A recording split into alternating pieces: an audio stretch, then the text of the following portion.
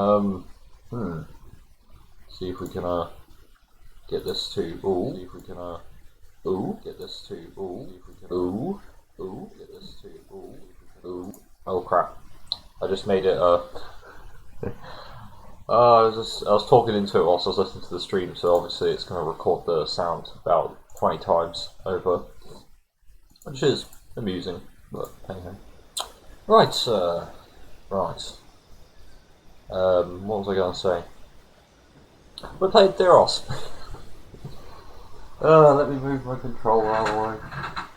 Oh, yeah. Oh, alright. Yeah, we're playing Theros. This is the, no, we're not playing standard pod, we're not going to the mastery page. God damn it. Just pressing buttons and screens doing things. Oh, right, there we go. Cool, let's draft. It's not wasting time. Okie dokie. Well, this pack looks really nice for green. It's got a Dryad. It's very unlikely we get the ramp potential out of the Dryad, but a 3 mana 2/4, which is also an enchantment creature, which also fixes all our land types. It's pretty good, so kind of encourages you to go into a 3-color splashy deck, so we might end up going in 3 colors. Oh, Renata, finally! I've been waiting a long time to do a Renata draft, so we might actually just be in mono green, honestly. But yeah, Renata is pretty good. And a Cloth's design. Well, we're playing green, boys, but Cloth's design is just a great way to close the game out. It's just an absolutely nuts way to close the game out. I kind of still want to be in 2 colors. What 2 colors are they? Pack's looking decent for blue. It's got Illyrios. Illyrios is quite good for blue. There's also Phalanx Tactics, which is also fine. Otherwise, I'd have to pick up one of these guys, which I wouldn't mind. The Nexus Wardens. Nexus Wardens are pretty solid as a one-off. There's Venomous Hierophant. It's pretty good. Lamprey's fine as a one-off. Not sure, honestly. Not sure. Though, I mean, pulling these 3 in a row, I kind of want to just play mono green. We're going to go Nexus Warden. We're gonna try mono green. Immediately not be able to play mono green because we just don't pull anything. But Commanding Presence is pretty good, so we're playing green-white auras, I guess. I'm going to sideboard that, because I do want to try and play mono green. So we're going to take Hornbeetles, obviously. Again, just not allowed. Oh, I mean, there's Entrancing Lyre. Yeah, you can play that in mono green, it's fine. Quite good mono green, actually. Altar of the Pantheon, let's go the Grove Dancer. Or another Commanding Presence. Well, I mean, I'm fine splashing just Commanding Presence, right? I'm cool doing that. Stesson is really good. Stesson Training. Plummet's really good. So is a Soul Guide Lantern. We'll probably get more options for Hate, but then we'll probably also get more options for Plummet. Yeah, sideboard the Soul Guide Lantern. I guess I'd be happier to be in blue-green, probably. Speaking of, might be playing Ban. That's what my sealed was. Went pretty good. Protean Thaumaturge. Green's really dead in this pack, but there is a Protean Thaumaturge, so can we happily take that? Enchantment, enchantment, enchantment, enchantment. Yeah, we can pretty much take that. It's fine. Hydra's Growth. Well, I mean that's a card. That's a good card. So I guess we are playing Ban. Yes, we're playing Bans. Could probably play both the Starlit Mantles, honestly. We've got removal, got removal, got removal, got removal. So we're probably taking some removal here. I could also take Traveler's Amulet to fix, which it wouldn't be the worst thing in the world. Kind of like the idea of Warbride's Blessing, but I think the Traveler's Amulet is a lot safer. We need some fixing, some good fixing. Metamized Prophecy is amazing, so Birth of Meletis is pretty good. It just gets us double white though, we don't really care about double white. Whereas we could take an aura from our deck. How relevant's that? It finds Hydra's Growth, which wins games, so yes, we'll take Heliod's Pilgrim. Also, we've got double Commanding Presence as well, so Alt of Pantheon Scene. Oh, Siona. I mean, we're in white-green, we've got good auras, so probably take a Siona. Unknown Shores does bad fixing, but it does do fixing, and I'm very worried about taking enough fixing here. We'll take a Plummet, might even main deck it, but we're going to have a lot of good cards to main deck, so we'll see. Chariot seems decent. Chariot seems good. I do want to keep up on the green devotion though. This does pull an enchantment from our graveyard, so this is a very good card. Flicker is very good, and so is Stone Dismissal. I suppose Flicker is multiple utility, and we don't have to be in blue, though we do lose Metamize and Crossing Thaumaturge. Although I could run just them as like my blue splash. And take Flicker and play white-green with Splash Blue. Seems reasonable. I don't like Leonin, but it is a passable 2-drop if we need it. There's also Wings of Hubris, but probably don't need that with the Monsters design. I'll take Sentinel's Eyes when I'm not playing them. We need more creatures. That's a creature. It's a creature that can win your opponent the game, so not sure how I feel about it, but it is rare, so we'll pick it up at the very least. I honestly don't like Nessian Ball. You've got to get it out on curve, or else it just kind of sucks. Because your opponent's just going to draw a bunch of cards, and eventually they'll find removal for it, and then you're just kind of stuff. I mean, is this the deck for Kayacid? Or would I rather just play Alter? I mean, we probably are going to end up with some powerful stuff, so I guess this does tap 2, and we can use it as well. We can use power 2 bonus mana. I just need to pick big stuff from here on if I want to make use of the Kayacid. Ideally, we'd have like 2 Kayacids, but 1 will do. I said I wanted to pick big stuff. There ain't no big stuff in this pack.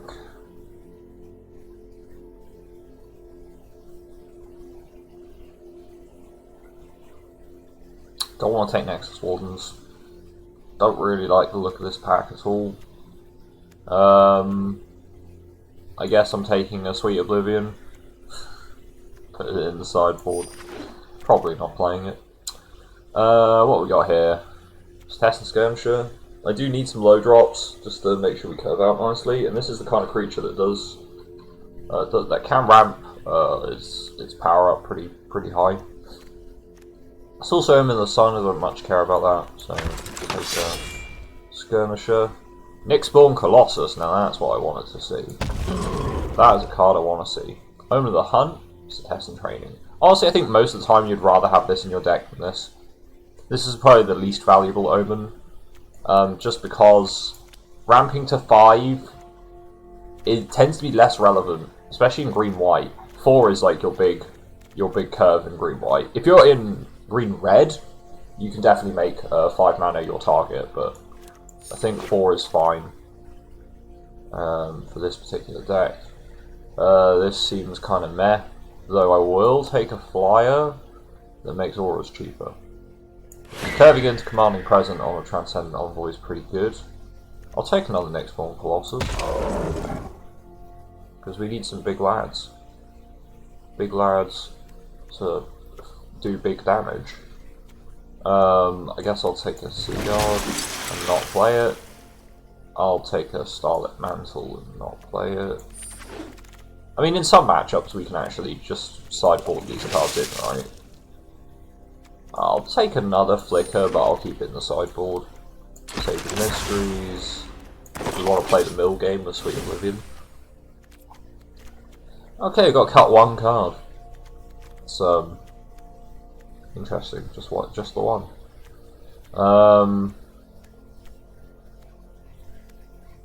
Honestly, I can probably cut the Entrancing Liar because we're quite a No, I think we cut the Thundering Chariot, actually. And we bring this in if we need to be really aggressive, or the first strike's going to matter a lot. But I think we're quite a slow deck, honestly. I'm actually going to cut Plains, and I'm going to cut Island, because we're very low on our requirement for blue. Do I main deck the Plummet? Not sure about that. I think I main deck the Soul Guide Lantern, because at the very least you can sack it for a card. And it's like, what, 2 mana draw a card? I'd play a blue spell that does 2 mana draw a card, so Soul Lantern seems like a reasonable thing to main deck if we've got nothing better in green. I really am on the fence about Boar. If you've got like an easy way to give it flying, like if you're in like a Eutropia deck, then it seems good. But I'd rather just run Nyxborn Colossus, honestly. But deck seems pretty good. We've got fixing, we've got kind of like Starlit Mantle, but also can do stuff with enchantments. Makes auras cheaper. Really good blue card. We haven't got any blue cards that are on the same power level, but Metamize is just amazing. Protein Thaumaturge is pretty damn good too. Like Colossus enters the board, becomes Colossus. It's 2 mana 6/7, it's pretty decent. He's not bad to... He can be pretty bad to top deck, but I mean, we'll see what we can do. Ramp. Definitely not my favourite ramp, but it'll do. Hornbeetle can win games. Constellation gets very large. Just draws cantrip power ups is pretty decent. Pilgrim finds stuff. Dryad, ramps and fixes. Hydra's Growth is basically the thing we're looking for with Heliod's Pilgrim, because wins games if it's unanswered. Nexus Wardens, really solid. Siona can also search for Hydra's Growth, but also a bunch of other auras that we have. Like Double Commanding Crescents, which it's the +2/+2 first strike matters more. Dub was really good in Dominaria. The fact this makes blockers is kind of like, it means you're more encouraged to swing with the creature, I suppose, because it will leave behind blockers. This recurs basically all the threats in our deck, so it's pretty good. Renata powers up all our creatures. Not really bothered about her as a creature, but she powers up everything. And then Colossus Design. Creatures you control get literally anything. If they get +3/+3, it's game winning. So, can your opponent deal with you Gift of Strength in your entire board after a board stall? Probably not. And double Nyxborn Colossus because it's just great.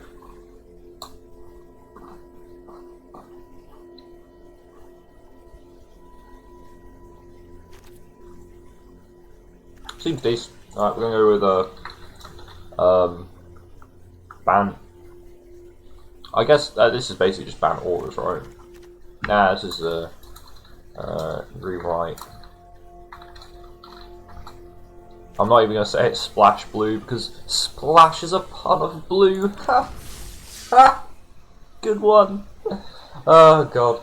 Alright, that's a terrible joke for the day. Alright, let's go. Let's go.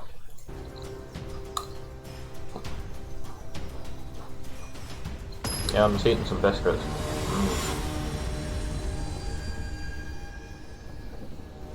Hopefully biscuit eating isn't too much ASMR for the channel. I don't want to have to swap out of the magic group of channels.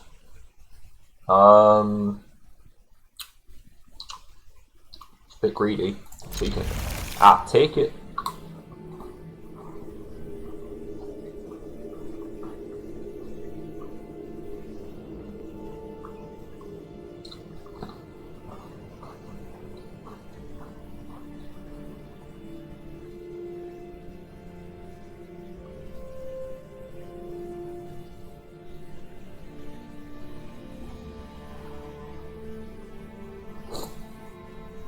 Opponent's wondering what to do.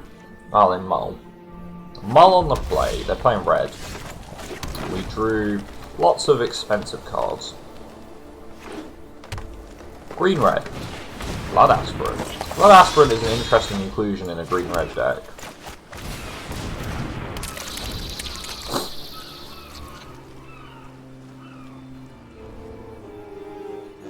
Right, so hopefully we draw land.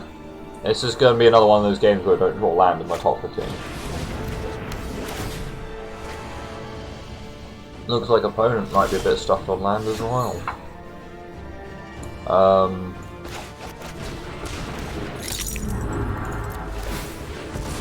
I think we want to find our blue.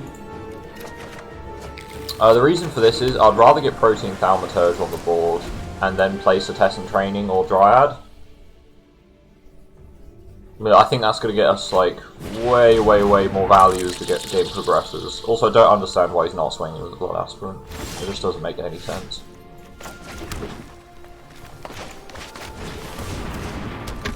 So what we're going to do is we're going to Test and Training on this Horn Beetle, and he's going to become a Horn Beetle as well. I want to draw a card first though. But yeah, he should. I mean, he could become the Blood Aspirant. But I have got Fixing for red. But yeah, become a copy of Horn Beetle. I think I'll probably end up making him a copy of Dryad, but we'll see what we can do. Looks like our opponents hit the amount of mana required for removal, so they'll probably start playing some removal here. Or we just start slapping, or do we just start slapping Commanding Presence on our Horn Beetles and going face? That seems pretty good. Smells like Hydra's Growth. Hydra's Growth. Okay. Interesting. So we need to now race a Hydra's Growth. That's going to be slightly difficult. But we're going to do it, so...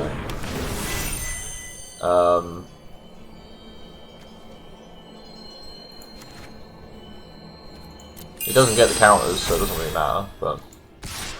5-4 with Trample First Strike seems good. So we're just gonna...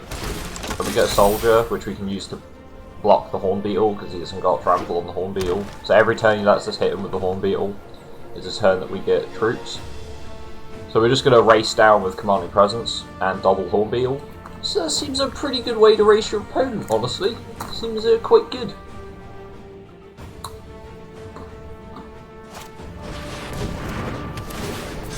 Uh-oh. That seems a lot less good now.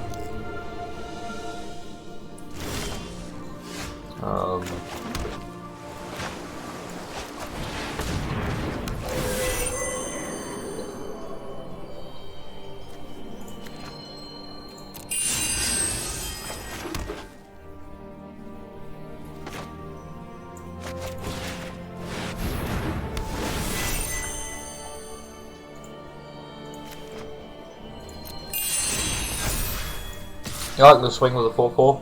Got offer the trade. We won't take it, but we can offer it.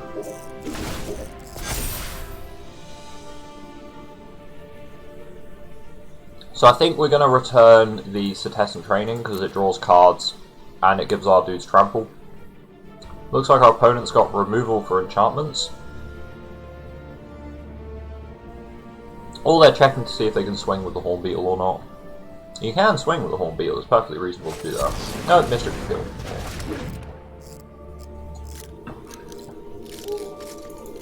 So,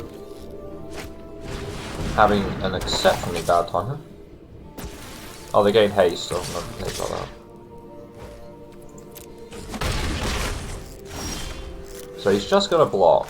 Interesting. Okay, well that puts a stopper on his attacks. But we're,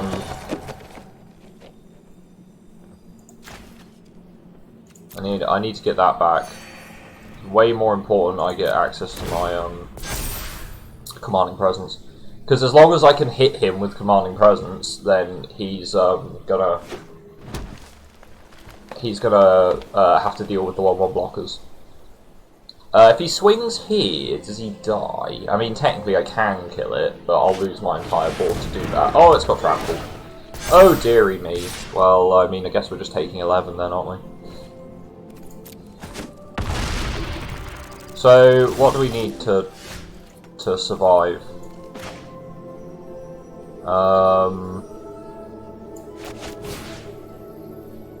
I think this has to go on the storyteller. But he'll just chump it, but it has to go on the storyteller.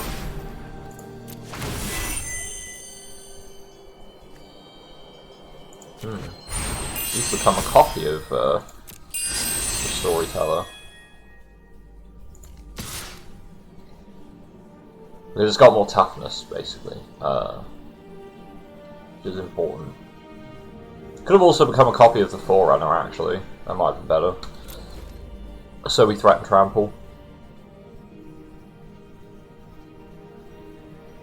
Yeah, he should have become a copy of the Forerunner. And then the Forerunner would have also threatened Hornbeetle, but he's got trample, he's got giant Hornbeetle, this is basically GG, so. Hydra's Growth, again, just winning games, is what it does. We didn't get any. We had options to return to nature, but it was like pack 1, so we didn't actually get a chance to put them into the deck. A bit of a problem. I think a second copy of Flicker is pretty good here. It can reset the counters and get rid of the enchantment. Soul Guide Lantern seems bad against their deck. They probably don't have that much escape, if at all. Then again, they might do. What is bad against their deck? I think Skirmishers. Do they have flyers? Green-red. They won't have any flyers, so I guess the Nexus Wardens go down in value. But they are a blocker that's half useful. I think the Skirmisher probably goes down in value. Because their creatures are generally going to be a bit too big for the Skirmisher to do very much. If I had a couple more white flyers, I'd probably include them right about now. It's a hard call, really. I might actually just take out the Nexus Warden. Let's take out the Nexus Warden. I don't think we're going to need Reach in this matchup.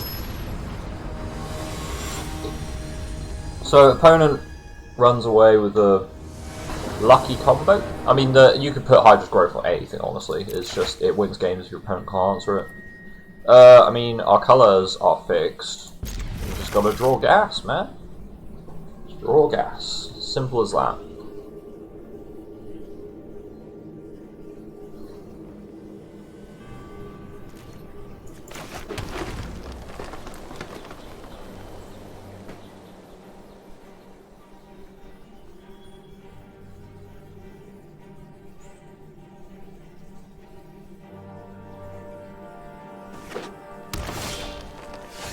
Okay. I'd prefer it if you don't troll me, game. I mean, Hydra's Growth off the top. Here we go. Here we go. Hydra's Growth. Hydra's Growth into Cetessan Training, into Commanding Presence. That's what I want to see.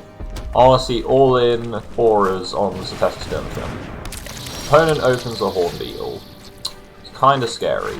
We're going to swing, because... yeah. I'm going to offer up that trade. I just don't want to see land. The only land I want to see is another green. Another green for Nyxborn Colossus, and then I just don't want to see land again.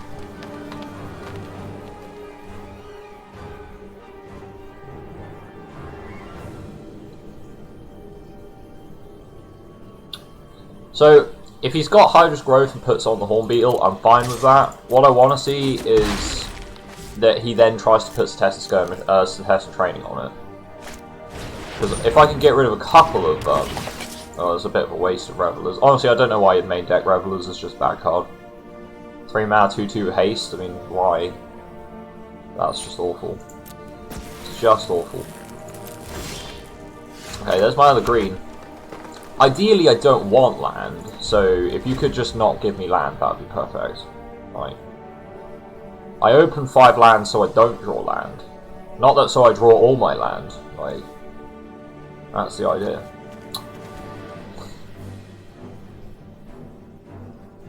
So, hopefully, well, he can only really swing with the Revelers now, otherwise he loses the Hornbeetle. But we'll see if he pulls any enchantments out of the bag. He can snag with Flicker. Though, you know, Nyxborn Colossus off the top would be pretty good here, because their deck doesn't really have a way of dealing with it, except enchantment removal. They can deal with it that way. But... okay, Revelers are going to go in. So, let me guess, it's got Combat Trick. So I can just flicker. I'll take it. I'll take it. So, you're going to start pumping up the Hornbeetle? I ain't got anything on board.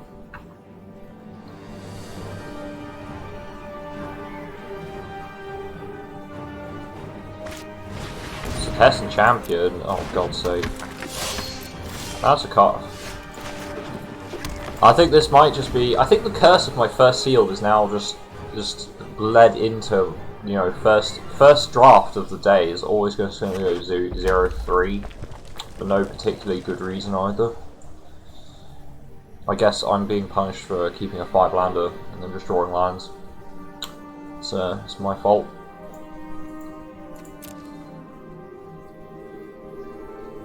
But this is a uncharacteristic amount of lands for keeping 5 lands, you know. Just need one. Literally, most creatures in my deck block the board down at this point.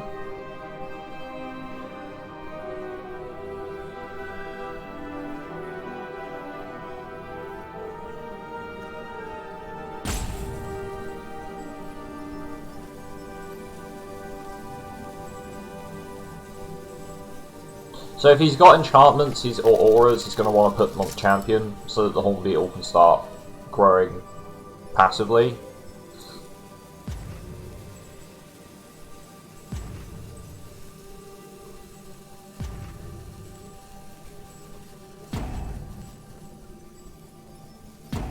They're thinking very hard about this. Firstly, it was a mistake to put it on the Hornbeetle. Secondly, you do not get Hydra's Growth. So they don't get the draw on the champion because it never enters the battlefield. That's why I flickered there. They also don't get to swing with the Hornbeetle either. So. Okay. That is a blocker. It can block the Setessan champion. As long as they don't have, as long as they haven't got any, thingies, any more enchantments, we can block the champion. It's all good. So, Commanding Presence is a pretty good aura to get here. Because we can start creating blockers. We do have to open ourselves up, but we do create blockers, so it's worth doing. Colossus' design is completely useless, because we haven't pulled any creatures. Like, literally just having a Nyxborn Colossus on the board would give us +3/+3. Which is pretty good.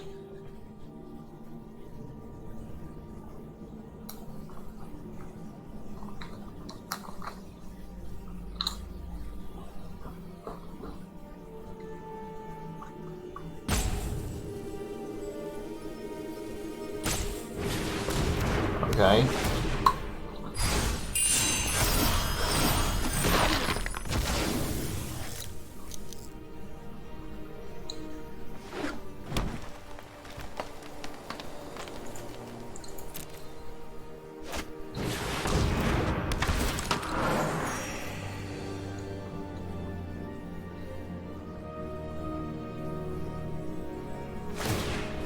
Didn't put my Plummet in the deck because didn't see Wings of Hubris in the previous game we played. Hornbeetle. Probably not gonna do anything. I think we're too far behind on board. But yeah. Just it would have been nice if my first 3 draws weren't land. That would have been great. That would have been awesome. Yeah, so game 1 down the drain because got flooded, and the first game just didn't pull an answer to Hydra's Growth, which is, it happens. But if any of you were wondering about how good Hydra's Growth is, it's very good, and you should splash it if you're not even playing green, because as long as you resolve it and your opponent doesn't have an answer, you win the game. Especially if you can give it trample. Can't give it trample, doesn't matter that much. Yeah, sure. I'll keep this. Get to draw a card. Possibly exile something from their bin. I mean, graveyard interaction is pretty popular in this set, I heard. So, maybe I can get Soul Guide Land to do something useful. Well, that fixes all our mana, so that's good. That's a good card to get. So, Binding of the Titans would be pretty cool to see here. If they haven't got it, but it would have been pretty cool to see. Opponent. Ah, they've got like Gift of Strength in hand. They've got a 2 green instant, so it's probably Gift of Strength. Oh, or Return to Nature.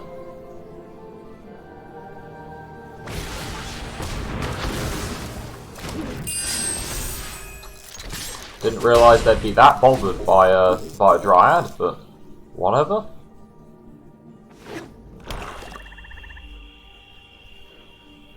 So they are playing black-green, which is the colours of Escape.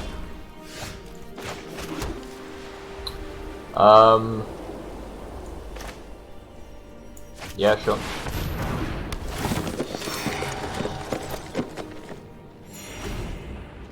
I'll take that back. It's not the best card I could be returning, but it's fine.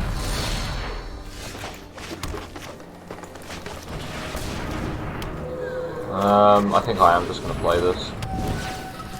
And I'm going to just get rid of the Power Consolidation. We do cut one card out their graveyard for the purposes of Escape. That's an X-Born Colossus. So land would be quite nice off the top here. Land wouldn't be half bad.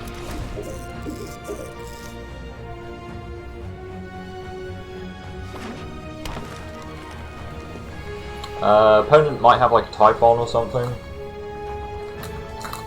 That would be pretty good to go off the back of a Renata.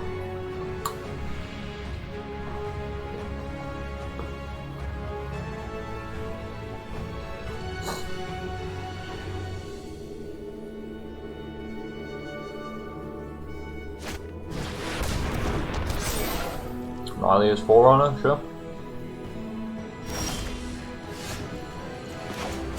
I like this. That seems pretty good to me. I could even flicker, like, the Dryad.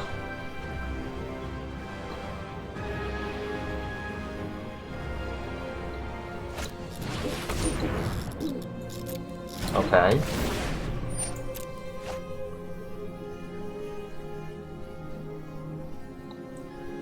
Two green, draw a card.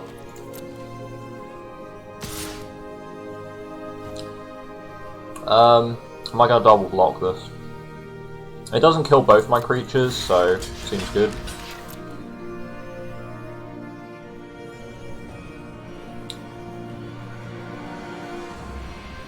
Okay. That seems like a good trade to me. Opponent loses their trample effect. I could flicker the Logona Band Storyteller to get the Dryad back, but don't really see the point. Destiny Spinner as well. Travel's Amulet. That's fine. Sack this. Guess we'll pull a white out of our deck. And pass. Board's looking a little scary. I can trade the Storyteller for the Renata, so it's not too bad. Can trade the Storyteller for the Arachne. Thaumaturge is going to turn into a Colossus, so we get 2 Colossuses for the price of 1. It's quite good. It's quite good. That should be enough to start allowing us to swing and really put some damage on our opponent, but it depends what they've got in hand, honestly. Probably removal, but tell you what, we're just gonna play anyway because it's how we do it. So yeah, I'd love you to become an X-Born Colossus. No point becoming a Renata because it's already entered the battlefield, so I'll just take 2 Colossi. Whilst they're holding up mana, I don't want to swing without Flicker of Fate. Over the hunt. Oh, doesn't matter. They probably will sack it to try and draw a card, though. Okay. Do they want black mana here, presumably? Yeah, they probably have, like, some double black removal in hand that they can't use currently. So, what would be bad? Top deck, 2 pieces of removal, I guess. Flickering the Lagona Storyteller to return a Colossus would be really nice. We can at least go 1 for 1 with the Colossus and then get it back. Gain a bunch of life in the process. Might even main deck 2 of them. They're very just good cards.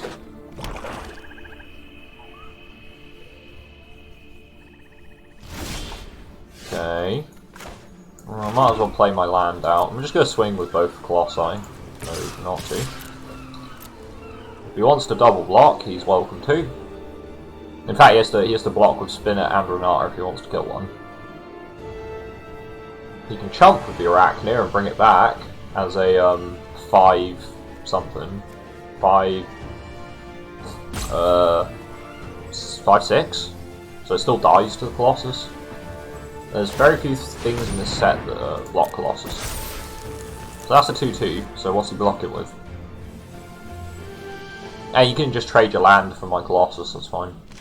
Just chump block with land. Wow, he's actually just chump blocking with his land. Okay. Sure. Not sure how I feel about that, but okay. Renata can't swing, and the Destiny Spinner can't swing, because the Lagona Band Storyteller will block them. So, what? They free the Arachnia, and then the Arachnia dies to a Colossus? That seems good with me.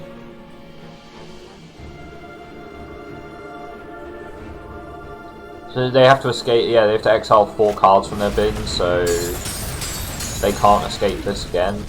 This is its only time it can escape, currently. Once everything else goes in the bin, they can escape it again, but it still dies, like. They can't let me get through with the Colossus one too many times. Top deck, Colossus' design's pretty good here. That's fine. Transcendent Envoy's fine. Yeah, I'd love you to turn into a Nyx-Born Colossus. So, swing with them both. So they go to double block one of the Colossi.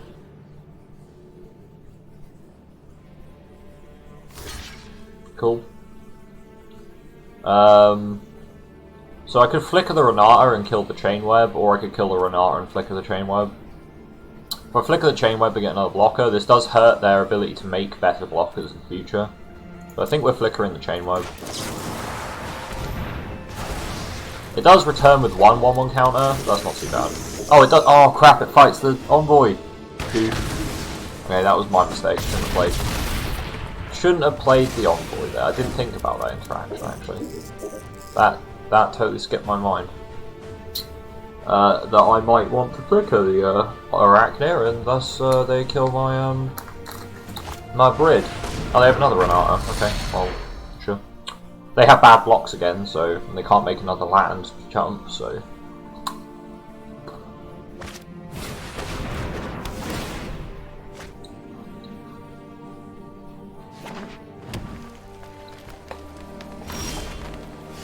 Okay. I've got land, it's fine, don't worry. Don't worry guys, I've got land.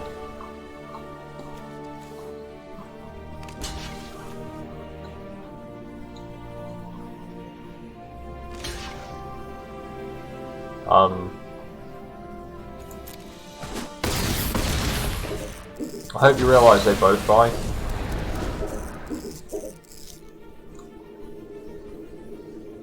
So, he can escape the Arachnia as his only play for the turn. He can do more than that now. Nyx-Born Marauder as well. So if I swing with this and the Storyteller, it doesn't do anything. I can put Commanding Presence on the Colossus though. That's pretty good. Got a block. So he's losing a creature every turn. I wouldn't block with the Wardens, man. That life gain might be really helpful.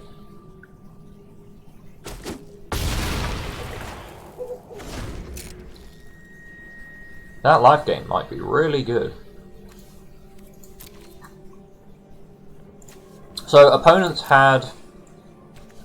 Sorry, I'm gonna do my thing again. My opponents had rather a lot more playables than I have, honestly.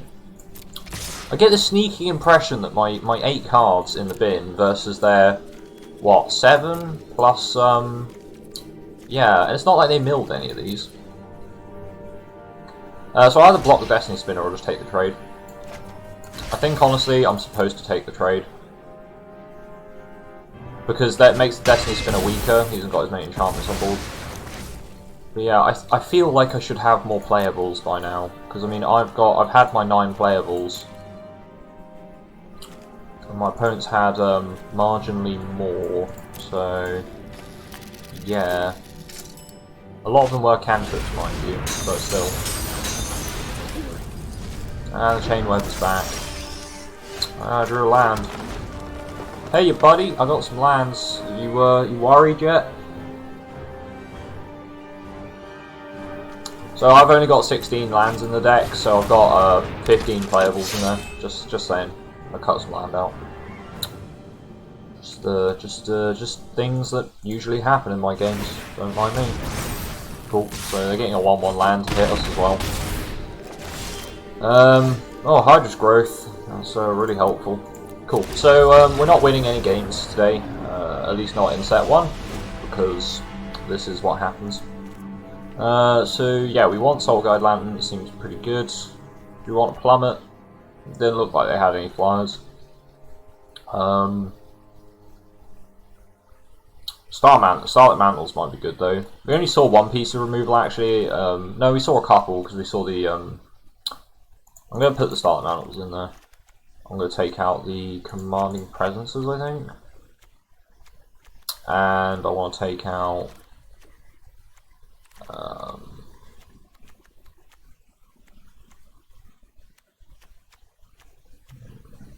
Does make this Test and Skirmisher a lot better. I think we can cut the Nexus Wardens because they're not like pushing damage like quickly, they're playing quite slow. Probably can drop Cloth's design as well, I don't think that's something we need. The boards are going to be pretty thin, I should think. We're going to want more islands if we're running 3 Starlit Mantles. That should give us an edge against removal. So against the enchantment removal, and it doesn't work against Farrakers, but it does work against enchantment removal, which is going to be pretty good to keep most of our big creatures alive. This hand doesn't do much. I'm going to mull it, just because I'm going to have to keep this one. Drop the Unknown Shores.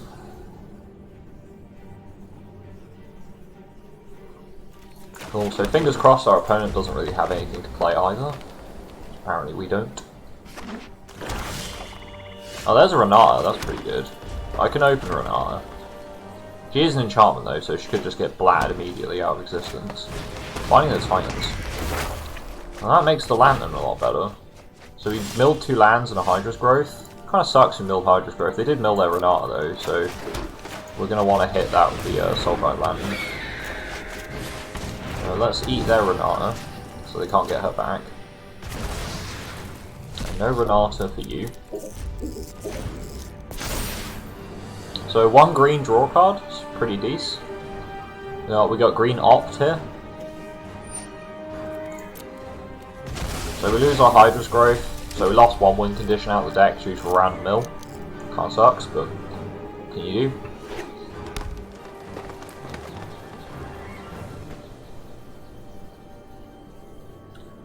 Let's see.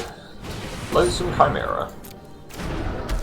Yeah, I think I won't crack this for a card. I think it'd be much better if I just eat their creatures. I kind of want to play this with Starlit Mantle held up, but at the same time, I'm just going to play it. So they get to return a land to their hand. They haven't got much fuel for the Chimera, which is good. But I will just trade the Envoy for it, I think. I don't see much reason not to.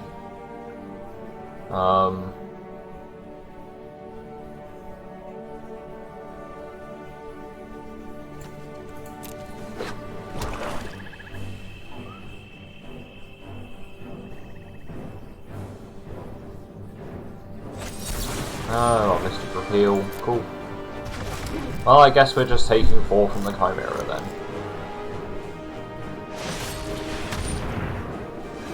I guess we're just taking 4 from the Chimera.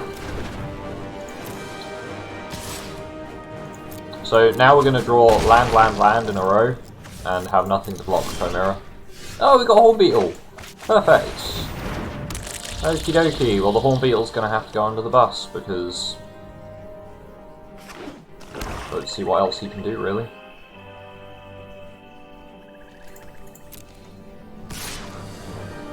And if they've got a pump, we just feel kind of bad. They might be thinking about escaping the Chimera, so...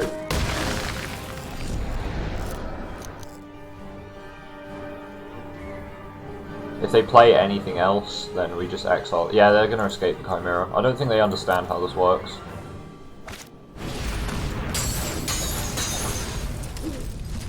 They do understand how it works, because I can't exile in response, can I? It's already on the stack. Never mind. Just draw a card. No point exiling their graveyard now.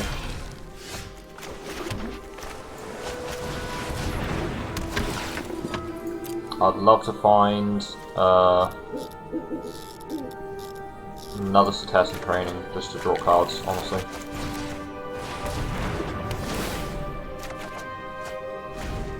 Cool, that's a land. That's indeed a land. Yeah, I'll block that. Seems good to me.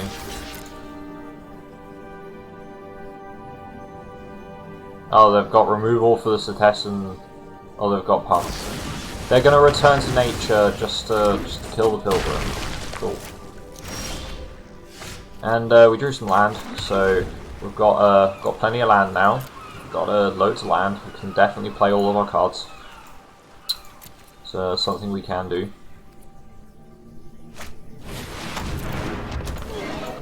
We milled 2 lands as well, so we should have markedly less lands. Oh look, it's that Kayad that loses games.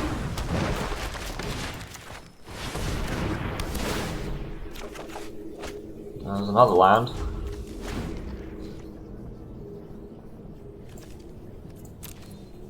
So again, we've gone through 10 of our 16 lands in our top 20 cards. 2 of them were milled as well, still finding them. So we're not dead, per se. We're just not looking... oh no, yeah, we're just not looking too healthy. What save us? Nextborn Colossus? That'd do nicely. Just a large creature, really. Just a rather large creature. Typhon's probably going to kill us here. I can block the Typhon. Let's take the Renata back, because it gives us more life, and we need more life, but we can't block any of their stuff, so we can kill the Typhon, and they can't escape it, or we kill the Forerunner, and remove their ability to trample. But Renata won't trade for the Typhon, so I think I have to trade with the Typhon. Okay, let's flash us in. Oh, they don't have an answer to it, cool. So we don't die to post-combat removal either. They can't escape the Typhon, I don't think. Can they? Exile 4? No, they can't escape the Typhon. They can escape the Chimera.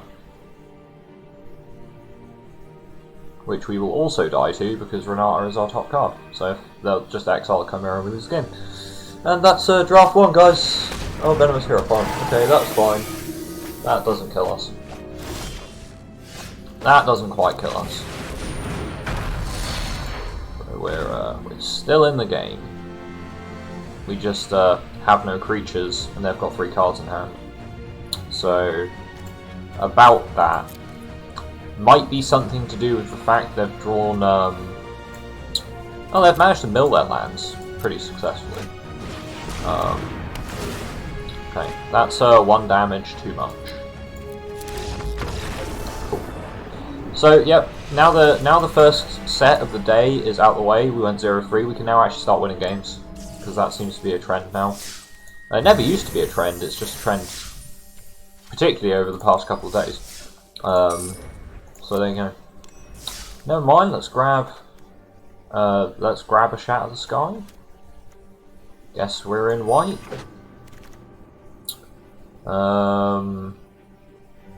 What's good here? I guess Triumphant Surge, Pegasus. Would I prefer Surge or Pegasus? I'll take the Surge. Storyteller, Pilgrim. Storyteller, Pilgrim. I'll take the Storyteller. It's got a lot more synergy with certain creatures and certain enchantments you want to bring back because they're really good. Pegasus or Carametras, or do we go into another colour? I guess Omen of the Sea is really good, and if we get a Shimmering Chimera, white-blue is the place to be. Yeah, sure. Take it. So we want a Shimmering Chimera, really, because that's a very good card with this particular deck. Glimpse of Freedom is a decent escape card in blue-white. Oh, there's a Devourer. Might have to go into Esper again. Well, the last Esper draft I did went pretty good, so don't see a problem with that. Let's take Devourer. I guess Traveler's Amulet. I mean, I would like to pick up Commanding Presence. Stun Dismissal. Agonizing Remorse. Mantle, Pegasus, Dawn Evangel. Probably the Pegasus. Here I'll probably pick up the Mantle. Or maybe the Altar. Pick up Mantle. Deny the Divine or Pegasus. We don't need loads of flying threats, but I guess 2 Pegasus is probably all I'll ever need. Flicker seems decent. Another Flicker, maybe not, but better. Timoret I really don't like. Unless you're in like a black-green escape already, I don't really like Timoret Calls the Dead. And it also then eats your cards, so you don't get to escape as much. So it's kind of like it defeats itself. Just seems a little odd. Definitely not what we're interested in. Could go Funeral Rites, honestly, but I think Birth Meltis is probably just better. We're quite heavy in white already. It lets us filter our deck, it gives us a blocker. It's kind of the things Esper wants to be doing. I think we'll take Birth Meltis. A very good card. Eidolon seems like a safe pick, otherwise we could take another Glimpse. One less card in the deck when you think about it like that, but I mean, one less card in the deck, Eidolon's like a slow way of putting lots of less cards in the deck. So I think Glimpse is probably better. Rise to Glory. We had this last time. There's also a Revoke Existence. I think we just take the Rise to Glory, honestly. We did have a Staggering Insight last time, so we might not have quite that luck. But, I mean, double Commanding Presence seems reasonable. Reverent Hotbite. Nah, no thanks. No thank you, sir. Could go for a second Traveler's Amulet. But I kind of want to take the Lampad. It's a 1/3 blocker for 2. It also has the ability to sack stuff. But there's an Omen of the Sun. That's pretty decent. That'll do. There's a Daxos as well. Daxos good in our deck. Daxos seems pretty reasonable in our deck. He's a large blocker and can give us some life. And the life really helps us race with the Devourer, so it's got that going for it. There's also Phalanx Tactics, which I'm not against running. You can run 1 copy of Phalanx Tactics. This, I guess we take Rumbling Sentry and feel really bad about it. I mean, it is a good blocker, but that's about all it is. Another Starlight Mantle, I suppose. Or maybe I'll take the Idol on here. I'll take Starlight Mantle.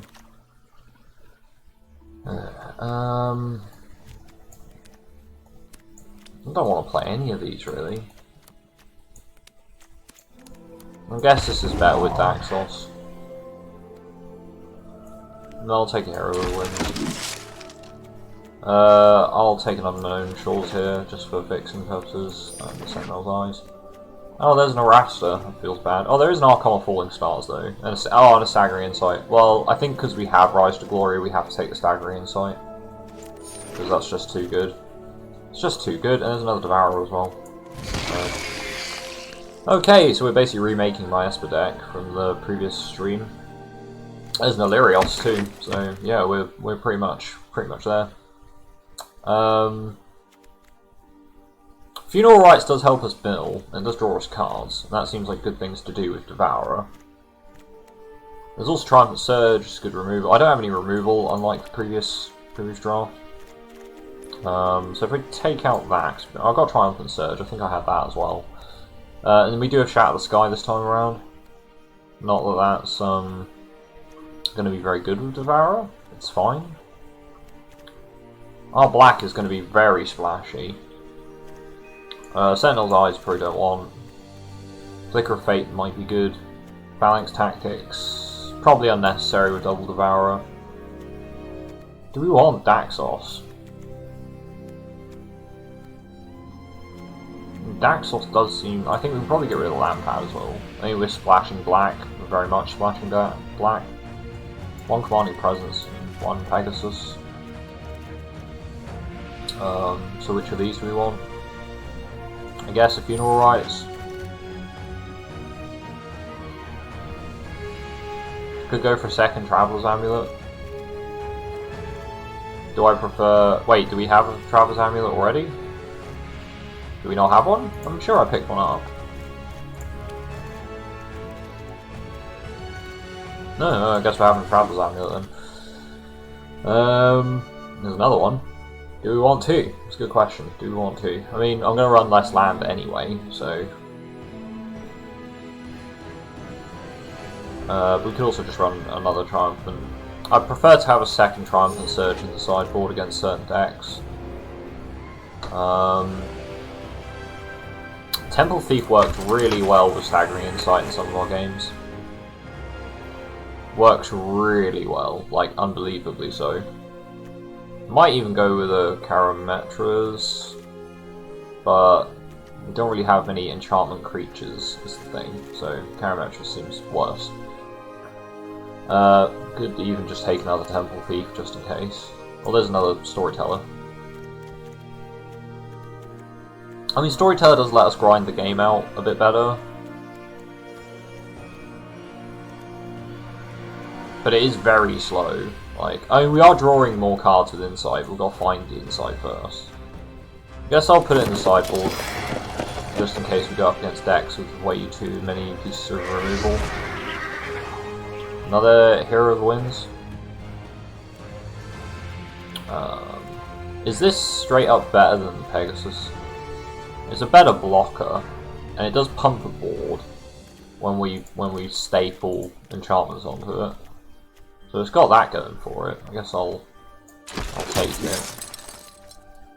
Here, Temple Thief seems like the best option, but it's another sideboard card. Take the Triumphant Surge. Transcendent Envoy's made deckable. Take a land out. Probably should take a black out and keep double. Keep the white. Since we've got a lot more, we've got double white pips all over the place. What else do we want to cut? What do we want to put back in?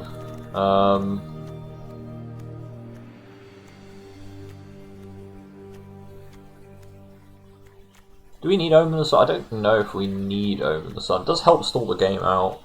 I think stalling the game out is something we want to be doing.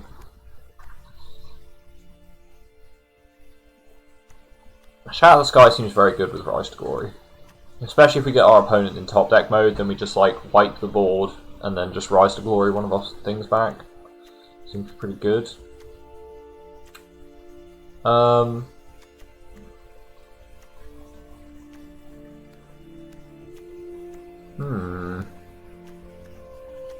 We don't necessarily need to run Temple Thief as a main deck card, though I do find it to be very, very good in this set, just in general. Could even argue running 2 of them, because we haven't got many 2-drops. I mean, we've got the Devourers, but the deck is mostly 2-drops, honestly.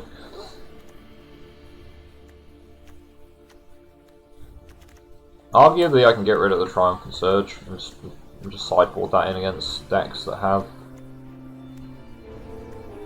lots of like non-tramply big creatures. I think I probably cut. I think I cut Flicker. No, Flicker's good because I can flicker the Insight around if I need to.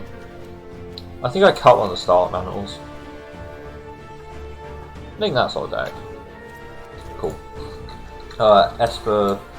We had Staggering Esper last time, so Esper Devourer, because this also has 2 Devourers in it, just like the other one.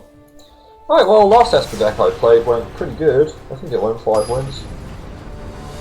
And it had almost exactly the same cards. I think I'm missing a Final Death, and that's about it. It's just more or less. Yeah, sure, this hand seems absolutely fine. Keep this.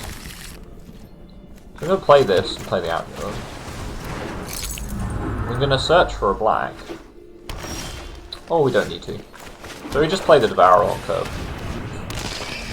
So now our opponent's on a clock. If they don't play a creature here, or they can Mogus' Favourite, they can do that here. They can do that. We're just going to Funeral Rites.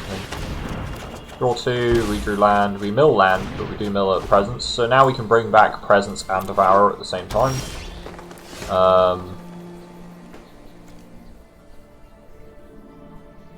So we've got...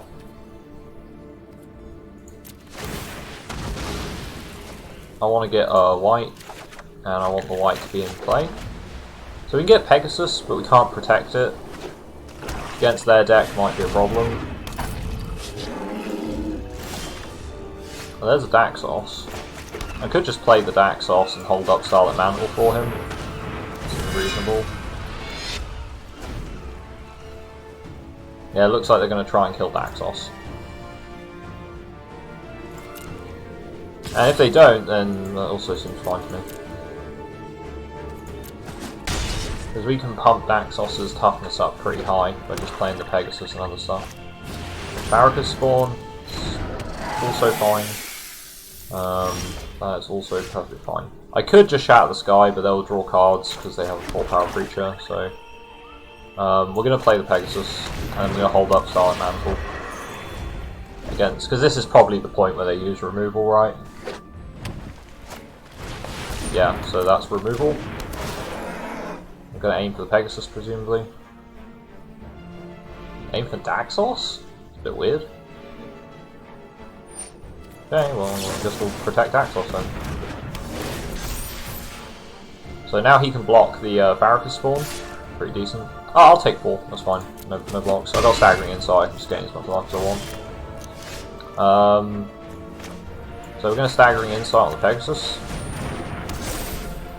And we're going to swing. And we're going to gain 3 life. Draw a card. Omen the Sun. Okay, so we can flash in Omen the Sun, or we can Flicker. Flicker might be what we do, depends honestly what our opponent does here. If they swing with the Marauder, it dies to Daxos, because he's now got more devotion to white. So I can also increase his devotion again with Omen. Drag to the Underworld. So what we do is we flicker the Starlit Mantle.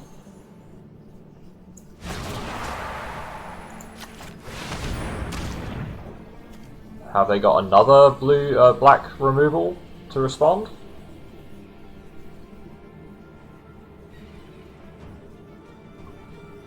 Because if they have got more removal, I flicker the Mantle onto the Pegasus.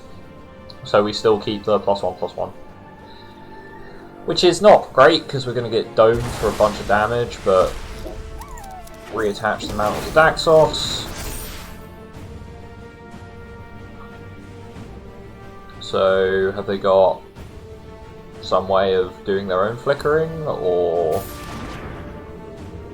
is that it? They've got something that can play at instant speed, so it might be a pump. I get the feeling it's a pump, but do we play into it? I guess we do. Oh, final death on the Pegasus. Okay, that's fine. So, unfortunately, Daxos does go to Jesus. He is dead. But that's okay. Because now we've got Shout of the Sky whenever we want it. Don't think we need to play Shout of the Sky right now. We could. They don't draw any cards out of it. But I honestly think that we can probably manage to we can cheese another one of their creatures. They might Mogus's Blessing though. Oh, they probably want to save all of their escape when they can just drop the Farrakis spawn. I think I might Omen. I might Omen the Sun. Maybe just trade for the Catablephus. Or just save myself some damage, see what they do. If they put Mogus's Favor on the Farrakis spawn, like, they're just making it harder for them to then play Farrakis spawn out of the bin. So I don't really get the Mogus's Favor play here. That does seem a little... So I'm just going to put one dude underneath Farrakis spawn.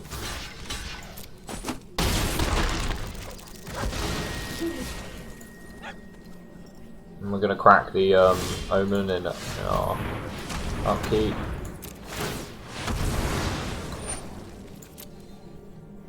I'll take the Illyrios first because it can trade with the Farrakis spawn.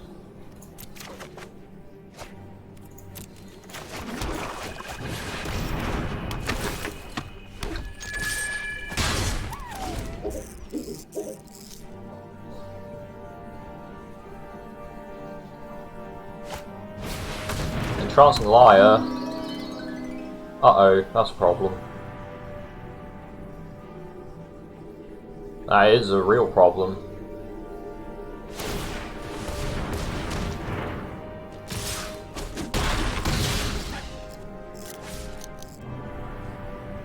Because now Illyrios is never untapping. Feels bad, man. What are we putting on top? I guess we're putting Staggering Insight on top, so we can threaten Staggering Insight.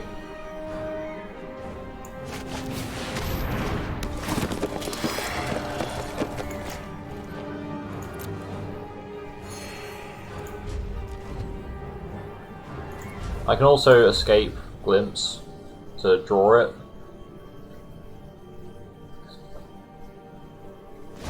They untap the Liar. What, so they can go through for lethal? It's possible they just have lethal here.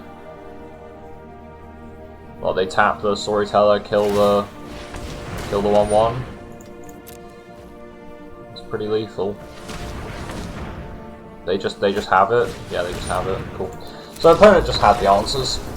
That's nice. Good game. Not really. Maybe I was greedy to hold on to Shout of the Sky there and should have just played it, but honestly, didn't think they were going to Mogus's Favor their Farrakis spawn, because that seemed like very not good. Does that seem like a good play to you? Because it seems like a really bad play to me. Like, you just have less cards to escape Farrakis spawn with. Like, and you also make it an easy target, like, you know, 3 power just dies to most, or 3 toughness dies to most things. Just seems kind of bad. We don't really have anything to sideboard against this, honestly. So yeah, opponent just had the removal that they needed every single time for all of my cards. What can you do?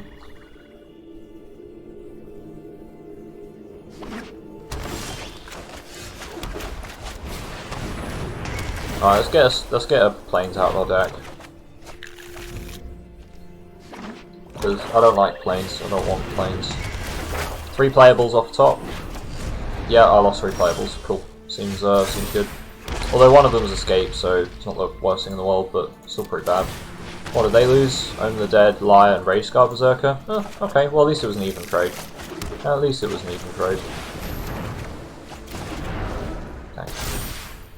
Exile 2 cards. Well, probably going to exile both my Glimpses. But that's fine. Which means they're not exiling Transcendent Envoy, so we do have something for Rise to Glory to hit. Potentially, in case they mill any more of our cards. Legion Karyatid. Okay, let's Funeral Rites. Omen of the Sun and Agonizing Remorse. Cool, let's just hit good cards. We don't need those. We don't need those, and they get the Rage Scar Berserker back. Cool.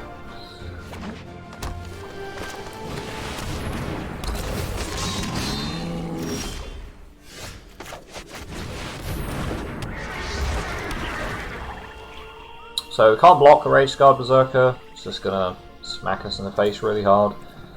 We didn't mill any of our auras, so can't get them back. Mantle of the Wolf, nice. That's a card. That's a card. We'll just take 10, sure. Yeah, I don't think we'll win in this game. Today is just a really bad day for a draw.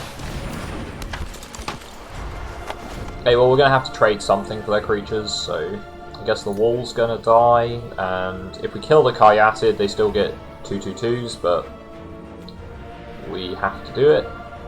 I might use the mantle just to power up one of my creatures, but I imagine they probably have some removal in their hand that they're about to use.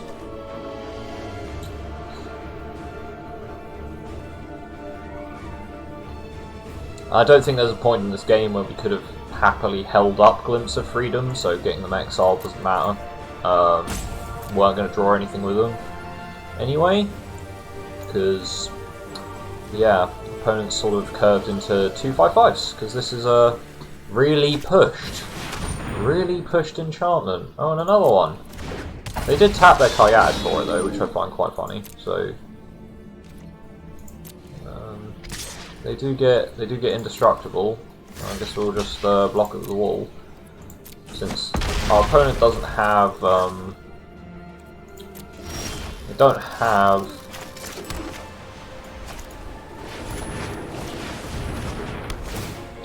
trample. They don't have trample yet, I should say.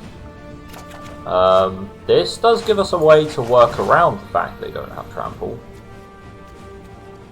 It also gives us a really good blocker, but see, the second I play this, they're just going to kill it. They're going to kill the creature that I command in presence.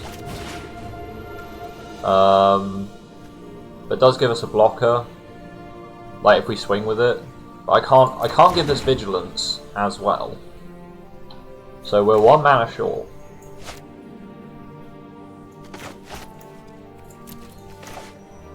And I bet you they've got removal in hand. So what can you do? Is it better to get the blocker then, or is it better to...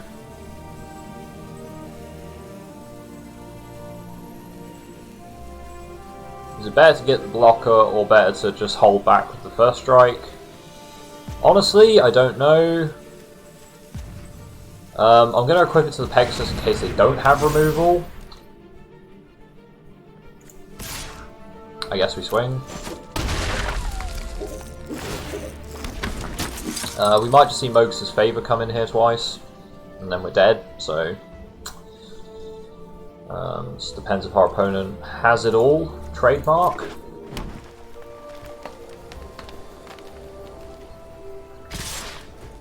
Okay, so we are just going to trade with one of the Berserkers, and I think we just block the other one. Because now we can start giving our stuff lifelink and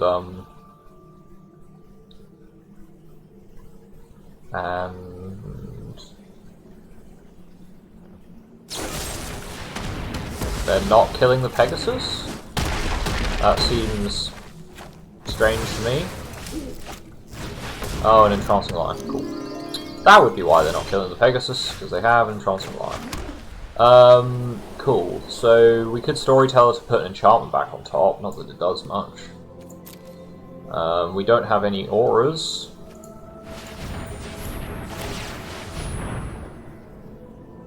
I don't know why you're looking at your hand, you haven't got anything to play, you've got no mana, so...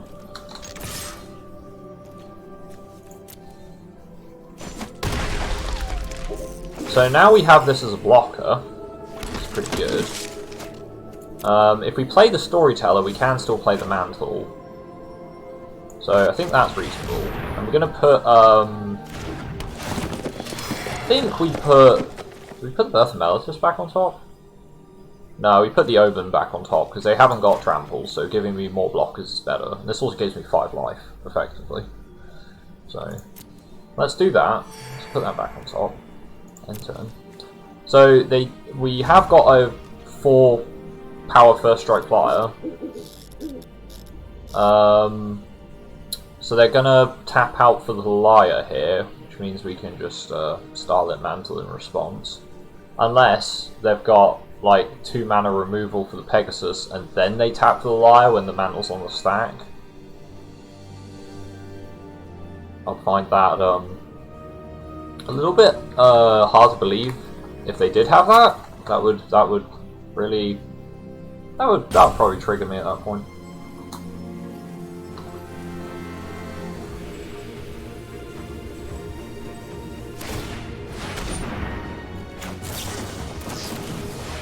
Do they actually have 2 mana removal here?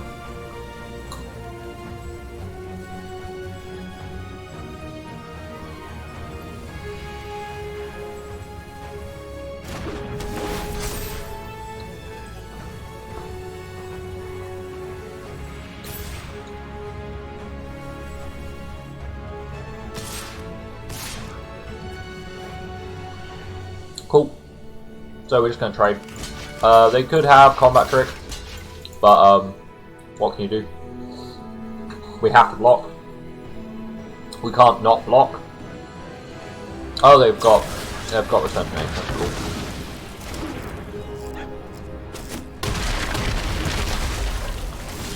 So the best thing we can do now is Rise to Glory, and then they tap it down with the Liar anyway. So we achieve nothing.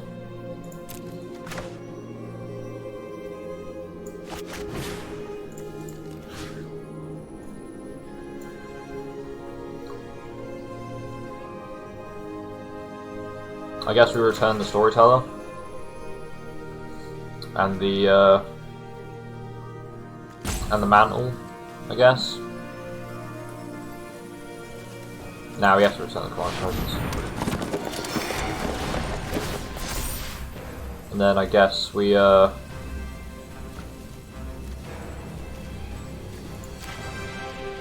the Mantle on top.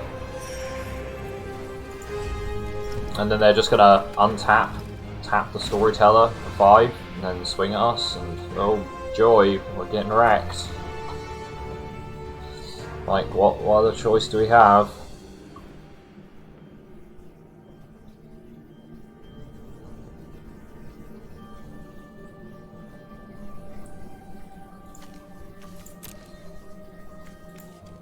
We have gone through a lot of cards.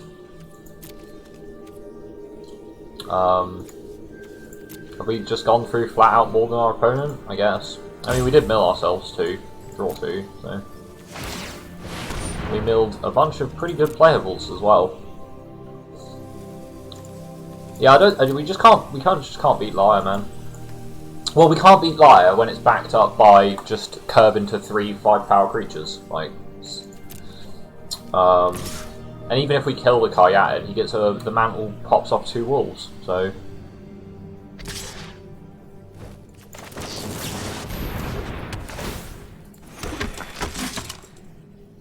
No blocks. I did put a stop there, but I guess I put it too late. I'm just gonna scry. Honestly, I think this is just another lost cause, but whatever. Daxos doesn't do anything. I mean, Shatter the Sky doesn't even do anything because they just draw cards off of it, so I'm just gonna see. Whatever. That seemed like, I don't know. No, I think our opponent's hand was just way too lucky, and we weren't gonna beat that. They just had the perfect removal for everything that we played, every single game, and also the threats to back it up. It's not like they didn't have the threats. Just perfect land into perfect removal into perfect threats. So yeah, it's unfortunate, but that's how it is.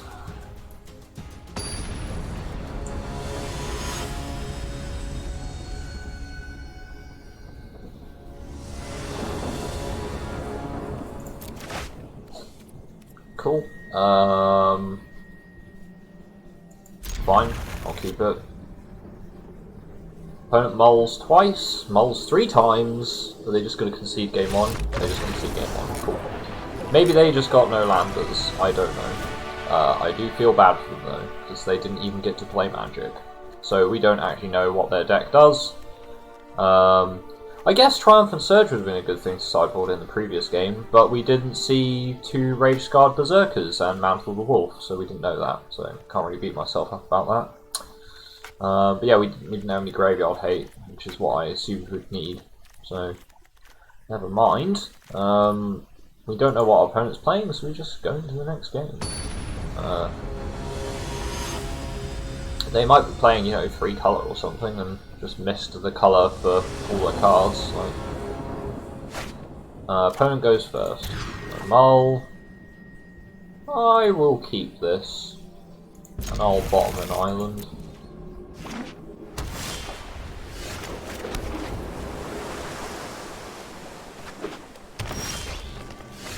Okay, Staggering Insight's in hand, but we've got nothing to play on. It's always good.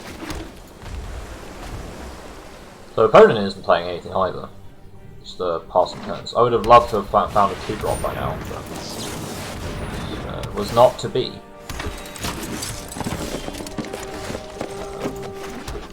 I mean, I could start drawing cards, but he'll just replay the Corsair, so we'll drop that down. Let's see if he auras up the. Oh, there's an Arasta. Cool. If I dismissal it, he gets a creature. So if I play the Staggering Insight, he doesn't. But I don't have enough stuff to be able to punch through that. So I think we just pass and see if he swings with the Arasta. Nylea's Forerunner, cool. He might swing with the Arasta now. He didn't. Cool, that's Spry. Traveler's Amulet, Rise to Glory. I mean, if I use the Traveler's Amulet, it's going to shuffle the deck anyway, but I do want to find my black, so...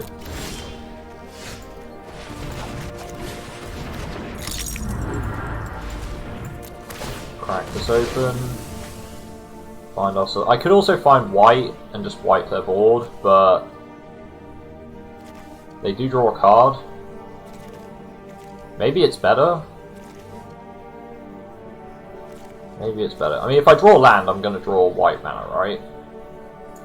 Probably.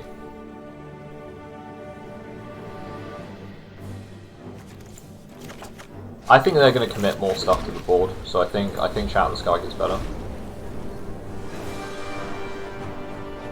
Also, if he swings, I can then trade out the Forerunner and then Shatter the Sky. But I get the feeling he's going to commit more to the board. Because he doesn't quite have us in a spot where he can just push all this lethal stuff. So let's block up the Forerunner so he doesn't get card draw. And we actually gain life out of that block, so it's fine by me. So this encourages him to put more stuff down. Another Sunbeam Pegasus, cool. Anything else? Nothing else. Okay. Well, let's Shatter the Sky. You get to make a Spuda and then dies. So yeah, that's goodbye board. Nobody draws any cards. Now we have an unblockable hexproof boy that draws us cards.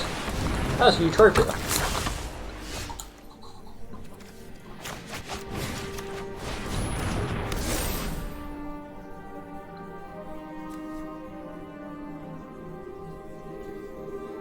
I could just dismiss Utopia. Seems pretty good.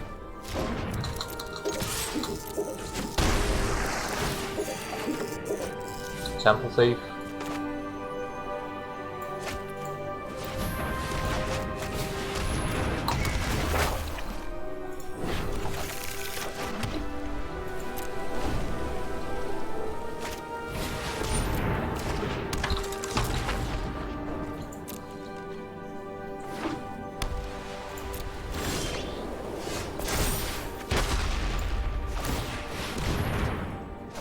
They're probably splashing for Utopia by the looks of it.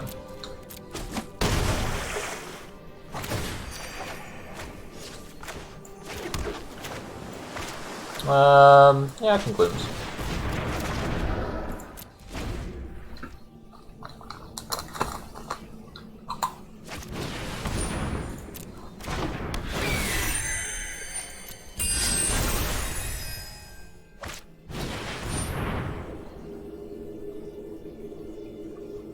Okay, that's a problem.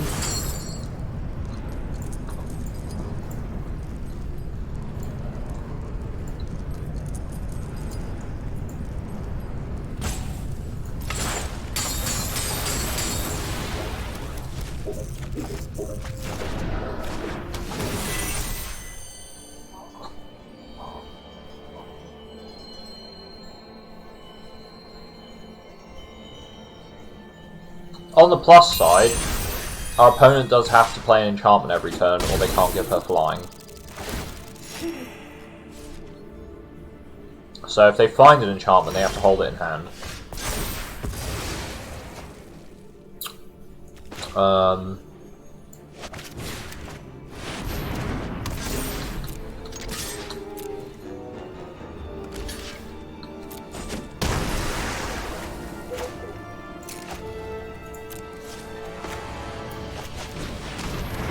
Okay, still holding up Starlit Mantle. Opponent finds another enchantment. They find another enchantment. Utopia is getting quite large, though it's a battle of the life gain.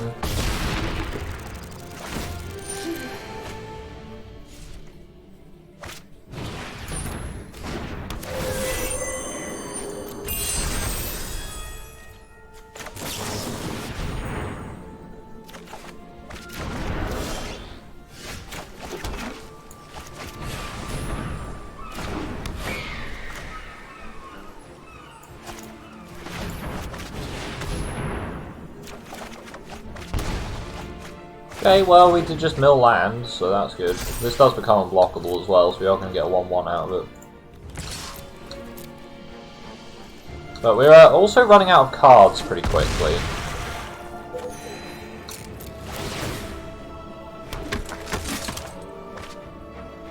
I'm not. Do we actually have an answer to Utopia now, or is this just going to be that we mill ourselves because we're drawing more cards than them? Honest Wayfarer. Well, if they don't have any enchantments, they can swing with her, but they can't do anything else. Though we can't really kill her either, so yes, the wall's going under the bus.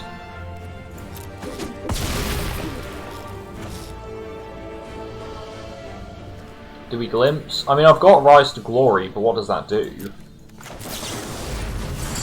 1, 2, 3, 4, 5.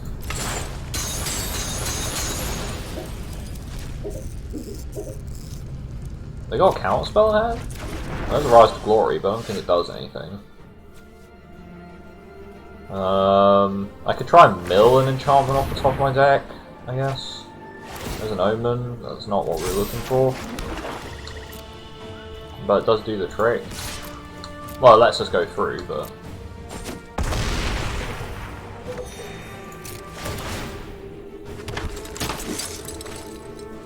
we haven't really got anything to finish this game off, have we?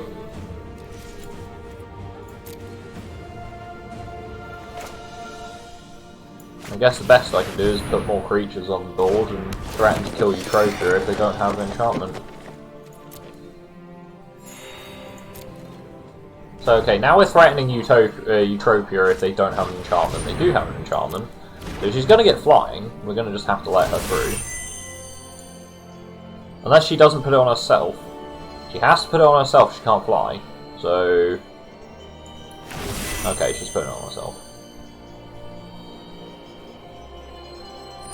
And she's just pumping the crap out of Utopia. Cool. Get some soldiers. We're just going to let them hit us, because life is no worry in this matchup. So we definitely want to pull the Triumphant Surges in from the sideboard. Right, so that's something we want to do. Favourite Hero asks, cool, if they got another enchantment in hand. Oh, looks like they do. That's sad. Alright, let's see what the Omen gets us. Well, we don't want planes. Agonizing Remorse. That might actually save the game. Now we get to eat the enchantment out of their hand that they're holding on to. Huh? Oh, they've got a land in hand. Cool. I guess we eat the Arasta then. And then what do we do? We mill a card and get dangerously close to just decking ourselves. They have way too much life gain, man. Can't,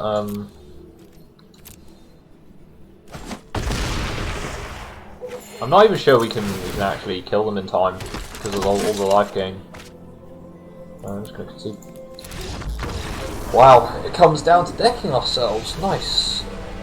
I guess having the other Devourer would have been really nice, but never mind. Triumphant Surge seems pretty good. Maybe double glimpse, too greedy. Let's take one glimpse out. I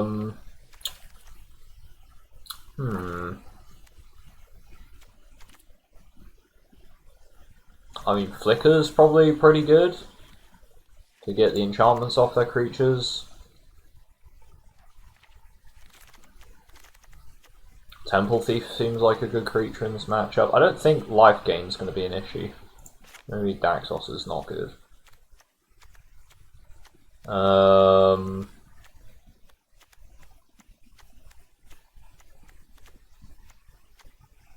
We're going to need some flying because they've got flying as well. I think maybe we just take out the Storyteller. Again, we don't need the life gain. Maybe the Omen as well. Seems reasonable. Don't know if the Mantle's useful, but they'll probably have some removal for enchantments now. Oh, that doesn't... yeah, that wouldn't save... I mean, they are in green. Blue seems to be their splash, so we don't need to worry about that so much. Maybe I go for another Commanding Presence and take out Flicker.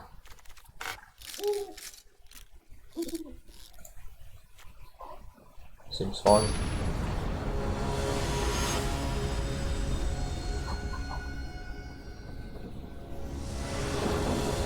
Okay, can we win one game today? I mean, one set rather. We've already won one game. I'd like to win a set, if that's all possible. Okay. Well, that might let us get some damage through early on. We'll see. I fear Utopia's coming up, like right now. Oh, I don't like the feeling of a potential Utopia in the very near future. So Temple Thief goes in for 1, or 2 rather. Goes in for bash.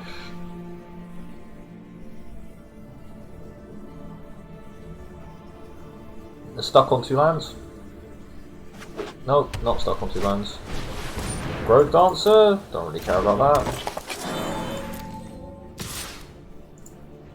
I could actually kill their Kayasud.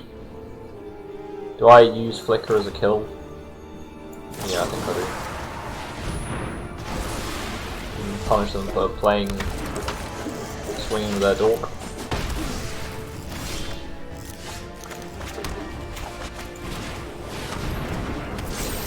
They can't block because it's an enchantment creature, so Temple Thief goes in for 1. One big swing of the 4 damage. Oh, they have a Commanding Presence. You don't get to hit us, we just get to hit you.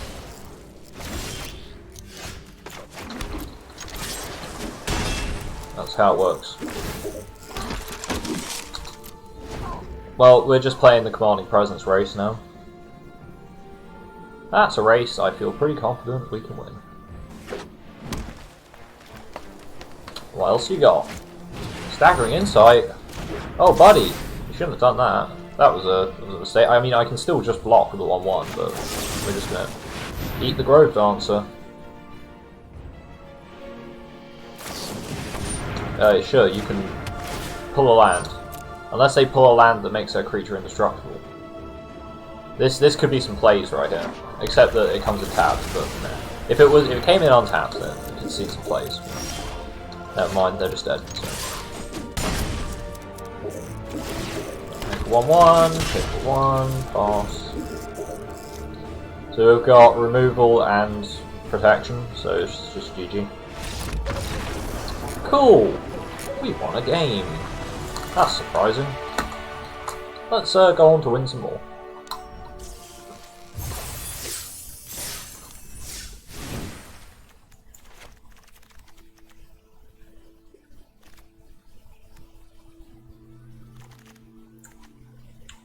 I'm starting to feel like this card's more of a trap than it is.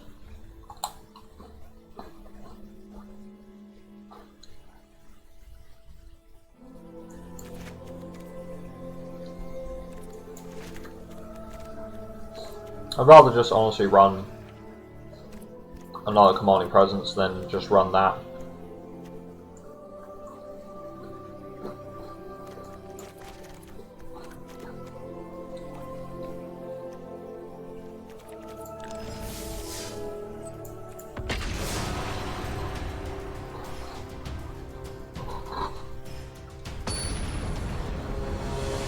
Like, it's a good card if you're ahead.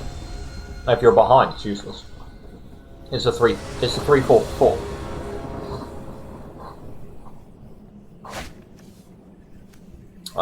This hand seems good. I'll keep. So we can fix our blue with the Unknown Shores. So hopefully we can get the Pegasus out, stick Stagger Insight on it, and then just race face with a 3/4 lifelinker. And we'll have a wall, so that's a plus. Oh, we have blue anyway. Well, I mean, I guess we'll just play the Unknown Shores later, but...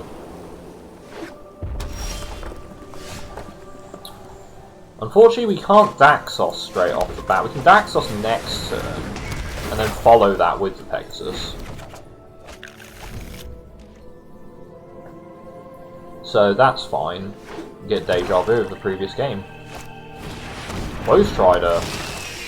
Spooky. Probably going to just sack that goat for the Scry, I'd have thought. Oh, I could also just play the Devourer. I think I like Daxos more. He has additional toughness due to the Birth Analysis being in play. Not that that matters too much, but... I think I prefer this. And then I'm going to curb into Pegasus into Staggering Insight, I think. Hold up Flicker. Because I can always flicker the Staggering Insight to another creature. Or flicker the Pegasus if I don't care about the Insight. Aspect of the Lamprey. Did we ditch land here? I think we ditched the Devourer and the Unknown Shores.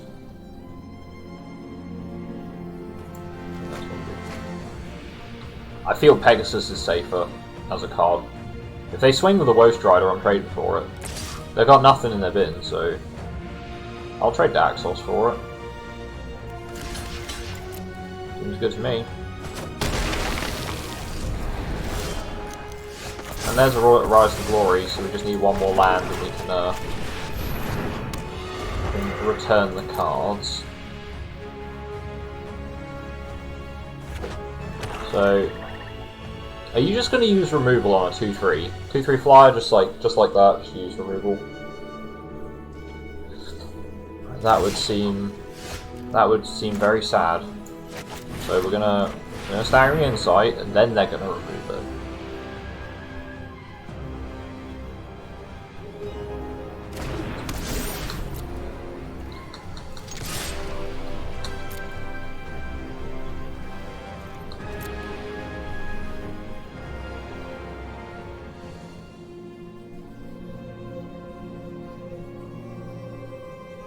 Now you're gonna remove it? Final death. Cool. So I flicker the Pegasus, and then I can Rise to Glory next turn if I find land. I'd rather not have the Pegasus get exiled. I think this works more in our favour than it does theirs, and all they have is a goat.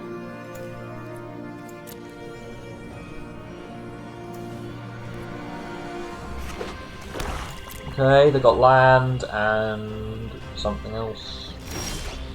Nope.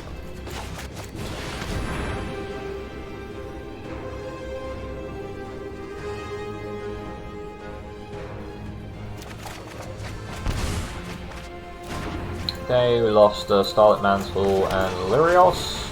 Fine. We do have Rise to Glory now, so that's good. Start pushing some damage. Have they got removal that they would like to use? Probably don't anymore. I mean, they've got removal, they just don't want to use it, is what I mean. As opposed to that they don't have any removal. So you don't hold priority that long unless you've got something to play.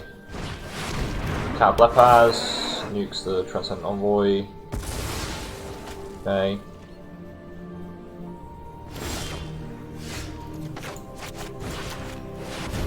I'm quite happy to play this game. If you're just going to want to play one piece of removal every turn, I'll jig.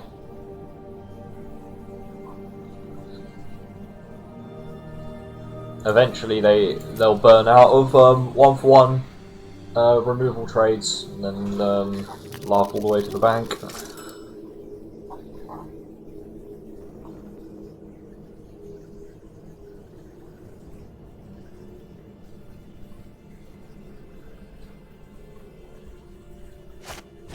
Triumph Manax, cool. That's a card which doesn't do anything. And removal to back it up, just to really rub it in. Farrakhan's Libation. Oh, sacrifice an enchantment. Clever girl. Clever girl. Right. That is probably one of the best uses of Farrakhan's Libation I've ever seen. I think we return Devourer and attach Staggering Insight to the Pegasus. Or do we return Lyrios? It's kind of up in the air, actually. Lyrios does give us 2 creatures. This gives us more pressure. Maybe the Devourer. No, the Devourer gives us more pressure. And we get Staggering Insight. Because you always return Staggering Insight. Always return Staggering Insight. We are going to swing with a 1-1 because maybe the opponent loses the goat for it. They don't, but it was a nice thought. It was a nice thought. Maybe I should have kept the land in hand in case they run double aspect of the land prey. You never know, some people do. Some people do. Yeah, I'll take 5. Seems good. I mean, I gained 3, so... Soul Reaper Mogus, sacks a goat, draws a card. Plays a land, sacks a goat, draws a card. So now they're still putting counters on it, so it's fine. Alright, let's mill. Put Glimpse of Freedom in the bin. Cool.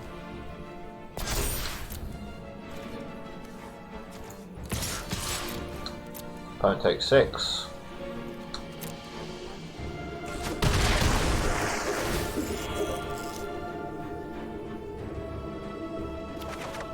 An island. Cool. Probably should have given this Vigilance, but I didn't know what I was going to draw. So I can sack the goat, draw a card. If they still swing with the Cat of Lepers, then their Soul Reaper can't block the thief, so it depends what they draw. They can escape the Woe Rider now, actually. Woe Strider. They can do that.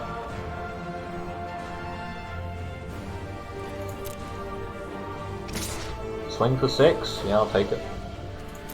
I'll take it. What does 6 life matter to someone with lifelink?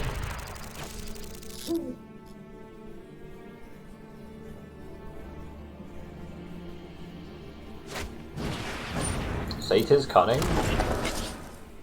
It gives them a 1/1 they can sack. Can't lie with that. But those Saces can't block, so...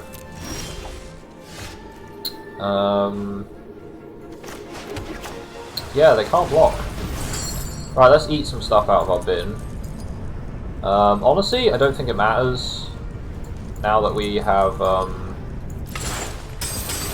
used our Rise to Glory. I need some mills so we can actually hit them.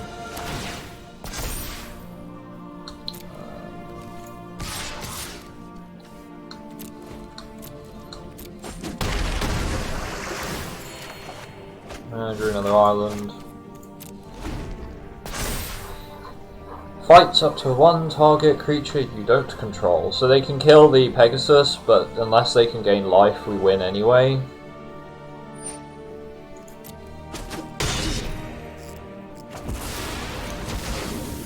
So, can they gain any life?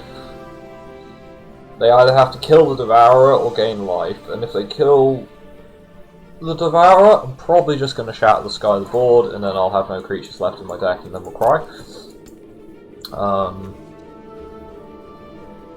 These can't block, so we'll see how many mistakes he makes on attacks.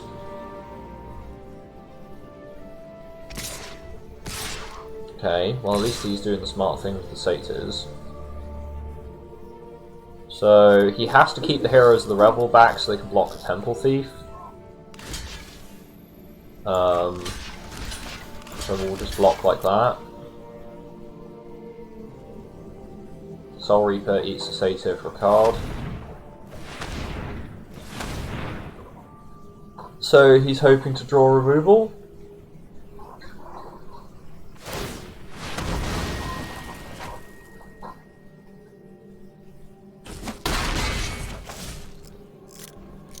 Does he find it? It's a simple yes/no. You're dead if you didn't. You win if you don't. Or you do, rather.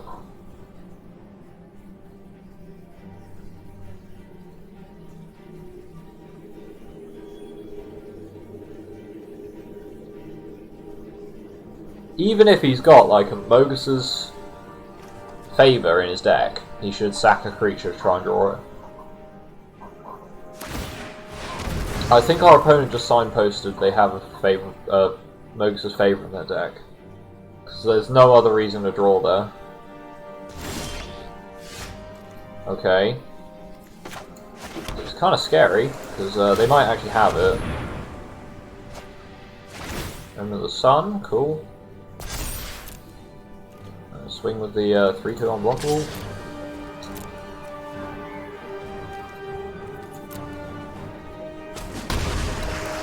I was gonna say, if they like target it with like 2 damage, I'll just pump it up again. One of the advantages of the Devourer in the late game is that you can keep throwing more stuff into the bin. They seem to be playing quite a quick, low to the ground deck, by the looks of it. I think maybe another Starlit Mantle over a Commanding Presence might be a good idea. That seems to be reasonable, and I probably want Triumphant Surge instead of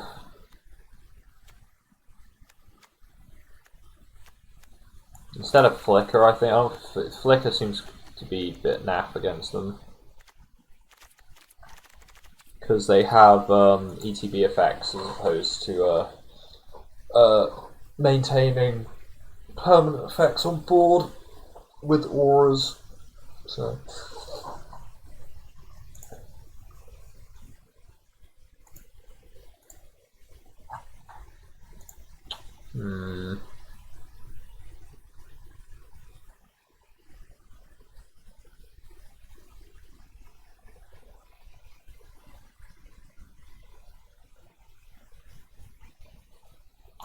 right, let's see. Hand seems fine.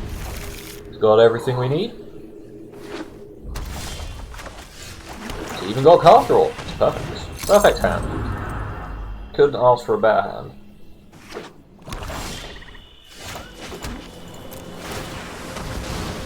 Alright, let's get some planes out of our deck.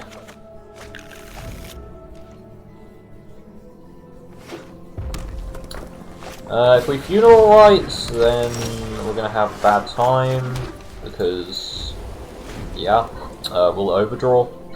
So we're just gonna play Omen the Sea at instant speed, and I'll have to. Temple Thief is pretty good against our deck actually. Okay, well we've got Triumphant Surge for the Marauder, but we haven't got it for anything else. Omen the Sun kills the Temple Thief. Daxos kills the Temple Thief. Oh, we don't have double white for Daxos. I'll take the Omen though. Omen seems fine. Omen seems pretty reasonable. I could play the Pegasus so it blocks the Thief. And then if they do use removal on the Pegasus, I'm not feeling that bad, admittedly. If they just swing with the Marauder, then fair enough. I'll just not block it.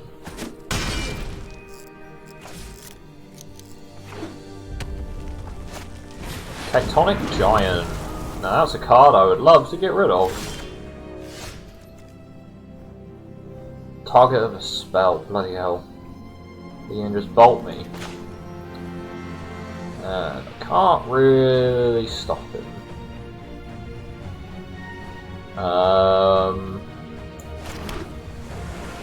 The best I've got here is give this Vigilance and Lifelink, and then flash the Omen of the Sun in and trade for it, and then maybe hold up Starlit Mantle just in case. Oh, I can't flash an Omen of the Sun. Oof. Well, I guess I could dismiss it. It'd have to be before attacks are declared, and they still get the trigger on it. I'm just going to dismiss it. It's the lesser of two evils, I think, for now. They do just get to bolt me, though. Oh no, they're going to exile the top two cards of the library. Okay, so they're playing card advantage. So they can either choose the Soul Reaper or the Mountain. They choose the Soul Reaper. So until the end of your next turn, you may play that card. So he has to basically replay the Giant, I guess. Do I trade with the Marauder here? I think I do. Hopefully, and if they've got removal, then they're basically keeping their Tectonic Giant off the board for longer. I guess is a win for me.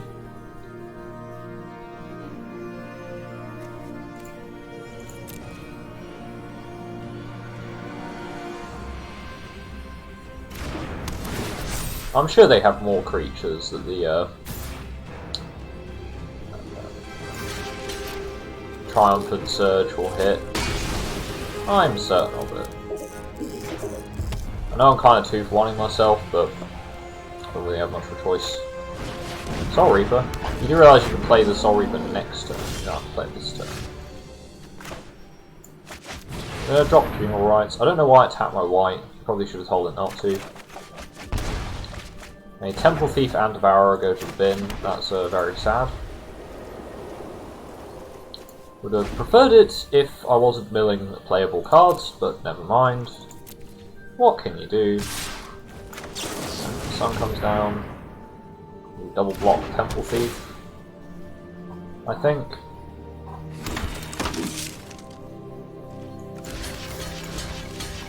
Give them the option of sacking it for cards. They just take the trade, play the Tectonic Giant, hold up 3 mana, play 3 mana worth of stuff. So sack the Omen of the Sea. Sky Sea. I don't think Birth of Meletis does anything right now. I will draw the Rise to Glory. Play that. Pass. So we can bring back Starlit Mantle and something. Would love to get a thingy in the bin, but I don't know what he could have bolted me for 6 already. He's just decided not to.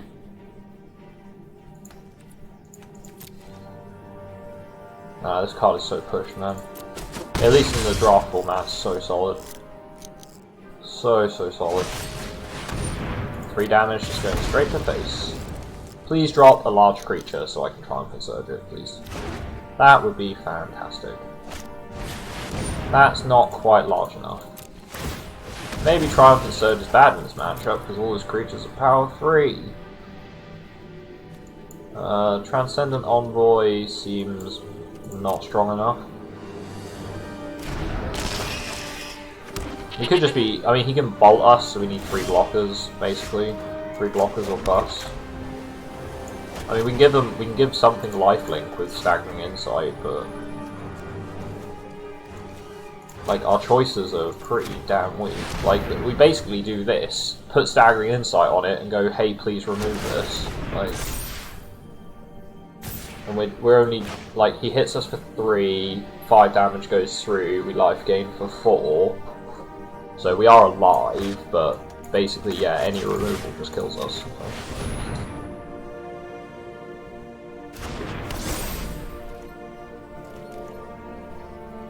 Because we just milled all our creatures into the bin. Yeah, there's a final death. Cool. Saw that one coming. Saw that coming a mile off.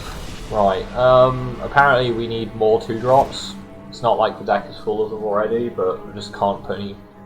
Can't draw any creatures, man. I really don't want to run Lampad as well, because it just seems bad. I guess we want toughness 4. So maybe we do run the Storytellers and just play really grindy, rather than the Sunmane Pegasus. I'll take 1 Pegasus out. And take out... I think Temple Thief is not very good in this matchup. Or at least it's not that relevant. Daxos gets better with the Magona Storytellers. I can even take out one of the Mantles and put in a... maybe a Flicker? No, I think the Mantles are just better in most cases.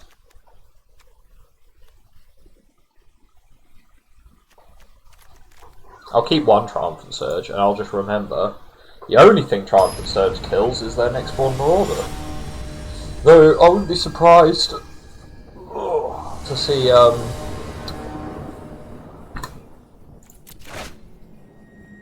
what was I going to say?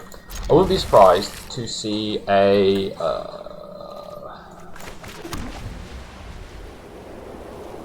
more Minotaurs, Scoffos War Leader, those sorts of things.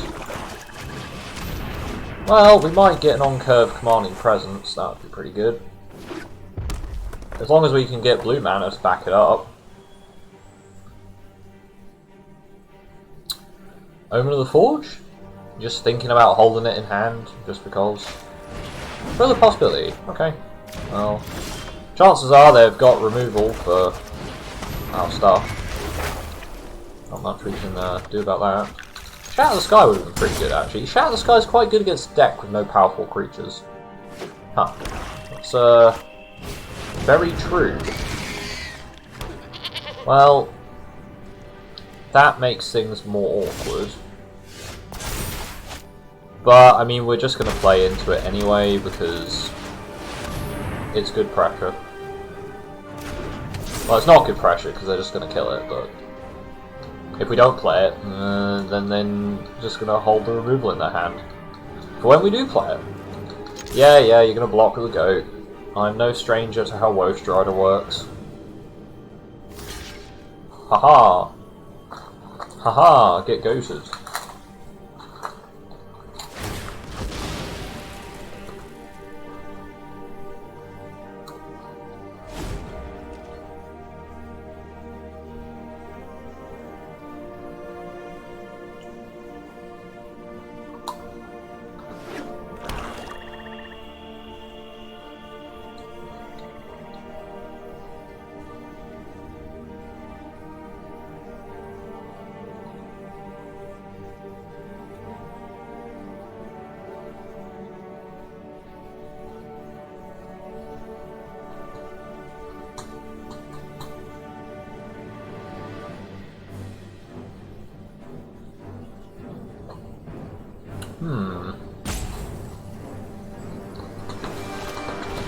Aspect to the Lamprey.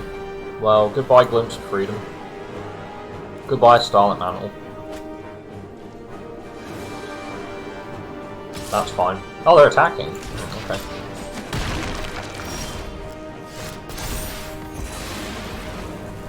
I mean, yeah, if you're not in it, you can't win it.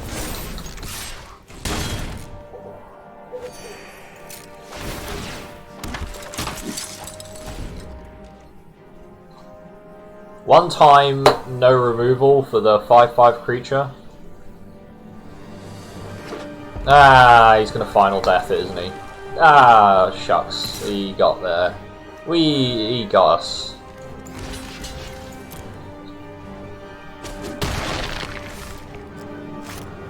Oh, he doesn't have it. Ooh. Well, that doesn't block the Temple Thief, so, just saying, buddy.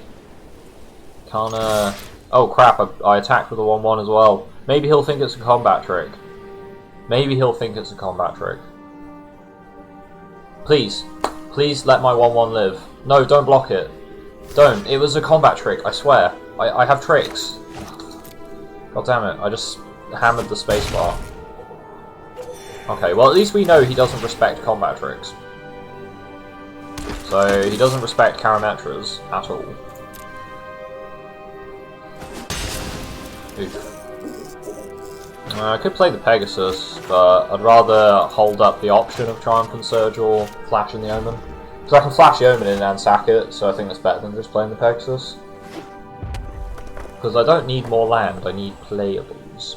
Preferably ones that protect my Temple Thief, so I can keep punching them in the face. That would be ideal. Really.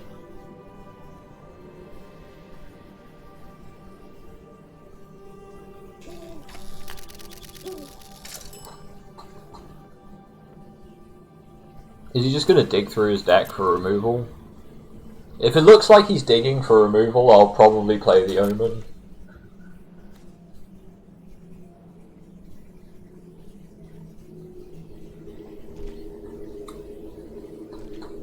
Okay, so play the Omen. He's probably got the removal in hand, he wants me to tap out. Sacrifice an enchantment. I'd rather lose the Commanding Presence, honestly, so, has he got another one?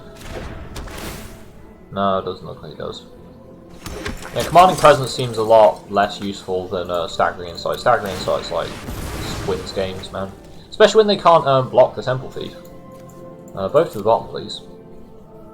No land, we're a no lands stream here. We prefer to play our games with no lands. No lands is our preferred way of playing. So he can't block because this is enchanted, this is an enchantment. So Temple Thief goes in for free damage. Eh, he can't block it, sir. Can't block it. It's an enchanted creature. So we get to draw cards. I bet you he's got like an Omen of the Forge in hand. He's wishing he used it. Oh, never mind. As soon as we can find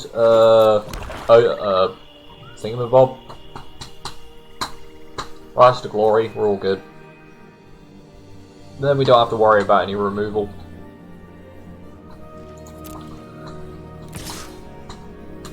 I think he just wants to escape the Woe Strider, honestly. I can block, yeah, so it's fine. Absolutely fine.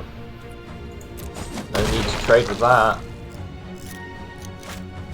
Export Marauder. See, now I can trade my 1/1s for that, or I can just try and Surge it. Much better, man. And that's also an enchantment, so it can't... Temple Thief, man, Temple Thief. So it's 2/2 that can't be blocked, basically. I think I'll take a blue here, so I have the potential of double playing Glimpse at some point in the future. Amulet very, very helpfully filling up our graveyard. Okay, gonna swing with both. Try and push some more damage. Draw another card. So we're on 40 life, so we can just let damage go through. Might even just play the Storyteller, like, why do we care? Why do we care about a 4-3? Don't think we do. We have 40 life, we can just not block. Now the Woe Strider can't attack or it dies, so that's a +2. Yeah, I think the Storyteller's a good inclusion in grindier matchups where your opponent's playing lots of 1-for-1 removal. Because then it's when it gets good. Because it's like your opponent's not playing many threats to the board, and whenever you play threats, he removes them. So you're not only putting the creature to stabilize your board state, but you're also getting back one of your threats. This seems a lot better in the white-green deck, but the white-green deck that's based on enchantment creatures. That's what Lagona Band Storyteller seems better for. If he's bringing back like Nyxborn Colossi and stuff, he seems really good. I will just trade straight, because I don't see a reason not to. I mean, I have 44 life, so I don't actually need to trade. I don't ever need to trade, but I can also Triumphant Surge that. Which seems better, because now he can actually block my empathy.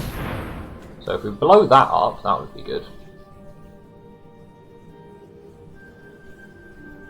And now we stick the Commanding Presence on the Pegasus, just to spread our enchantments out.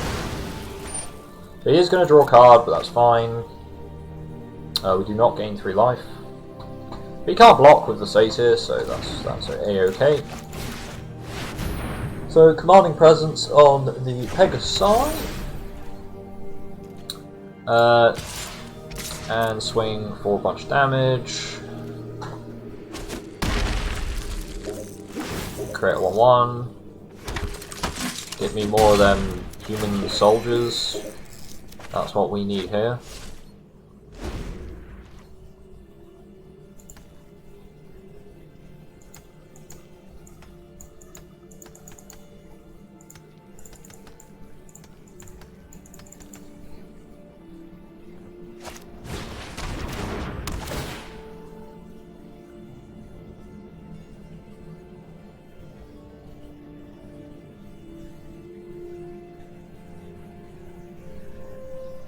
Get back Heroes. Heroes saves them from the Temple Thief, but it doesn't stop the Pegasus.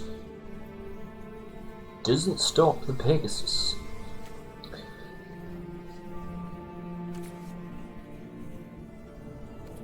I guess we flash the Omen in at upkeep. I mean, it doesn't really matter, but well, I guess it kind of does. Okay, so they can block the Temple Thief with the Bright Breath. Light Breath? Light Breath. Okay. So, they've actually gone and killed themselves. I'm pretty sure. Not quite, but... I am going to just draw Devourer. Okay. So a pretty good card to follow Shatter the Sky. Because I'm thinking this might be a good board to shatter. Try to draw, but it depends what we draw. Neither of those, please. Something else. Rise to Glory.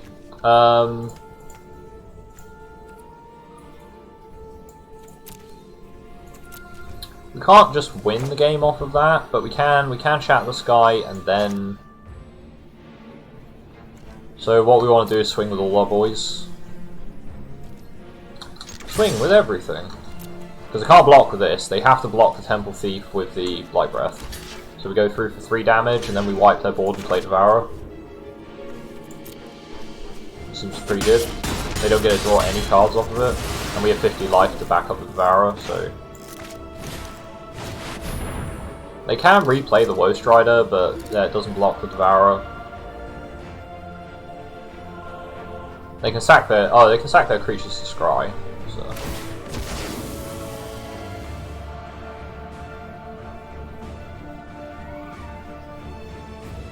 But this gives them as few options as possible. They can like escape the Woe Strider, they can play Heroes of the Revel, or they play one of the 2 cards that will be in their hand. So they basically have 2 options that don't work, and then 2 options that maybe work, depending. We can always scry with Omen, we can return stuff with Rise to Glory, so this does give us a little bit more utility, I think. I think this gives us more options overall.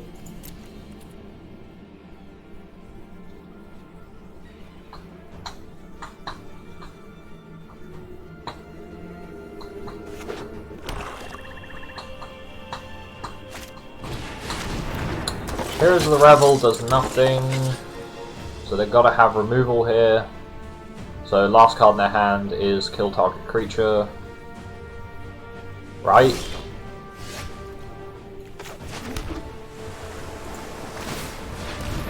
Maybe they want me to mill first, and then they'll hit me with the removal.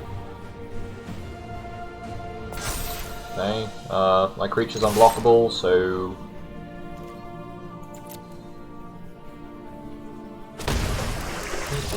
Guess they didn't have it. Just maybe hoping I would stall just to try and draw protection or something. I don't know. Oh, we got another set. Phew. I'll tell you that these sets getting. I guess people are just making better decks. Maybe I keep saying it's my luck or whatever, but.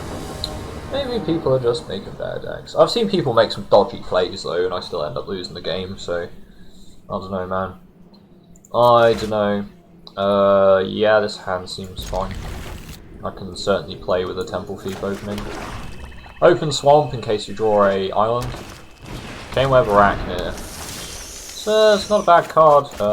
Need to actually play land first. It's not a bad card, but...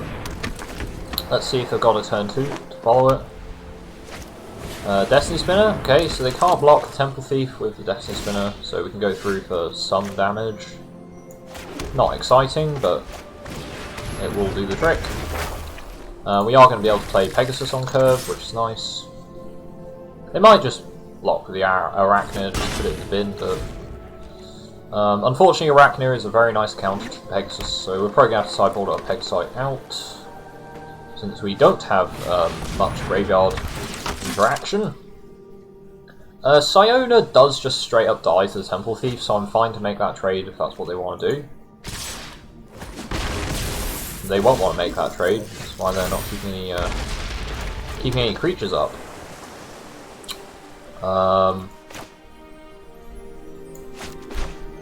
Kind of want to just start the Devourer beatdown. If they haven't got life gain, it works a lot better, but then again, the Pegasus is going to give me some more ability to push damage. Because whatever they put the Sentinel's Eyes on can't swing past the wall, so they have to follow it with another aura, so they've got to have 2 auras here. And if they smack 2 auras on the same creature, it's just bait. It's just bait, and they're actually going to enchant Siona, which is also a massive mistake. You don't enchant Siona. You enchant everything else.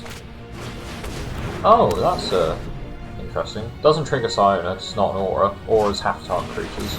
Okay. Yeah, you don't enchant Siona, because now Siona is not only generating value, but she's also the target of my removal. Like, you would enchant, like, the Arachnir, because it's also a reach creature, so it can also block the Pegasus. What they've done is just made, like, a massive, hey, kill me sign. Which is very incorrect. So, yeah, don't do that. Do not do that. We're just going to swing with the Pegasus. Not you, because you'll die to the 1/1s. Rather you didn't. So they might just put the Sentinel's Eyes on something, and then they ain't got enough stuff in the bin, they're just going to replace Siona, okay? Then they'll put Sentinel's Eyes on something, I guess. Just go really wide. Dreadful Apathy. They're going to play that on the Pegasus. Okay. Sure.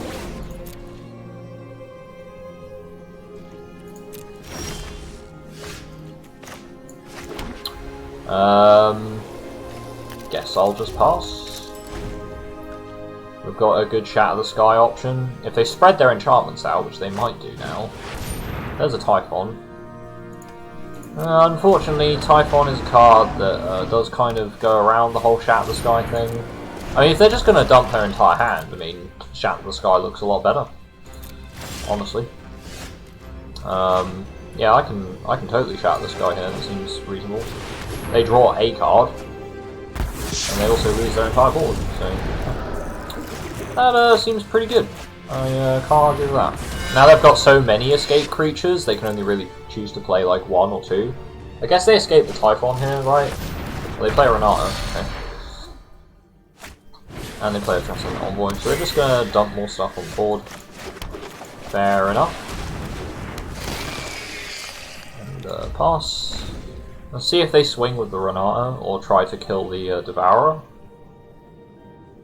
Because the Devourer can race them pretty well. Can't really race a Renata and an Envoy, but they're probably going to escape. Escaping the Chimera? I don't know about that, but I guess they want to escape the Sentinel's Eyes as well. I guess Chimera's a lot better with a Renata on the board, so... Oh yeah, it's actually a pretty disgusting combo.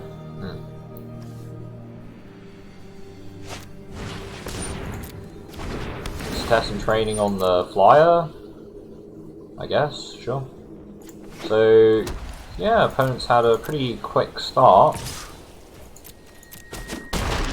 Okay, they're only swinging with that. Let's mill ourselves with the Devourer. Put a Swamp in the bin, that's fine. We get ourselves an Illyrios, which is a good blocker, and also gains us a bunch of life, which is useful. I'm going to swing for 3. Cool. We might actually win this race. We might genuinely win this race. Because of Daxos.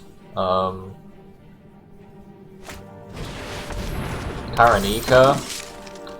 Make your creatures Gideons. That seems kind of scary. Oh, and there's a Lyre as well. Cool.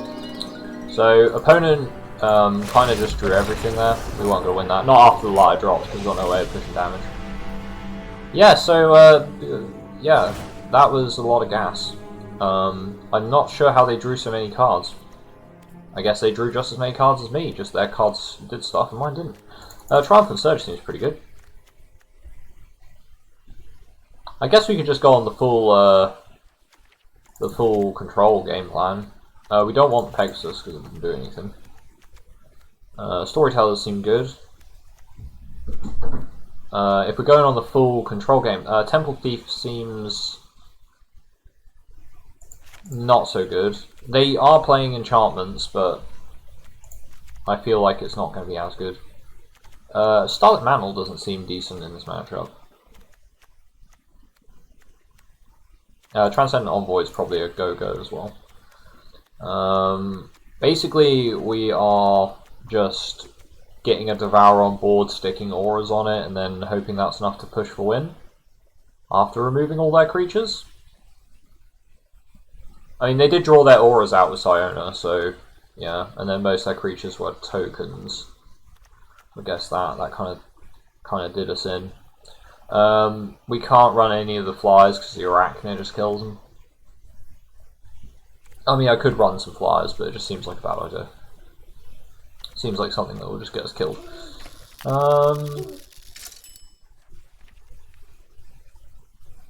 Could run a Sentry. Do I want to run a Rumbling Sentry?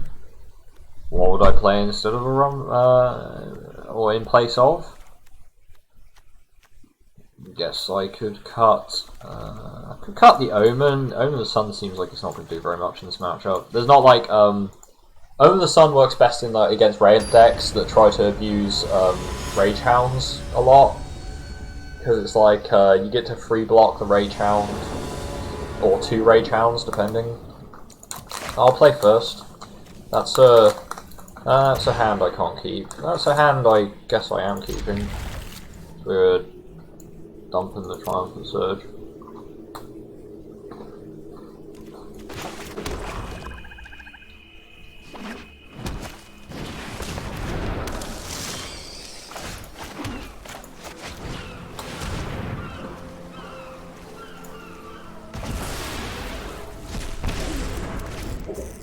That's a pretty good hit.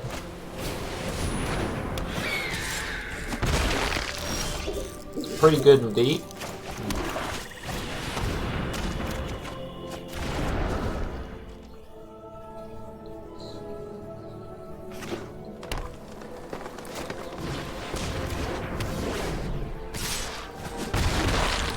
Oh, that is an aura. I didn't think that was an aura.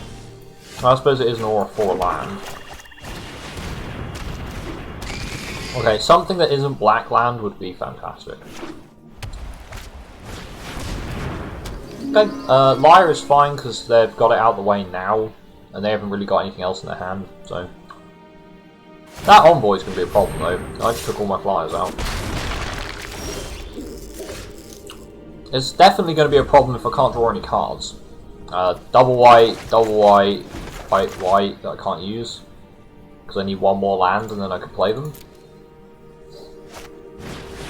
Siona, yeah, that's a pretty good top deck.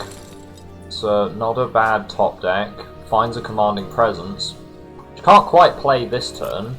So fingers crossed we draw land so we can kill something. Unless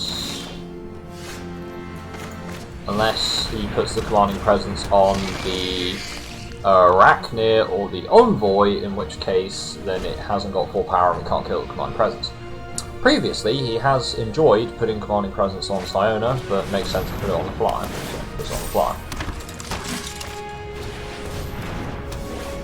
Okay. One time white land, please. One time white land. Well, that's the end of our draft. Cool. Just got land screwed. Nice. That's 2 sets we lost to being flooded or screwed. Coolio.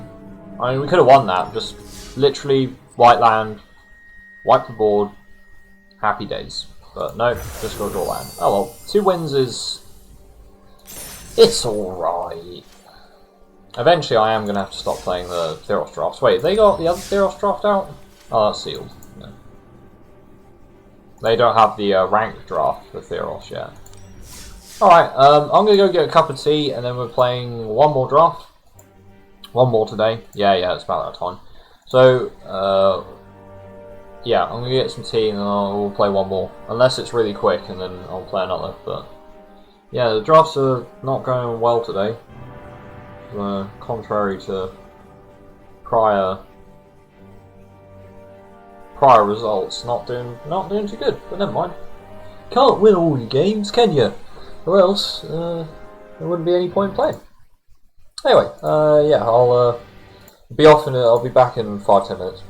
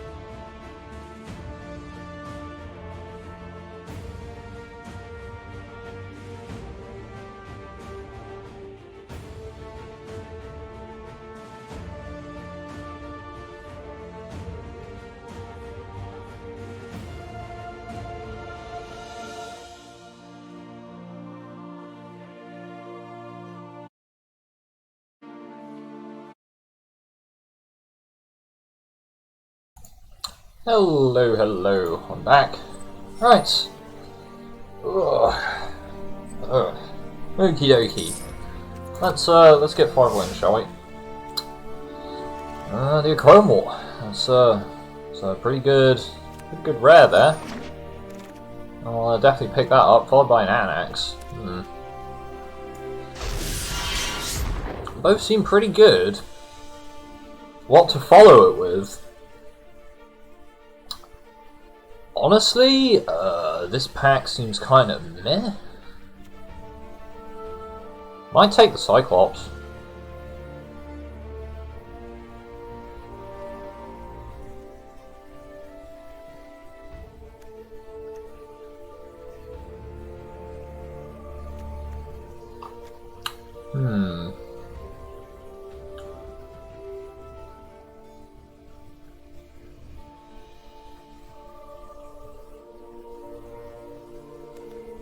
It's either Impending Doom or Cyclops. I think I like Cyclops. Rage Hound. Are we just going to go mono red? Is mono red how we do this? I mean, Hydra's Growth is there, so we can't not pick that up. So we're in red green. Sorry guys, we're in red green again. It's just how it be. Blood Aspirant.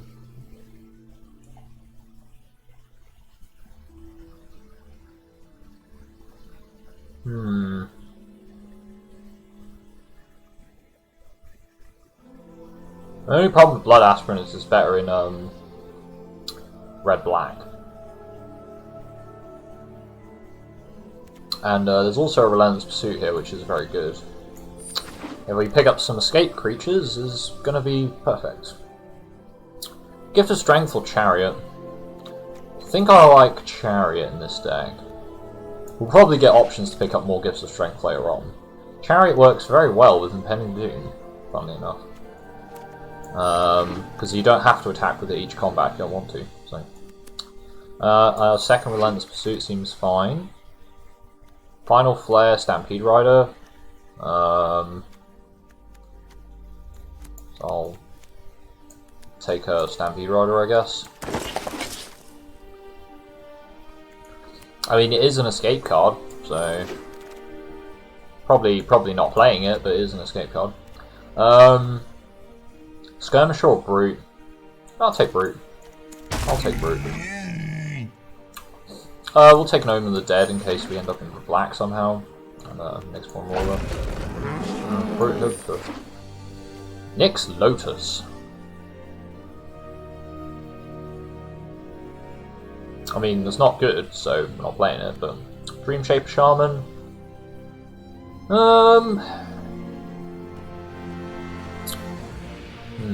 Rather just take the Voracious Typhon, honestly. Typhon seems good with double Relentless Pursuit.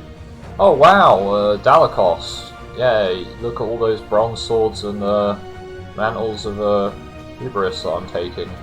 We'll take Hornbeal. I might take Wanderer, but I think Hornbeal's better, so... Omen of the Forge and next one Colossus. Or Binding the Titans. It's all pretty reasonable. I think I like Omen of the Forge. Having some Omens is nice, especially with Final Flare. Omens are very good. Rage Hound or Colossus. Depends how much I want to just be escaping Typhon. I think I prefer picking up Colossus over the Rage Hound. And then picking up Rage Hound here, for example.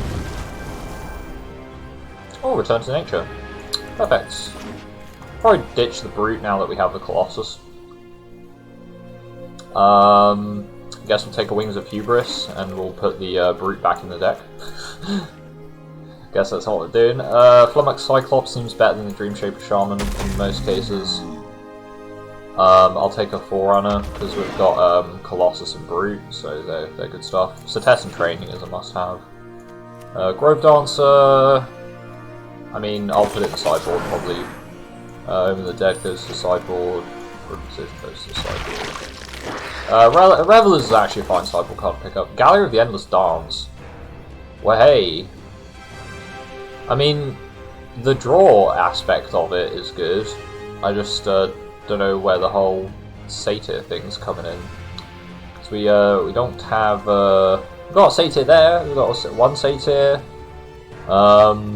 Yeah, that's it. But the draw aspect's pretty good. Attack 3 or more creatures. You may discard a card at random if you do draw 2 cards. Which, if you don't have any cards, you just draw 2 cards. It's pretty good. And it's basically a Zertal Goblin, so otherwise. That's like the best card in the pack. That plus Omen of the Sea or some of the other Omens in the previous packs. Could take Thrill, but we've got double Relentless Pursuit, so we don't need it. I think I'll probably take a Gift of Strength. Since it's it's an anti-flyer card, but it's also a pump, so it's good stuff to have. Warbriar's Blessing, oh wow, Lyre, Shield, the Colossus Design, Warbriar's Blessing, Nexus Wardens. I think we take Blessing. Blessing seems pretty decent here. Kayad. This is very good with the Typhon. And if we see a Chimera, we'll probably pick that up as well, so. And it helps us cast the Colossus and the Forerunner and the Brute, so. I think this is probably one of the decks that do want a Kayatid, but we need plenty of 4-drops to make it work. And this pack doesn't have any, so we'll just rare draft, I guess. Well, we'll take Gary in case we, for some reason, splash black. Chainweb seems decent. We've got a bunch of like 4 power stuff with Cyclops, but Chainweb is definitely a good escape card to have access to. Possibly sideboard, but take Binding. Do I want main deck Binding or? I think main decking Binding's fine. Chainweb might be a sideboard card though. I'll take a Maya's Grasp for the sideboard again in case we end up in black. We probably could run black. Do I want to run an altar as well? I don't want Underworld Fires, so in case we end up in black. Guess we'll play Thrill. Not sure what we're cutting to play Thrill. Probably nothing. I'll put it in the sideboard. Maybe it'll be a consideration. Rather take Hierophant.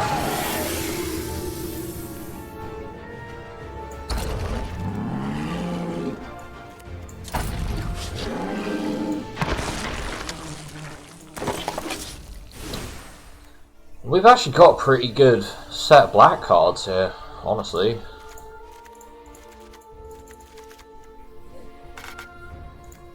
I have to run Altar.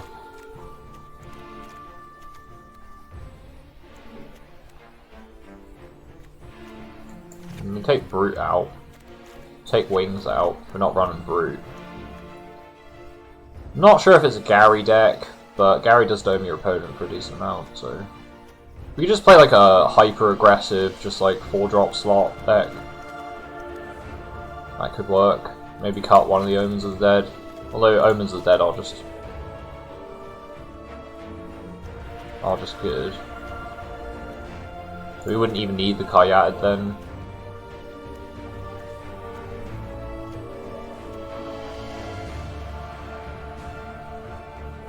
Probably cut Impending Doom. Stampede Rider seems good though. I mean, technically the I cut one Nyxborn Roar, no, maybe 2 because they are double black. But then if I'm cutting them, I don't want Gary, and if I'm cutting Gary, I probably don't want to play black, so it's kind of what we end up doing. So yeah, let's just cut black. Cut Forest, cut the altar because we don't want the altar. Let's see. What green cards we got? I suppose in that case we do want Brute, we do want Wings, we do want Kayatid. Probably want the Chainweb as well. Either Chainweb or go Thrill, but I think I like the Chainweb more. Impending Doom. Is Impending Doom good? I mean, it is good. We have cards that already have to attack, so.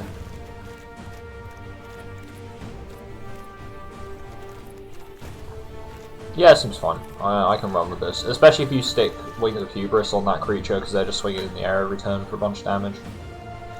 Definitely very aggressive, but this seems good. So this is our Crow and there we go. Cool. So we even got a lovely Greek art for our box.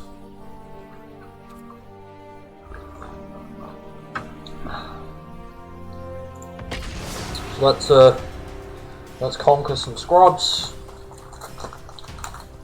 Green-red, proving that it's got good cards in its colours.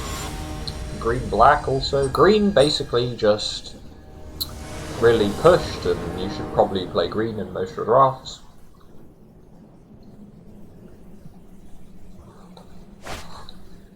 I mean, green literally is in every archetype.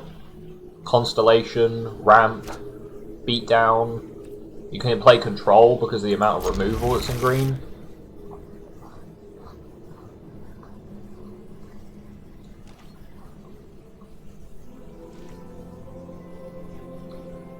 Green's got the best multicolour cards in the set. Siona, Eutropia, Acolyte Faraka.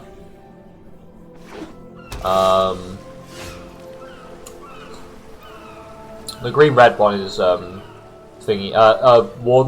of the Chained. I'm telling you, man, green is just like the colour of being, man. This draft is all about playing green. So we're gonna play a Kayad, and we're gonna drop a Typhon, and then follow that with a Forerunner.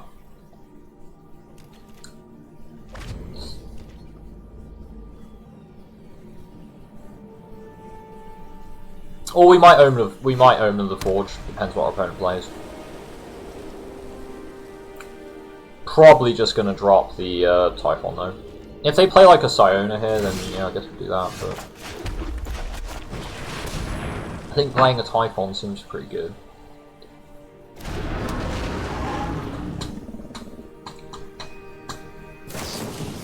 Omen of the Sun. Not quite the same power level as a turn 3 Typhon, but I mean, they're playing Ban, okay. Ban enchantments, I guess, with like flickering and things. It's like a Shimmering Chimera plus like Ban enchantment colours is pretty good. I mean, I've certainly had it work. The flicker Omen of the Sun over and over and over again. It's a pretty good way to win games. Staggering Insight. Oh, let me guess. Okay, so he's got a Gift of Strength in his hand, I think. I'm pretty sure he's got a gift. If he swings here, he's got a Gift of Strength. There's no way he'd not swing. So we can own the Forge.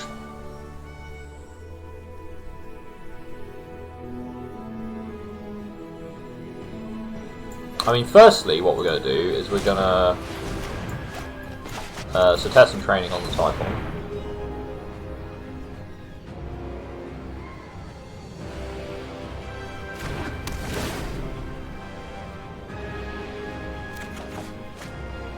And then we're gonna swing. See what they do.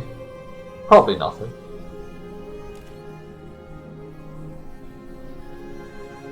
They're gonna block. Oh, they do have Gift of Strength. Oh, you cheeky. Pass the damage. Gift of Strength on the stack. Get blown out by Omen of the Forge. Karametra's Blessing. Oh, buddy. Oh, you done screwed up there. Oh. Oof. Alright, opponent loses the game. It's straight as simple as that. He's already lost the draw. Yeah, concedes. You get blown out that hard. Yeah, that's a concede. That's a big concede. Rightio. Right, so they're playing auras and they're in green, white, blue. I think I want the Arachnir in this matchup. And I think I want to take out... I think Brute seems bad in this matchup. How good is Revelers? They might have some artifacts to try fix their mana, but it depends on whether we get whether the Revelers hit it or not. Otherwise, they're just kind of a 3-drop that's shit. So These are much better in black-red as a sideboard card, because at least once they're on the board, you can sack them, because they're just overpriced pieces of crap, but yeah. Yeah, that's how it be. Anyway, I think we're just swapping the chain web for the brute. I think that's all we need to swap. Your Chrome War is basically a win con for us, so because we can just basically stall the board out, pillow fort, a Chrome War, steal a creature, force them to attack us, trade out their board really efficiently, and then swing for lethal next turn.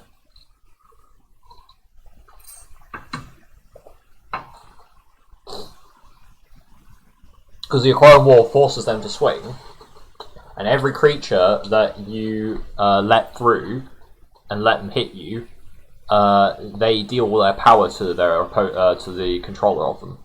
All the tap creatures do on stage 3. So you can basically block comfortably. You can comfortably block their creatures, however you choose, and then just swing for lethal after that. It's basically like you're a Besta Sea God. It's on that power level. Honestly, a Chrome First War is nuts. Is the nuts. This hand is fine. We've got enchantment removal. We've got 3-drop. We can drop Hydra's Growth on, and it's 3-drop that gives itself trample, which means it's very good. It's a lot less good when they have a Moss Viper, but I guess we won't play Hydra's Growth on it until we know it's like safe. We can, however, drop the Stampede Rider and then get the Chariot out. Chariot's both a good blocker or an attacker. Works with both. This smells like a counter spell, but I mean we'll just run into it and see what happens. We'll run into it and see what happens. Oh, it smells like a counter spell. Warbriar's Blessing? We got Warbriar's Blessing in our future. I mean, Warbriar's Blessing would literally let them free trade for the Stampede Rider, which would be really sad. That would be very sad.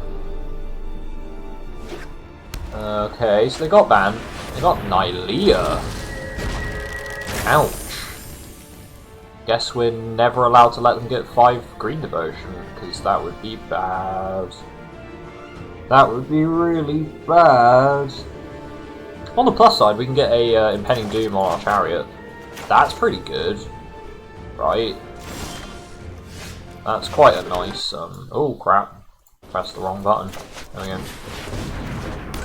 Okay, let's crew that up. Because it's got First Strike. Yeah, take it. And they don't have enough green mana to be able to get Nylea in play very quickly, so we don't need to worry about Nylea so much. I can even put the Hydra's Growth on the Chariot, because it's basically like, the Chariot will just get bigger and bigger and bigger, and there's nothing they can do about it. So what? Oh, they got Staggering Insight here. Don't you dare. Oh, you... Just perfect. Just perfect. Utropia into Staggering Insight. No worries, bro. Now, we can't race Staggering Insight at all. There's no way we can do that, so... They got a land. Cool. Got a land. And they got another 1-drop. Another Moss Viper. Destiny Spinner. Oh, it costs less because of Nylea. They're pumping up the old Moss Viper. Don't know if I agree with that. So we're gonna play the Anax. And we're gonna pass because we have a First Strike blocker. And we're gonna see what they do.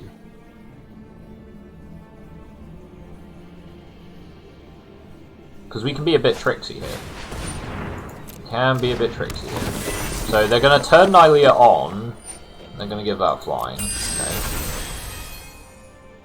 So that's a problem. We're going to have to return to nature the Moss Viper's Staggering Insight, I think, because I can't let them just gain loads and loads of life.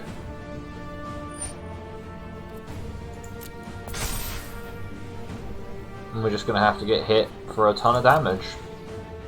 Because this is just a bonkers opening. There's not much we can do about it. I could kill, say, the Nyx Herald or the Destiny Spinner, which would then turn off Nylea. So I kind of 2-for-1 them, but then we're dealing with a life-linking flyer every turn that we can't really shut off. So I think I have to destroy the Staggering Insight. Because otherwise they're just going to keep drawing like billions of cards and I can't stop them. Oh, they've got counter spells, so it doesn't matter. Okay, so opponent just gets the perfect hand. Yeah, that's fine. They're going to just flicker it. Flicker Staggering Insight. Because if opponent's on the play and they just get 1, 2, 3, 4, 5, just perfect curve, and they get cost reduction on Night Leader, then yeah, we can't do anything about that. I'm just going to pass. No blocks. Just take 10. Just casually take 10. It's fine.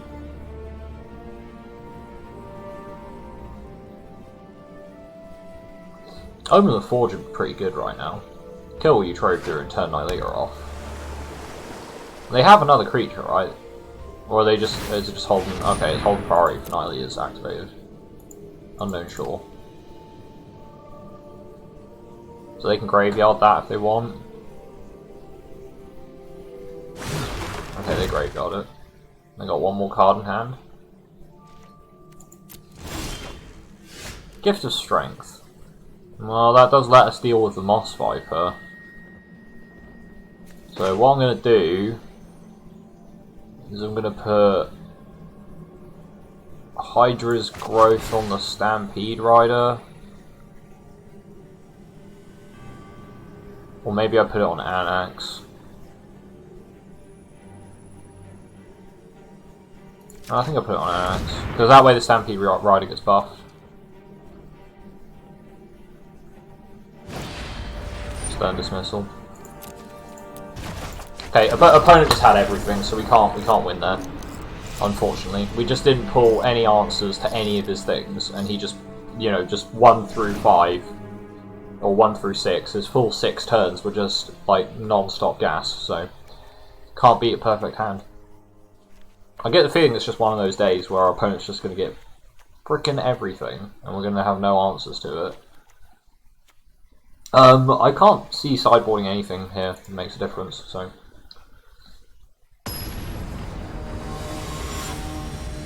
It's just one of those days. Maybe I need to go back to force drafting mono red in our brain. Hey! Because that works. If you didn't know, it works. Force draft mono red now drain. Don't know if they've changed the bot since I did it, but it's pretty good. Fling is a good card. Weaselback Rider is a good card. You don't know what I'm talking about? Go look those 2 cards up. In draft anyway, not in standard. Nobody plays those cards in standard.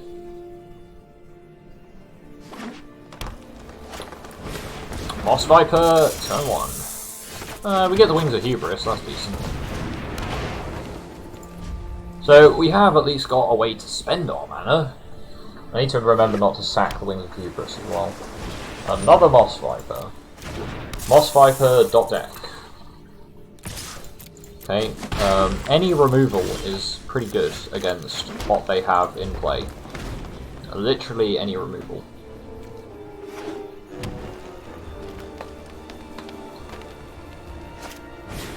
Nyx Herald. Okay, so he can only buff himself, so that's a plus.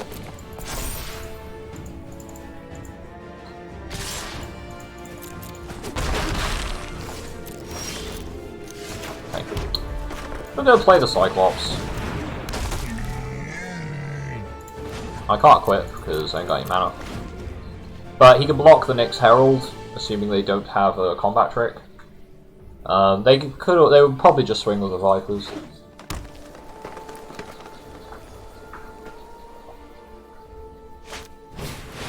There's Nylea.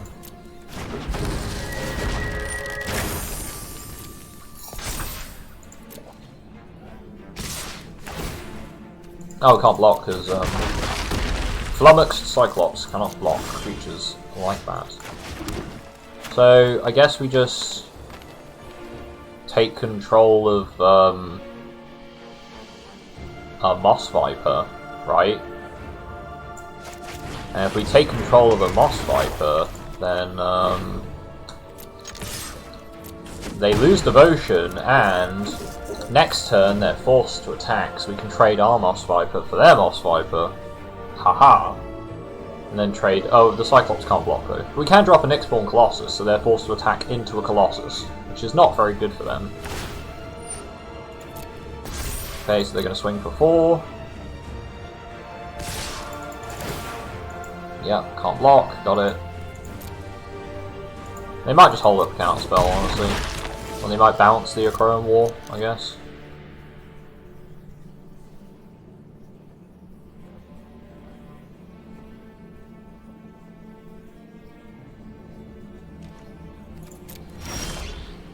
This does kind of smell like counterspell territory.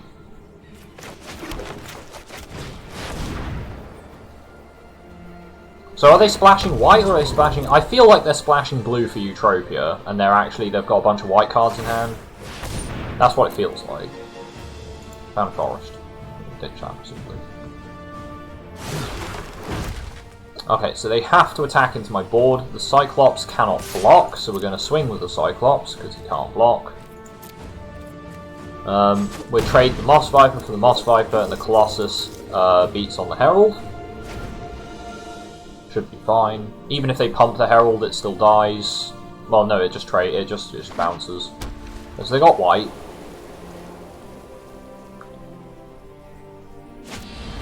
Stern Dismissal, okay. Alright, well, they've also got blue for Stern Dismissal. Maybe they're splashing white. They've got to attack, so the Moss Vipers trade. That's the best thing about this. Okay. Pass. Must attack. Moss Viper trades the Moss Viper. We take 3, down 5. Which is pretty scary. So real scary territory.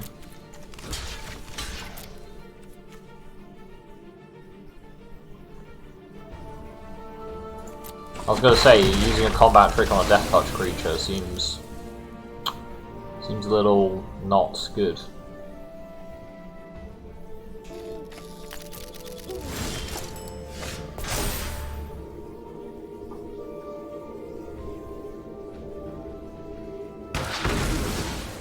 Okay, well, guess we just replay the Colossus.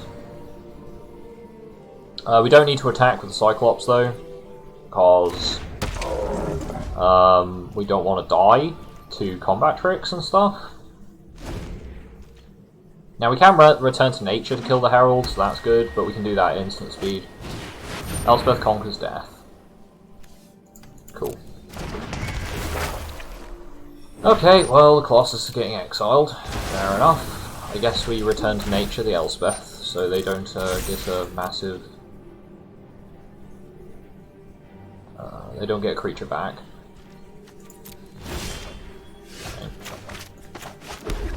Okay, so we're going to Hydra's Growth, the Cyclops, and we return to nature, destroying the Elspeth, conquers death. And we pass. Hey, no removal, please. No removal. We just need to survive like 2 turns. Hydra's Growth. Okay, well, technically I win, so... He might think, haha, I have a gift of strength, I'm gonna get you here. I'm gonna get you. Oh, I think he's got gift of strength. Or Karametra's. What's he got? Huh? I'm confused. Was that a mistake? Did opponent throw? I think he threw.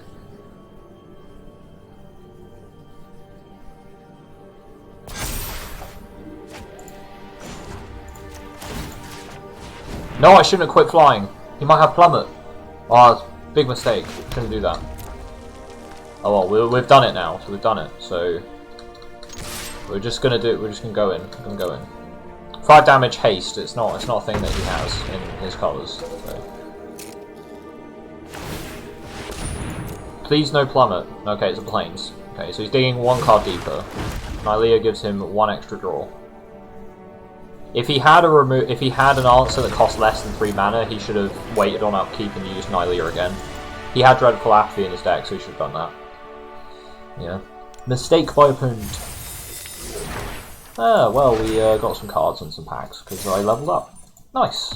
Well, a Crow and Warg is doing good. It won us that game, so wins games. I honestly thought they had like a trick that they were like, haha, by Gift of Strength here, I kill his only blocker. But apparently they didn't have it.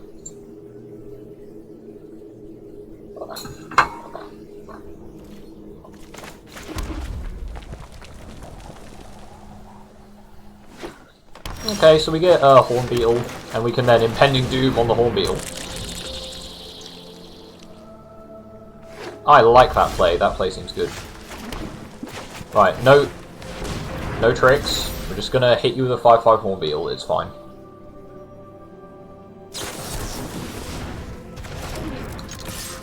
I will take that. That is a good trade, I like that. Mystic Repeal for an Impending Doom. I basically didn't lose anything. Okay, so this gets bigger. We swing for 3. I got you now. We're on the offense. We've got a Return to Nature backed up by a Warbriar's Blessing, so looking pretty good. Looking pretty good. Looks like they've got a buff for the Stampede Rider. Fine, and draw a card. It doesn't inherently do anything unless they've now got Warbriar's Blessing so they can fight the Beetle. That's kind of sad. They can't swing though, so we've got that going for us. And I can steal that. So that's pretty good. I'd say that was quite a good trade.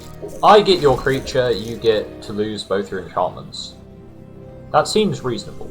This seems like a reasonable card.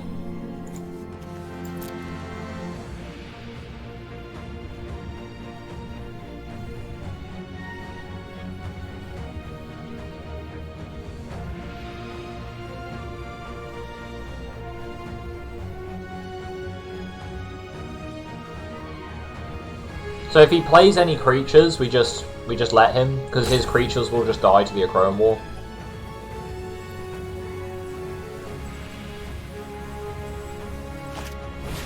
Relentless Pursuit. Okay. So because he's opting, he found no creatures. Wow, he's playing Jund though. He did tell us he's playing Jund. And we also got to see he's got some good cards. So. Otherwise, oh buddy, next Spawn Brute. Here we go. I have large creatures. We play in Gruul the way it's meant to be played. None of this Embercleave stupidity. Gruul is all about 7/3s. I mean, that is the Gruul I like to play. I like to play Gruul with, like, big dumb creatures, as opposed to, like, Gruul which is, like, really efficient, like, above curve, fast creatures with powered up, above curve, super efficient artifacts. Like, that doesn't feel Gruul. Gruul is not about efficiency. Gruul is about hitting your head against the brick wall until the brick wall gives in. That's like the spirit of Gruul. And current Gruul decks do not. They don't emphasize what it means to be Gruul. However, we do want us to test some training on the Brute, because I feel like that's pretty good. Now it's got Trample. We can also just return to nature. So what we're going to do is we're going to swing both. He has to block the Cyclops with one thing, or he dies. He has to block the Brute with 2 things, or he dies. Guess what? He has to block the Brute with at least 1 enchantment creature. That means destroy target enchantment, and we trample through for lethal. Oh, sir. Well played, sir, but you got grilled. Just got grilled. He's playing Jund, so fair dues. I am impartial to a little Jund from here to here.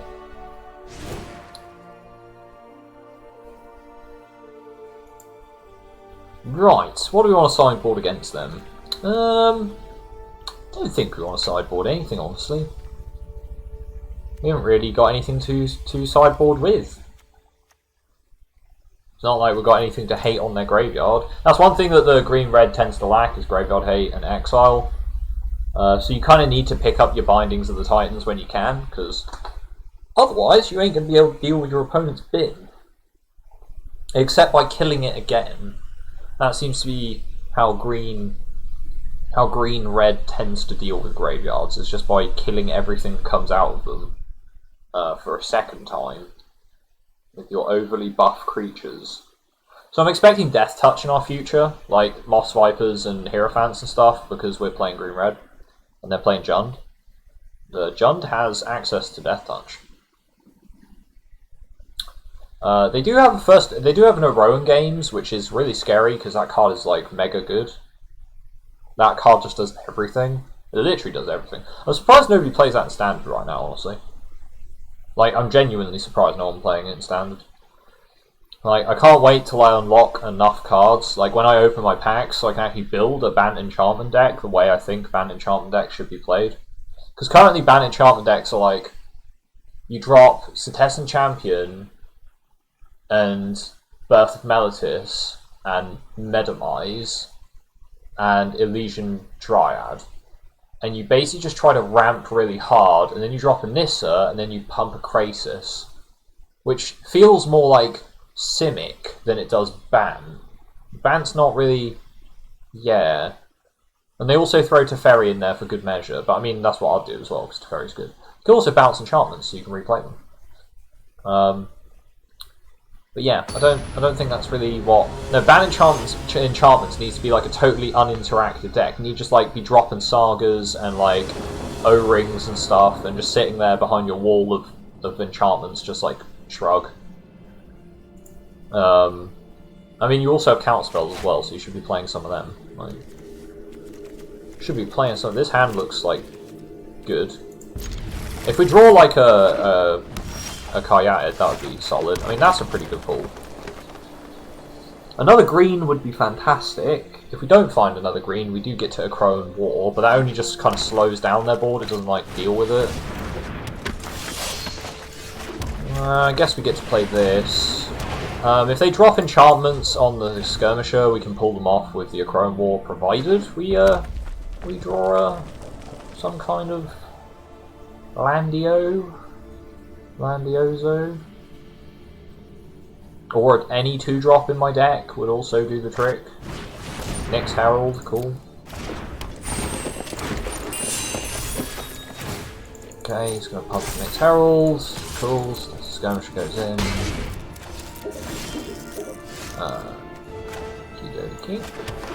Well, let's see what he does. He might just drop some more enchantments. Might try to buff up one of his creatures. I'm playing 4-drop the deck, so I am going to play, sir. Don't worry about me.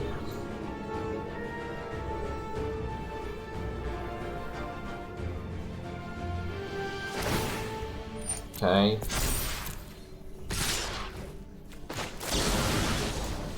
I'm gonna eat the Nyx Herald. Saves me 3 life, and I'm gonna steal either the Cetessan Champion or whatever he's about to drop, so... Stampede Rider. Eh. I'll take a Stampede Rider, I guess. Or I just play the Typhon. I play Typhon into the Achrome War, which might encourage him to drop something more powerful, or maybe enchant one of his creatures. That seems a little better. A bit more conservative. Okay, he drops his black, so he's got removal or a big black creature. He might be running black just to play something like Pelucranos, which I would not blame him for in the slightest. Cetessan Skirmisher's getting a buff. Yeah, Cetessan training on the Skirmisher. So that pumps it up to a 4-2. So he's got his Stampede Rider's going to get buffed.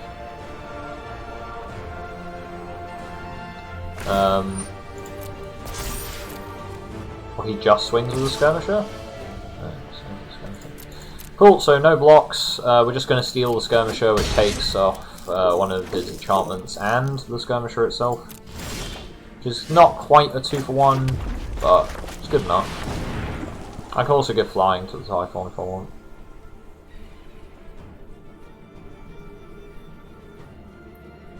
But do I want to swing? Do I want to push full damage? I don't think there's any point, is there? Because the skirmisher will die, so.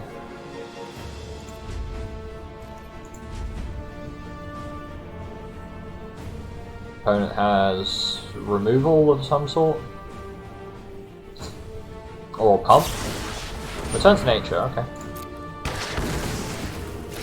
So they had the answer, but that's fine. They lost their pump on the skirmisher, so the skirmisher now can no longer swing or pump up the Stampede Rider, so... Well, now it can, so... Stampede Rider is going to turn into a 3-4, Cyclops is going to get Warp Rise on it. Okay, this is getting scary.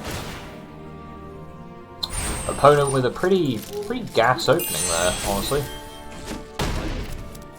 So they're going to hit us for 6, we're down to 5, we can only play 1 creature. And if we play the Cyclops, it just gets flummoxed and dies. There's an Impending Doom that does nothing. So we play this, and then if they top deck... No, we're dead. Cool. Just one player. Alright, Impending Doom's coming out deck. Is it? Where was all my 2-drops, man? I'm pretty sure I have 2-drop creatures in this deck that can, like, you know, hold the board off against this kind of stuff. Ragehound, Omen, Kayatid is ramp, Beetle, Binding. I don't think Binding would have done anything, mind you. Maybe Grove Dancer goes in the deck just as a better than Impending Doom card because it's a 2-drop. Guess that makes sense.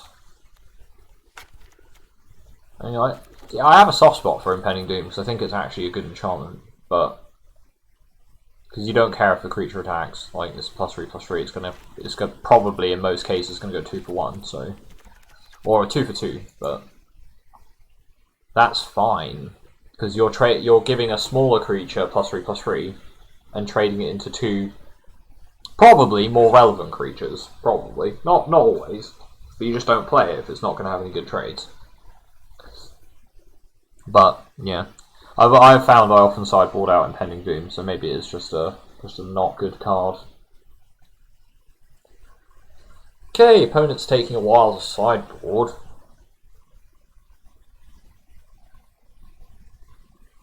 They are welcome to take their time. Prefer if they didn't, but it's not it's no sweat off my back. Tell you what I can do in the meantime. Let's check out the old Tail Worlds. It's coming soon, guys. Don't you worry. Oh, very, very soon. We are going to be getting some of that. Some of that Bannerlord.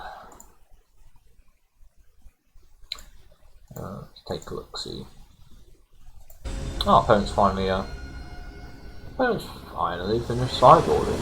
So let's get playing. Play first, please.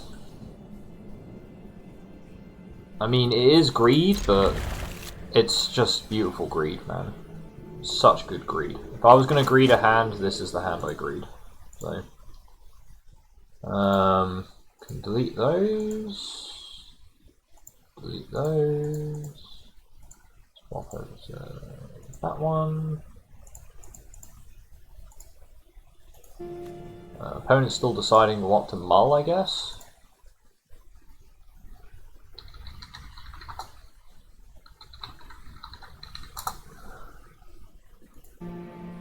Opponent's still deciding what to mull.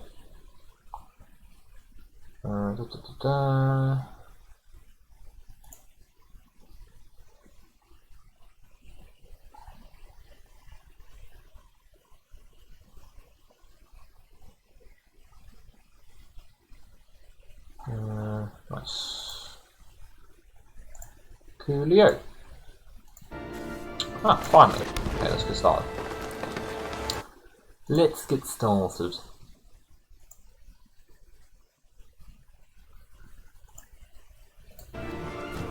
Ah, we draw land. Perfect. So let's just let's go off, shall we? Do we just straight Hydra's Growth the Beetle? Is that what we're doing? Are we playing that? Are we playing that game? I think we are. Return to nature on Hydra's Growth. I still get the +1/+1 counter. Still get the +1/+1. Not the end of the world.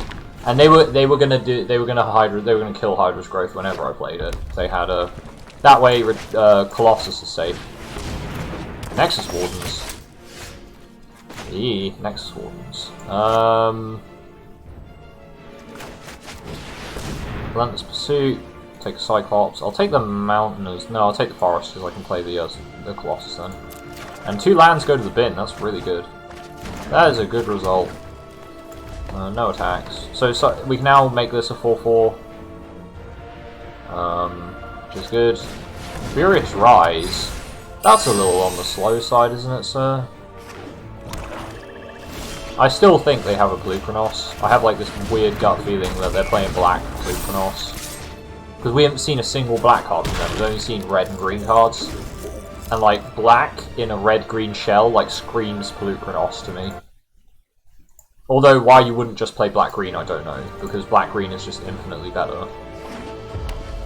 Or at least I feel black-green's got way more escape options that are good, it's got way better removal. And the black creatures, for the most part, are either sticky or just really good utility creatures to back up your green ones. So, yeah, black-green seems like colours to be.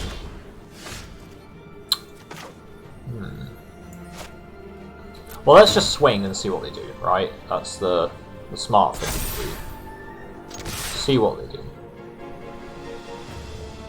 I'm gonna flash something in.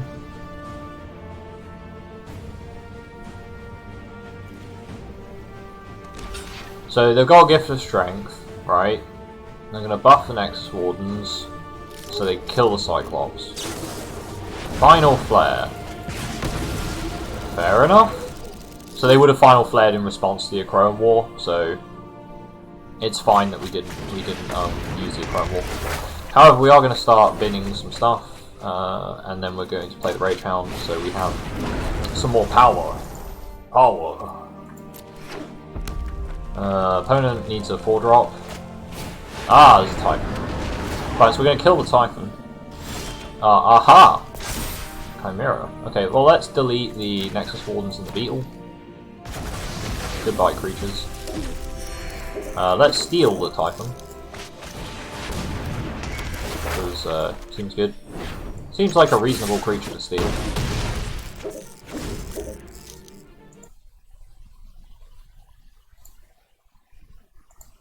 Oh man, that's a lot of spam.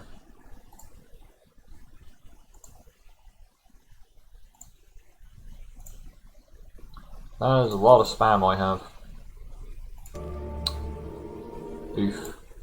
Yeah, sorry, I'm looking through my emails right now. I was looking for a beta code for thingy, Bannerlord. Haven't got one yet. I'm one of the oldest supporters of warbands. One of the oldest. And I mean it. I've been playing Mount & Blade since 808. Back when they were selling the game on banner ads on, like, those old websites that used to do bots before, like, Nexus was a thing. Yeah. That was a while ago.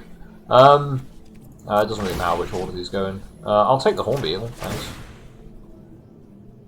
I'll take that Horn Beetle. I may just give my creature trample because he's dead then, but... So if we, like... Actually, if we just Warbriars, then he's dead anyway, so... Yeah. Probably should have Warbriared on the Typhon, but this way I get to keep it, so... Another Final Flash? Oh, I just concede. Green-red! That's how it be. That's how you score wins. You play green-red.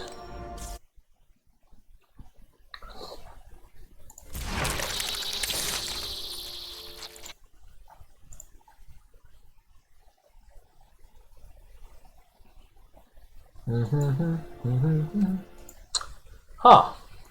Right. Well.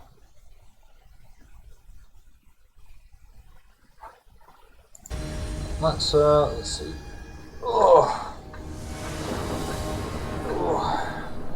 Draw first, play first, play first. Of course. Seems reasonable. We're not ramping into next spawn, so I guess we're opening Underworld Ragehound. Yeah, I think we're opening Ragehound into Kayatid. And then into Brute, maybe? How have they got a 2-drop to stop the Ragehound? They don't. That's good. Okay, so... what are we looking at here? Turn 4 Nyx Spawn Brute? Or I could just steal the Naiad. Nah, I think we play the Nyx Spawn Brute, honestly. And then we just swing for 3. You can let 3 go through, or I get a 7-3. So. Now, this could be just an immediate win if they have no answer for the Brute. Dreadful Apathy. Well, I'll tell you what's funny about that, actually. I'll tell you what's funny about that. Swing for 3, okay. What's amusing about that is A, I top deck to Return to Nature. So that's the most amusing part about this. B, I have an Necrotal, so your Naiad is mine. And I'm gonna hit it for 10. Opponent concedes. That was quite quick! That was a remarkably fast game. Yeah, it tends to be what happens when a 7-power creature is completely unanswered. So there you go. What do we want to? Oh, I need to take out the Impending Doom and run Grove Dancer. There we go. I need to do that. I need to remember to keep doing that. I need to just change the deck after this game. Opponent didn't look like they sideboarded for very long, so either they're like, my deck can beat this one. My deck has the answers it needs. I mean, if they're just playing hard blue-white control with a Dream Trawler, then sure, you probably can, but... we'll see. Anax that we can't play, Return to Nature and Stampede rather than we can. Seems fine. We do get to draw. Opens Eidolon, okay. Eidolon opening is pretty good for blue decks. Unfortunately, it's better against like black and white because they tend to have 1-power creatures. Green and red don't really like running 1-power creatures. They like running 2-power creatures, like the Horn Beetle. What does opponent have? Something they didn't want to use. I'm thinking Stern Dismissal. Probably Stern Dismissal. Dawn Evangel, interesting. So they're playing auras? Blue-white auras. Well, the best thing to do would just be to hold up Return to Nature against the potential commanding presence that they're going to drop, or the Staggering Insight. Now, it's whether they have Staggering Insight and something else on top of that. We might actually just get blown out if we A, don't draw land, and B, they don't play an enchantment.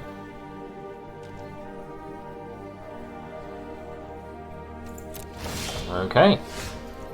Well, I guess we'll just play the Ragehound. Then they have to trade their Eidolon for it. Neither Divine. Okay, that's also okay. Denying a Ragehound is much better than them denying the Typhon, so seems good. Swings for 2. Opponent swings for 2. Are they actually going to play an aura on something? Playing an aura on any of these creatures basically gets the creature killed. And the aura, because Return to Nature will just kill the creature as well. I'll take a Cyclops.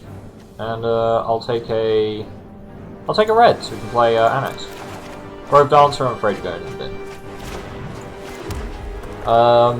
Looking a bit dicey though. We're just going to get beat to death by 2 3s, because we couldn't draw a creature like resolving. To be fair, I read their hand wrong. I figured they were going to be playing, oh, this is another counter spell, isn't it? Opponent, you're so... I guess we'd rather get Anax. countered. And I think we're gonna return to nature on the Dawn Evangel now. Starlit Mantle as well. You got a Starlit Mantle as well. They have a Starlit Mantle as well. Cool. Do they have any 2-mana creatures in the bin? They don't. So...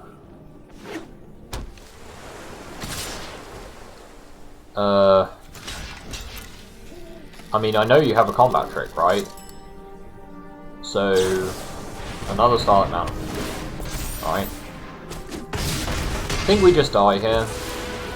Because we couldn't resolve any creatures. But let's see if they have another counterspell. No, okay, well, they probably do to pass priority to them, but yeah, they're just no tempo there. Absolutely no tempo. Right, so we know they're jamming like all their counter spells in their deck now, so that's good to know. They probably had a bunch of counter spells anyway, but just didn't see them. I think Arachne is probably something we want to put in the deck, because I get the feeling they're going to have flyers. And I don't think we need Wings of Hubris, because we can just... Wings of Hubris is if you need to like dodge a lot of Death Touch creatures, or their creatures on the ground are equally large. Wings of Hubris we probably don't need. We can get rid of them. They'll just sit on the board doing nothing most of the time. Just need more creatures. I think creature for creature art will win out, as long as we get to actually play the creatures. Speaking of playing creatures, this is not playing creatures. This is called sitting with a bunch of stuff in hand, but yeah. You can't drop a good hand. Like, dropping a good hand feels bad.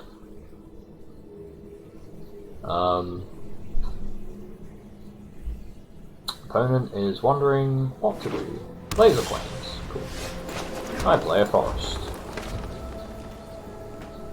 Okay. Please drop something with toughness 2. That's something with toughness 2. And it can die. There we go. Perfecto. That.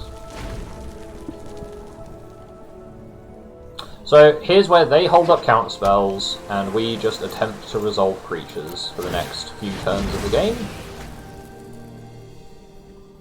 Thundering Chariot. That, if we can't resolve a creature, Thundering Chariot does nothing. And I think Skull the Grove Dancer, we've got enough mana, we don't need to play a 2-drop. Speaking of playing a 2-drop, we're just going to get countered, so... Deny Divine, cool, it's Deny Divine 1. And whenever our opponent taps out, we know they haven't got any counter spells. Okay, well, they've still got counter spells, so we'll just pass. If they haven't got anything else to play it, oh, they've got Gull. So they have got stuff to play at instant speed, even if they haven't got any counter spells. Oh, Shoal Kraken. I kind of like the idea of just taking the Shoal Kraken, but maybe just playing the Colossus is good too. Whilst they're tapped out. Whilst they're tapped out, I think playing the Colossus is pretty good. The Gull kills itself to a Crow of War, firing off. Dreadful Apathy, and then exile it. Draw and discard, discarding land. Discarding land. So they're not exiling the Colossus? Exiling target creature. Now they're exiling it.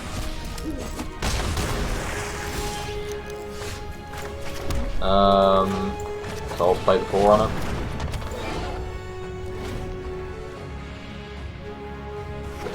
They got another one? Okay, I will block that. Starlit Mantle. That's a bit of a blowout, sir.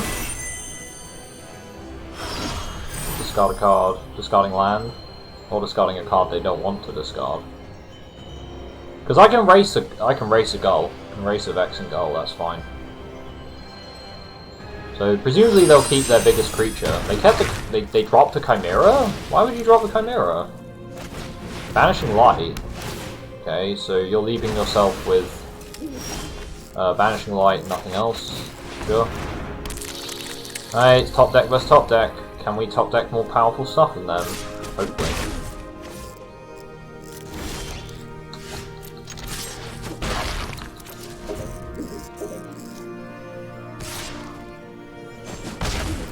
I don't like top deck wars against decks that run counter spells though. That feels bad.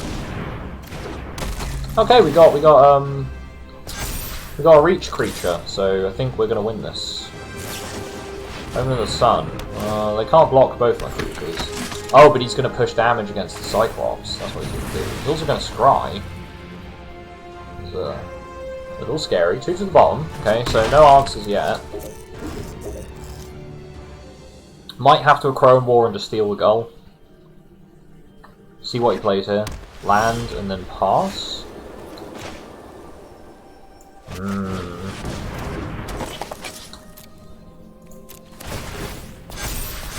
Okay, swing with the Hornbeetle. Don't swing with the Cyclops. I think I want to Crow and War the Gull. And just like really ham him out of options. So, he's in top deck and doesn't look like he's got Towering Wave Mystic, yeah. He doesn't look like he's got any options either, so that's good. Okay, so opponent has to attack us, which means the Cyclops won't be able to block. That's a 5/5 and this has got Trample. If I swing with everything, he's taking lethal damage. So he has to block with something.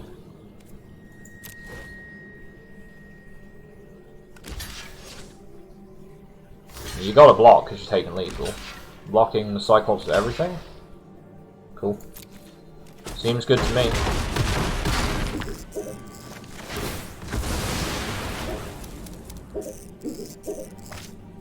Mill 2. Play the spider. Okay, so opponent can now no longer attack. Well, because they ain't got any creatures for start. Oh, they haven't got anything.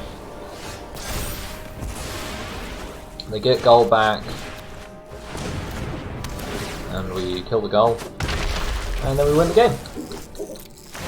Good-o stuff.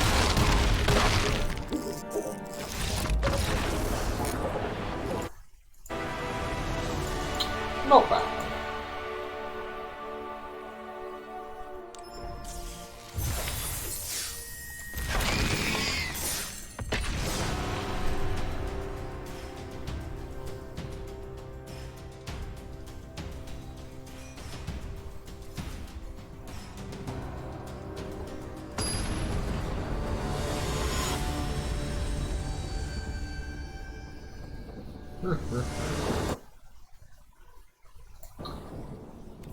Rightio, what we got?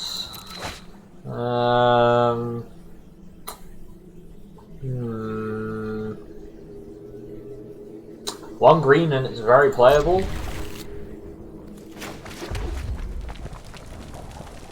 Green off the top. Easy game. It's not green, but it is a creature, so I'll take it. Ah, red-green. What a surprise.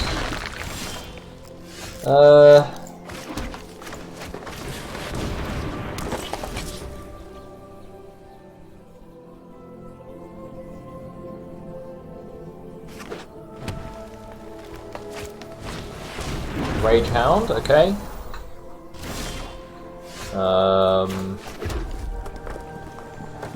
Just gonna play the Cyclops. They can double trade for the Stampede Rider.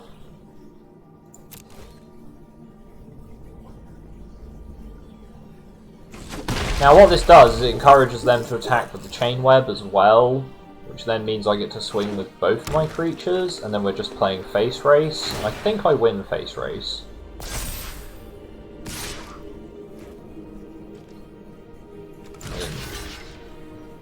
So even if he's got a +3/+3 pump, we still trade for the Rage Hound, so it doesn't seem like... Oh, Aspect of the Manticore though. That is unexpected. Because nobody plays that. Very unexpected. I would love to find some more green mana, and this is where the Kayat is completely useless because it's now a dead card in my hand. I mean, I guess I could play it and then trade it for the Rage Hound.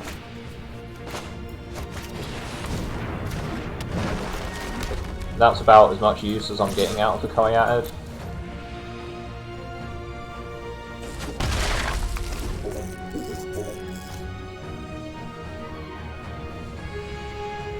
Because this has to attack now, so unless he's got more tricks for it. Mixed Herald. Can't affect the Rage Hound, because... Oh, it's an enchanted creature now, so it can affect the Rage Hound. My bad. Well, at least we get double green now, so we can actually start fixing our mana up. So we're going to test some training on the Rider, see what we pull. Hydra's Growth. That seems pretty good.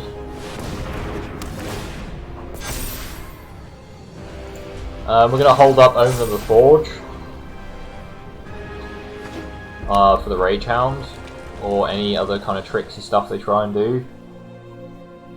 So they have to swing with the Rage Hound, right? So they're going to put the pump on the Rage Hound. They're going to put it on the Herald. If they put it on the Herald, I'll block the Herald, but... Put it on the Rage Hound. Okay, pass the damage. Then swing.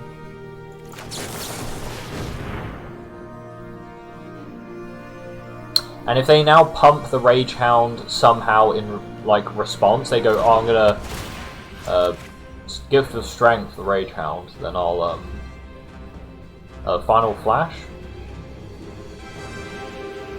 Yeah, Final Flash, this looks like Final Flash. Final Flare, rather. Keep calling it Final Flash, and I just finished playing Kakarot, so you can't blame me. Right, then we draw another red source. So let's sack the Omen. I should have sacked on upkeep, but wow, fucking hell. Stop giving me land, please. That would be great. Wonderful.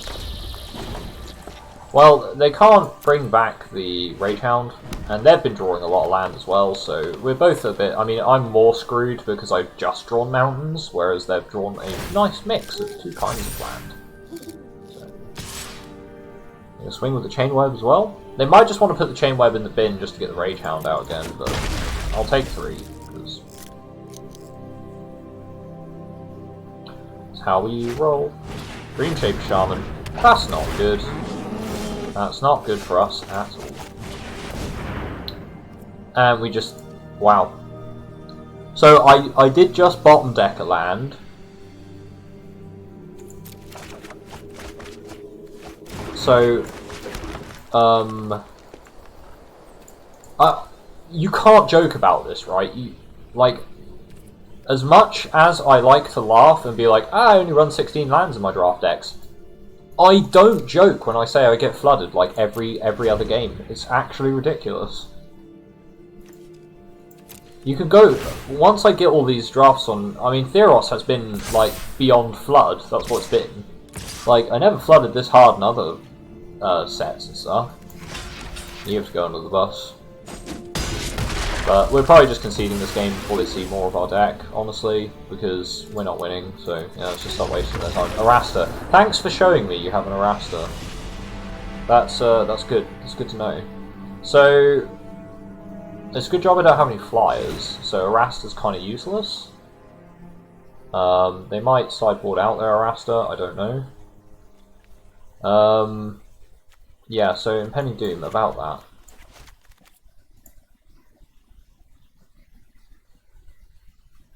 We're going to have a bad time against their escape cards, but I think we're alright.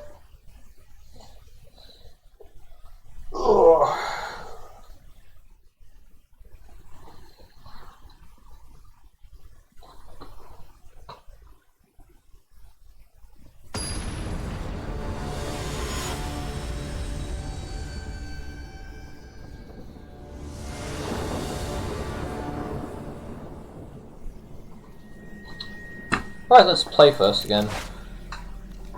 This seems a lot better. Warbriars with Underworld Ragehound is quite a nice combo.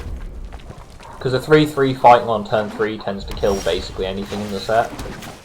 This we need to save until we've seen their escape cards. We could try and snipe something early, but...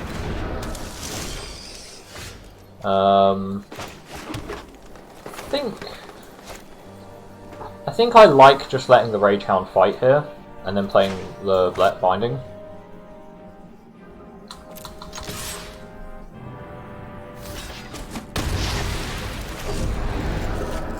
I think I like that.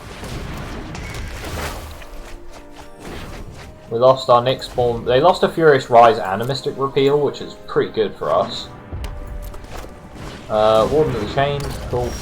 That's not something we deal with. We're gonna eat the Arachnir, and I guess we'll also eat the Furious Rise. Let's play the Stampede Rider. So Warden of the Chain is going to be a problem if we don't draw any land. We should get a land here, well, we'll get a mountain. Cyclops, cool, so they can swing for 4. If I play my own Cyclops, then it gets flummoxed and they can't... Yeah, that's going to be a problem, so...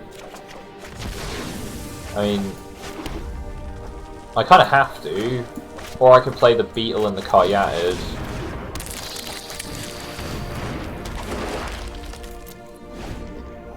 And then just double trade. As soon as you start double trading, it's game over, and I think he's got probably a pump or something.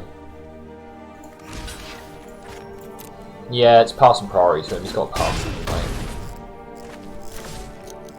I need to drop my Cyclops and then Warbriars it, but I think he's got a pump in response, so...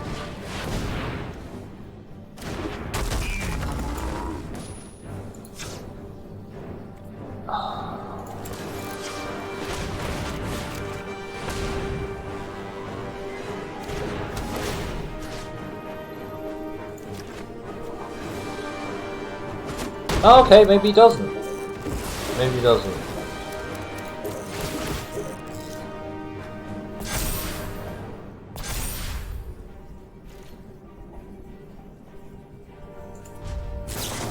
Owner the Hunt. Ah, okay, so he's flashing for land, which he'll probably just upkeep. Upkeep sack for Scry? No? So he's got cards he wants to play now, presumably.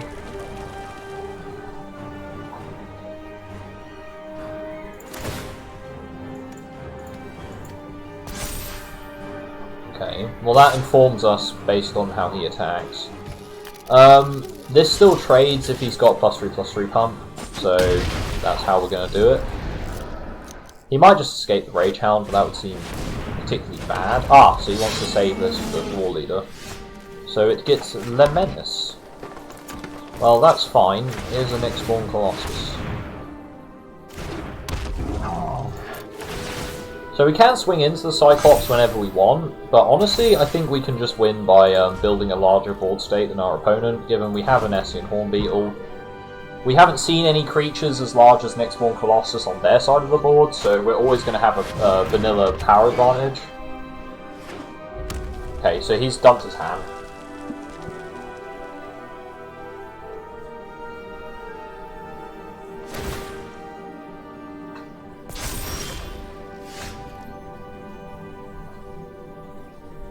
Okie dokie.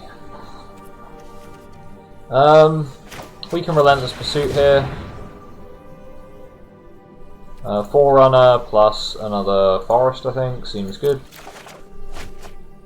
We lost the Wings. Wings is actually good in this matchup because it lets us push damage. So now everything's got trample.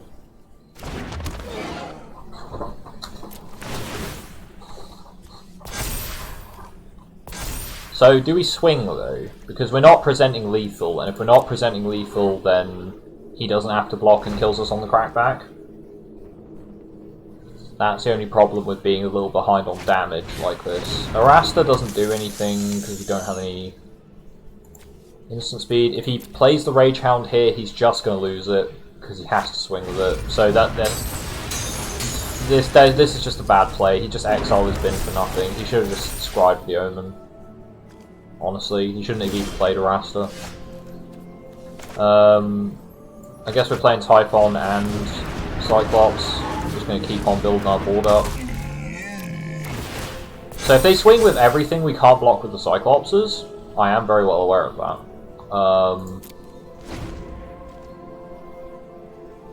Actually, Wings aren't going to be good in this matchup because he's got Arasta and the Cyclops. Although, mind you, he can only block my Flyer with his reach creatures, presuming he's got them.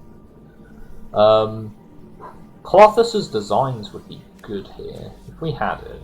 If we had it. Never mind, eh? So, yep, he's got a swing. We're going to be safe and block with the Colossus. If he happens to top deck a perfect answer for it, then me. Grove Dancer. We're going to play the Grove Dancer, and I think it's about time we swing with some of our creatures, but not all of them. Because they now have trample on all their creatures as well, so. If I swing with the Forerunner and the Colossus, we still have we still got 6. We've still got the Horn Beetle as a blocker. I just have to worry about the War Leader getting Menace, but that's about it. So I'm going to swing with these two because they are guaranteed to get some trades, and they can't block with their Cyclops then. So I trade with anything on his board, and if he chooses not to block, then I'm just going to escape the Rage Hound, and then swing everything next turn. So yeah, I feel like he wants to block and trade for at least the Forerunner, so my board doesn't have trample, because that means he's just guaranteed to be dead. He can double block with Colossus. If he's just blocking with the Forerunner, then he's got a +3/+3 pump, which means the Forerunner still dies. Oh, okay, he's got another aspect of magical. Wait, is that the second one he's played? Oh no, it's just the same one from the first game. Okay, that's fine. So we still have trample. We go through for 5 damage. I'm pretty sure we now win if we just play the Rage Hound, so we're going to do that. And just eat some stuff that we can't bring back.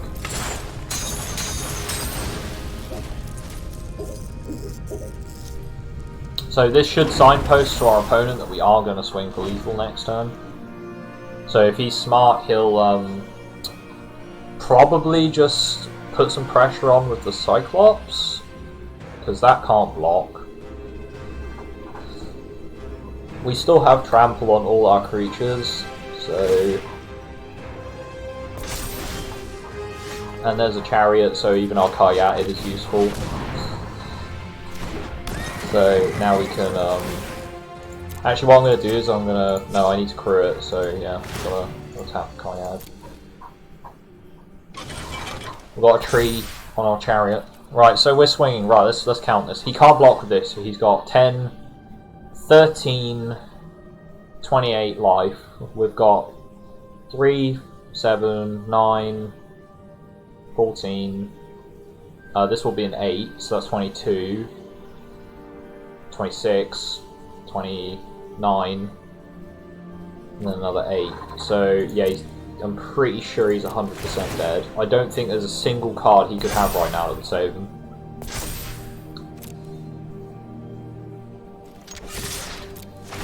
Yeah, I'm pretty sure he's kinda dead here. Should have traded for the Forerunner. If he traded for the Forerunner, he could make chump blocks. He's not even blocking Arasta's full toughness, so he's dead. It doesn't take a genius to figure out you need to start blocking the high power stuff first. Unless he's running with a fog. If he's one of those mad lads who's actually running the fog effect in this format, I'll be confounded. I'll be just so confounded. No, he'd block very specifically if he had that.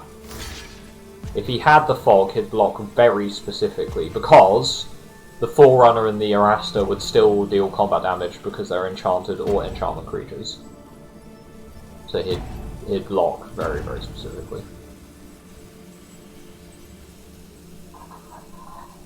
And this is not how you block if you want to get maximum value out of that. Well, to be fair, I mean, he can block however he wants. If he's got fog, I'm dead, so... But... Would you run a 4-mana fog that scries 2? I don't think so. I don't think so. That seems like a really... And also he'd have to top deck it, just out of nowhere, just top decks it. Nope, he's dead. Cool. That seems good. Yeah. He did the maths, he's dead.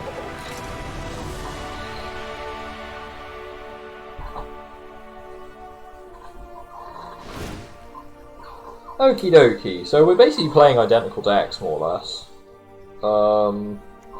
What do I think about that? What do I think about us playing identical decks? I guess it just depends on who gets what. I could even drop the Wings of Hubris and take a Thrill. I think that might actually end up being better. I'm pretty sure that ends up being better. I know pushing like flying damage might be relevant, but it's like I only have 2 creatures. Like, if I was to equip the Wings of Hubris to the Nyx-Spawn Brute, so it's a 7/3 flyer, he can block it with the Arasta or a Cyclops. And if he's got a Cyclops in play, that means I have to attack with 2 creatures, which means he's probably getting a free trade on one of the 2 creatures I'm attacking with. So, yeah, it seems like against Cyclopses and Arasta, it seems like Wings of Hubris are not that great. This looks good though, this looks insane. This looks like an incredibly good, aggressive opening. So we've got 3-1 that he has to pay attention to. We've then got a... Oh, I could have played the Kayad, but honestly I'd rather play that following the Cyclops, as opposed to before the Cyclops. I know that doesn't make much sense. So there's an Anax. We got a big old Anax boy. It's going to give me loads of attackers. And then we're going to play another Cyclops, and another Cyclops, and then Typhon. Just be like, can you deal with 4/4, 4/4, 4/4? If you can't, then... Sorry, man. That might do it, though. So if I play this, I don't have enough devotion to make Anax a threat. Which is kind of sad. So maybe I play the Kayad. So it can tap for 2, but then if it taps for 2 next turn, it doesn't tap for anything I care about. Kayad's just bad, man. It's just bad. We've got to attack with that. So Arasta on curve, but we do get a Satyr, which is nice. So that's good. We get some 1/1s. They might be relevant as the later game combat maths comes into play. Because every time a 4-power creature dies, we get 2 of them, so... Yeah, trading our creatures off actually gives us quite a large board. Unfortunately, we can't swing past the Arasta unless we get the Nyx-Spawn in play, so we do need to get that in play. Nylea's Forerunner. Sure. Well, this seems like a good turn to play the Kayad, so we can... throw 3 of their things into the bin, Portent of Betrayal and 2 lands. We lost a... Wow, we lost pretty good stuff, actually. Forerunner is going to be a... Yeah, we're going to have to get the Forerunner back. We're going to have to get the Forerunner back. I could offer the trade with the Cyclops.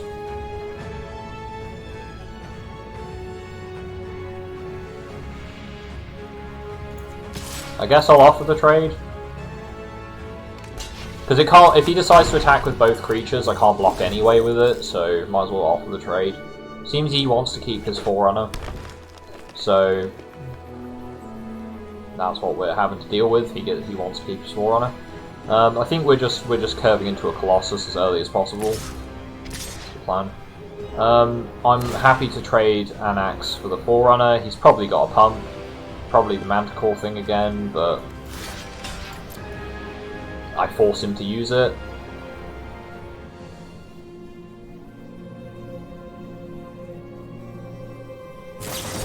Mystic Repeal. Okay, so it just puts it on bottom. Sure. You got anything else? Plummet Cyclops. Cool. Oh, we got Hydra's Growth. Nice. Let's exile their Repeal and the Portent. Probably not relevant, but we'll do it. We can tap towards the green and play the Nyx-Spawn Colossus, which I think is probably big enough to handle anything he decides to attack us with. Could offer the Cyclops' trade again.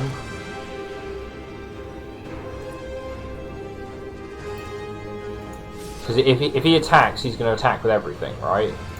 so I have to offer the Cyclops and trade.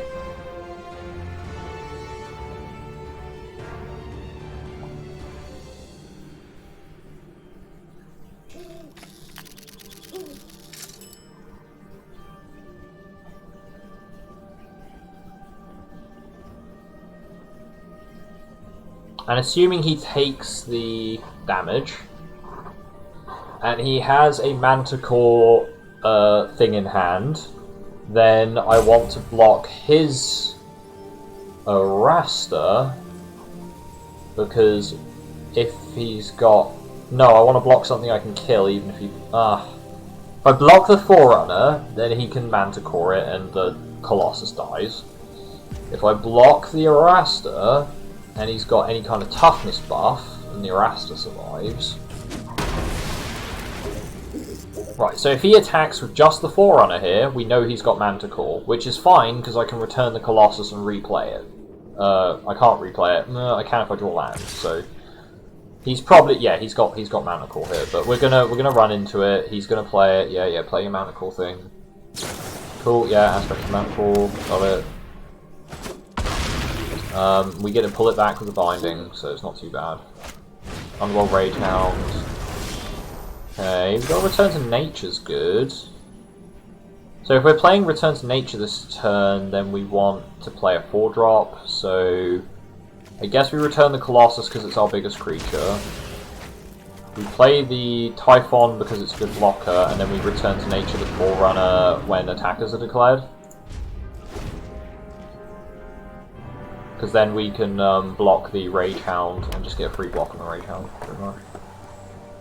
So he wants to swing everything because it presents lethal, not prevents. It most certainly does not prevent lethal. I could even block the Arasta. And then return to Nature the Forerunner. He's going to get one spider out of it, like who cares, honestly. If I block the Arasta, he can't escape it, so... But then I'm just letting the Rage Hound survive for another turn. Yeah, he's presenting lethal. Okay. Past the blockers. Kill the Arasta or not kill the Arasta? I could just block the Arasta and put him under the Rage Hound. But I need him to cast cards, so I guess I just put the Typhon under the Rage Hound. And then we're going to return to Nature the Forerunner. So Forerunner dies, he doesn't get trample, he loses his Rage Hound, he gets a 1-2, and his 3-5 is tapped. Plays the Scoff's War Leader, so I need to get more blockers in play. I guess I just play the Colossus, because that gives me 2 blockers. And he's dead in the water, he's only got Rage Hound. So he's in top deck mode, and we have a serious power advantage. Because we can then follow this with a Cyclops. Well, Cyclops isn't a good blocker. I can follow it with a Hydra's Growth. Unlike the Karyatid. Because then I'm turning that into a threat where otherwise it wouldn't be. Or I could put it on the Stampede Rider because it's trample. Yeah, it makes a lot more sense. Makes a lot more sense. Also, the Rage Hound's kind of a dead play here because it can't not attack. So you're basically tapping out just to throw your creature pointlessly at me again, I guess.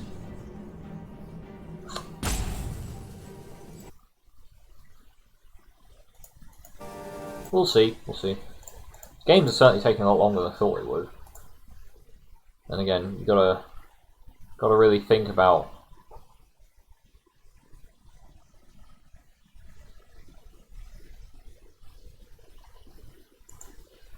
Yeah.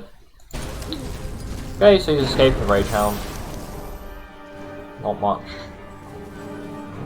I really don't agree with that play. I think it's quite bad. I can put 2 creatures on the board this turn though, that's good. Or I could play the Stampede Rider and put Hydra's Growth on it. That just encourages him to swing with everything.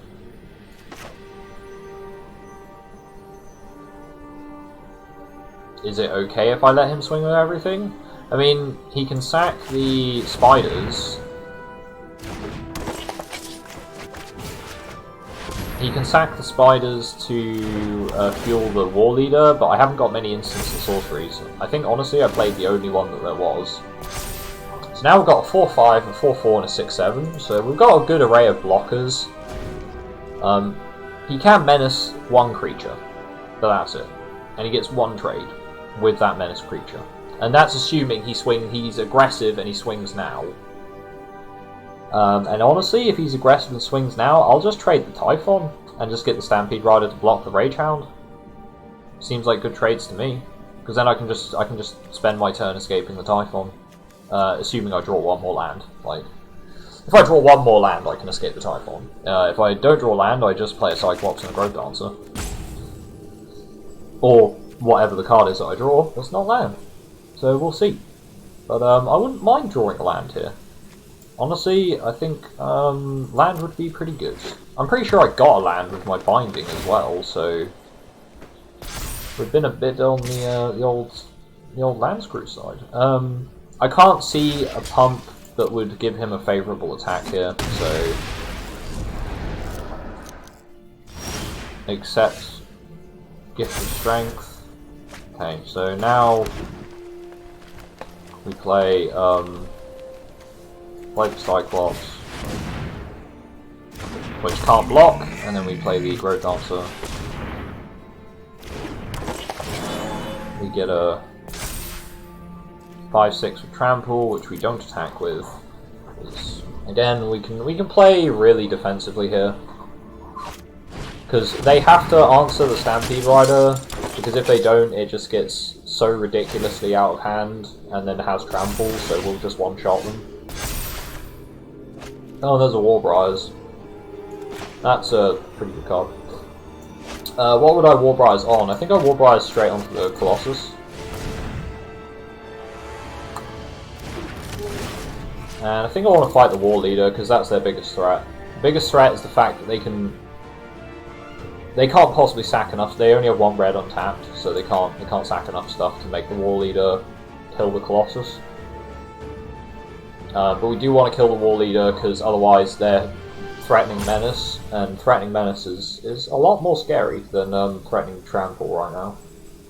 Trample, we can just throw more blockers under it. Menace means they get to pick what they kill, so they get an efficient trade. I don't know why they did that. I guess they just killed their I can't block creature for reasons. I think we're swinging next turn, so we'll play out the Rage Hound here. Next turn we'll have a ridiculously huge Stampede Rider, so I could even swing with the Stampede Rider this turn. Might swing with the Colossus actually. He has to put two things under it. I mean, Arasta and the Heroes, and then I just trade the Heroes. I think I like that, honestly. I do like trading for the Heroes. And the reason for this is because if he's got pump spells, it will pump the entire board, which puts us in a bit more of an awkward spot. And the Colossus trading for 2 there is very nice. Especially since we're revving up for a large attack. I think that's... or we're preparing for a turn sideways. And we get to keep the Grove Dancer and the Caryatid on blocking, so we just swing with all of our 4-power stuff and see what goes through. This would be the turn that you play the Rage Hound, not the previous one. The previous turn where you played Rage Hound was a terrible turn, because it just didn't do anything. Now it's a good turn. Rage Hound's a good, like, responsive blocker, which is a bit weird, because it's like, you wouldn't have thought this is a good responsive blocker, but given how we've played our hand, it makes sense that you would play it now.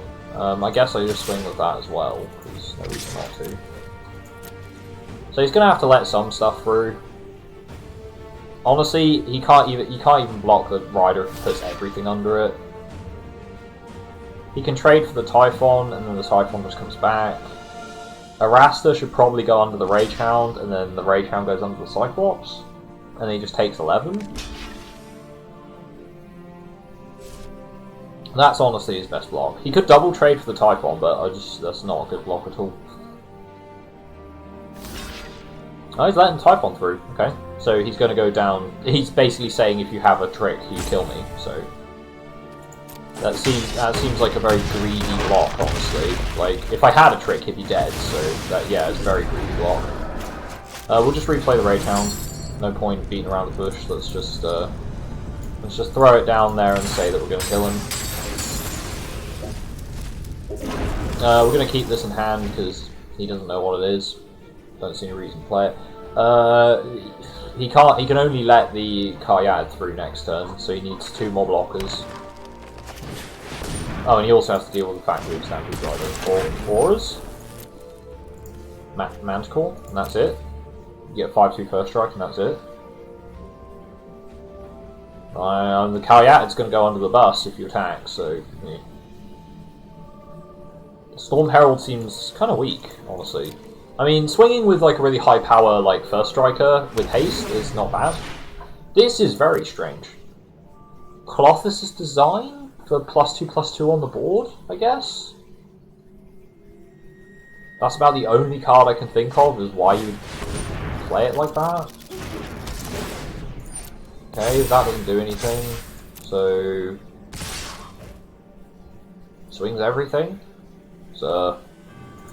Ooh, yeesh. Good game. That was close. Green-red versus green-red. We have very, very similar decks. Very similar decks. I think he played some of his turns a bit weirdly, but yeah.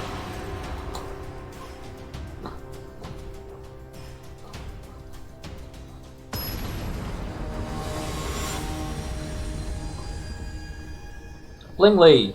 Last game today. Potentially. So.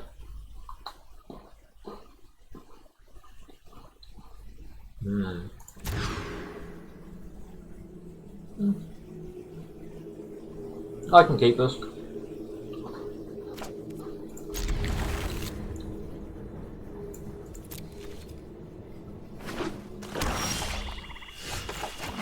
I'm least happy to see the Brute.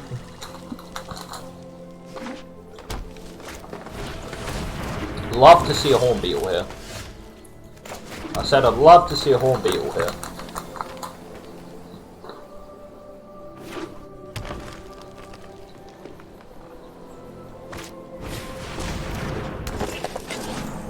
Do you know what I keep forgetting to do? Take the Impending Doom out and put the damn Grove Dancer in. Alright, we lose our binding, which is not very good. But it's fine. It's not like the end of the world.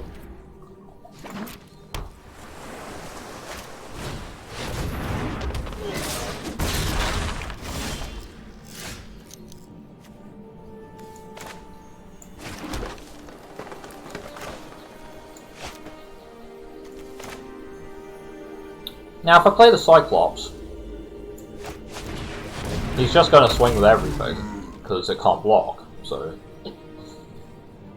But he might use removal on it. You never know. And if he leaves it alone, I can Warbriars and kill the Forerunner.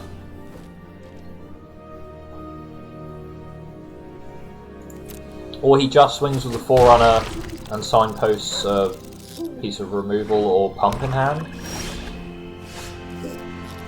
Oops. Very suspicious.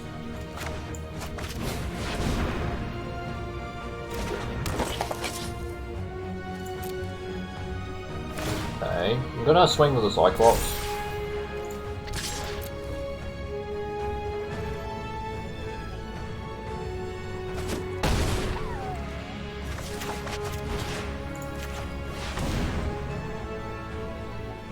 Probably should have still put it on the Cyclops, but...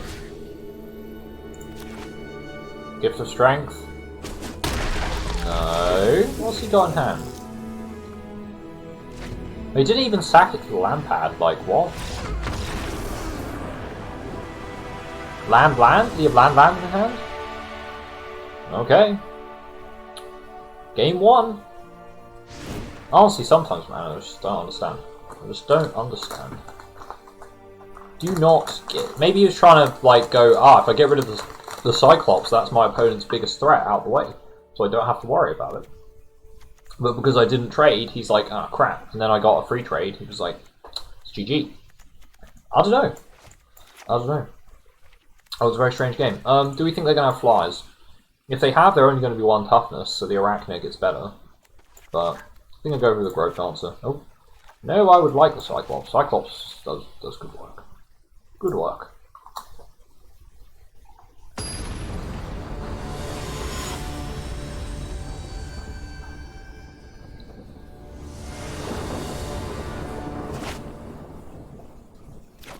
Well, Wings into Anax isn't bad. Wings into Anax into Cyclops or Chariot's pretty good.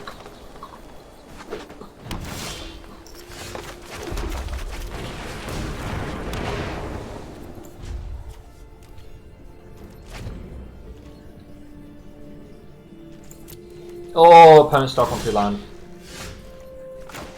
Sir, I feel bad for you. It's an Anax. Here's a return to nature. It's okay.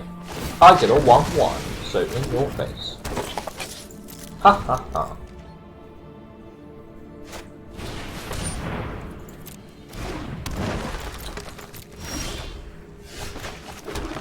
Opponent kept one hell of a greedy hand.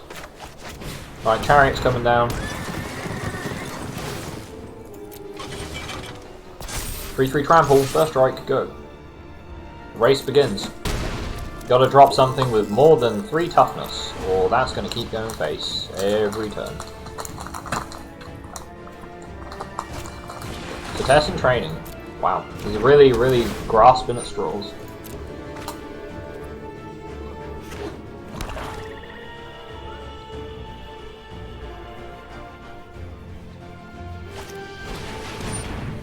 Devourer.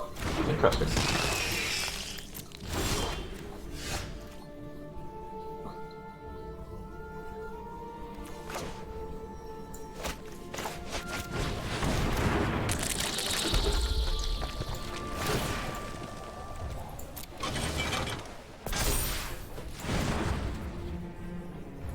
I don't need to spend the mana on that. I can get the Chariot flying now though.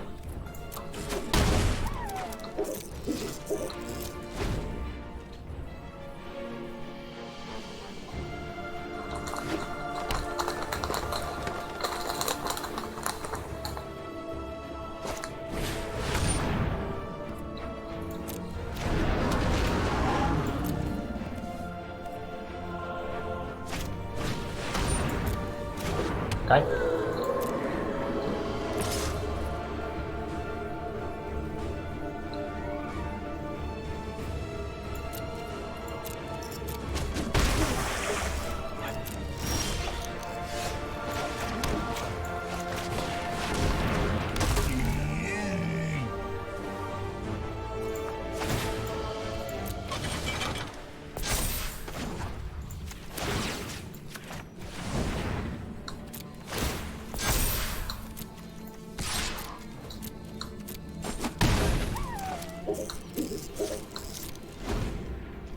So I pay 1 mana to get it flying every turn. Pretty good.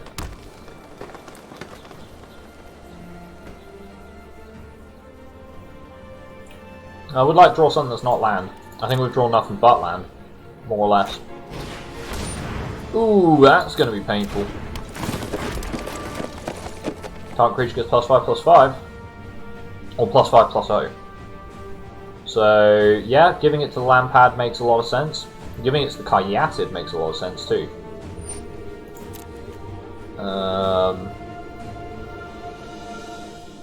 He can mill, and he's just going to give trample to the Devourer.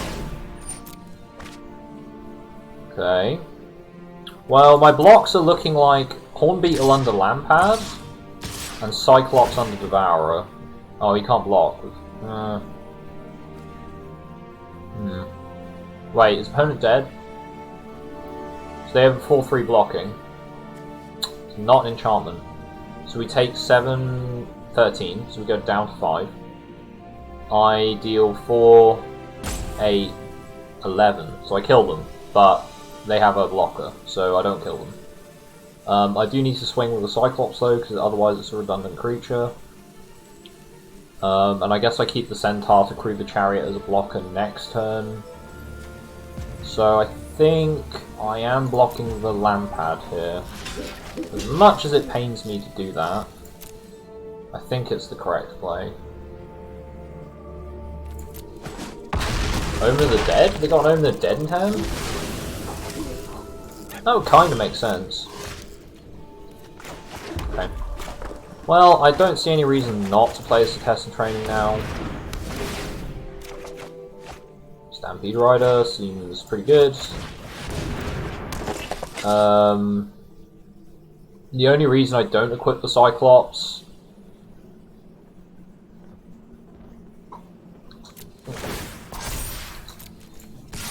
I'm not going to put the wings on Cyclops.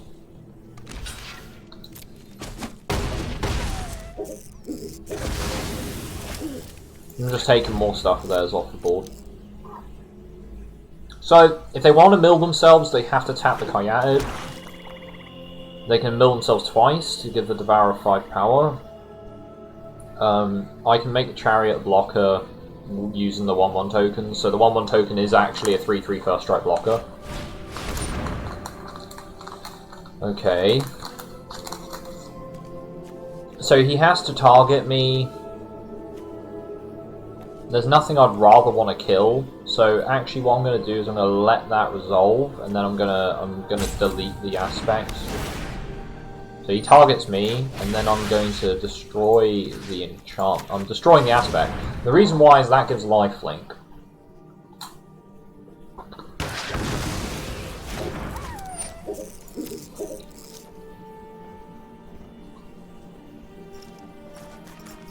Last card in hand.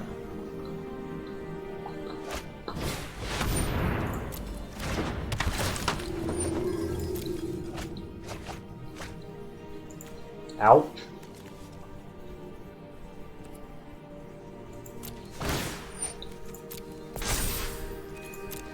Uh-oh, that's unblockable. That feels bad. Oh, he's swinging the Typhon as well. Okay. Okay, I'm gonna double block the Typhon. See what he'd rather kill. I'm gonna kill the Chariot. That's fair enough. Probably losing this game. The Devourer is just gonna push damage where it needs to.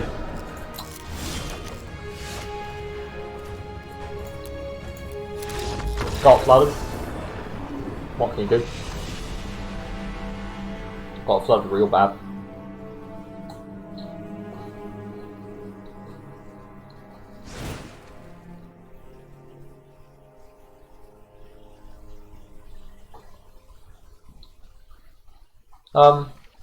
Don't see why I need to change about the deck, honestly.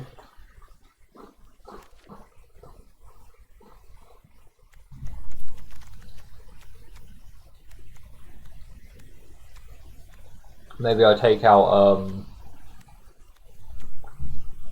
Wings seem good. Wings seem good against their deck. Honestly,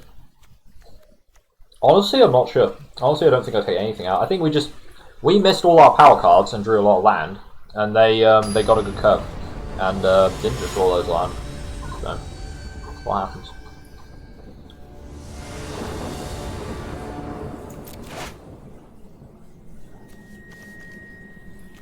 Binding seems like a pretty good opener here. We might snipe one of their escape creatures. At the very least, we can fix our opening hand's mana situation.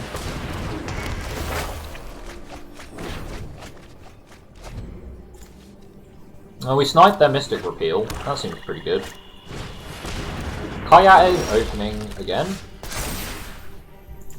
Let's exile their island in case they can bring that back with an Acolyte.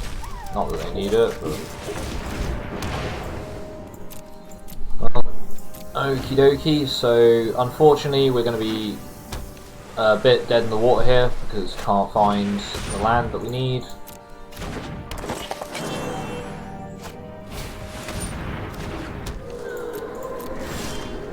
Yep, we're just a bit stuffed, really. I could probably just concede this game here because we drew all of our expensive creatures and none of our low-cost stuff. Yeah, I'm pretty sure we just concede here. We respond with a Cyclops and they just punch us in the face twice. Seems like a pretty failed attempt. So got screwed. Both games that we lost actually. I mean, it happens a lot. It happens a lot in the games I lose because I get screwed. My mana just is all wrong.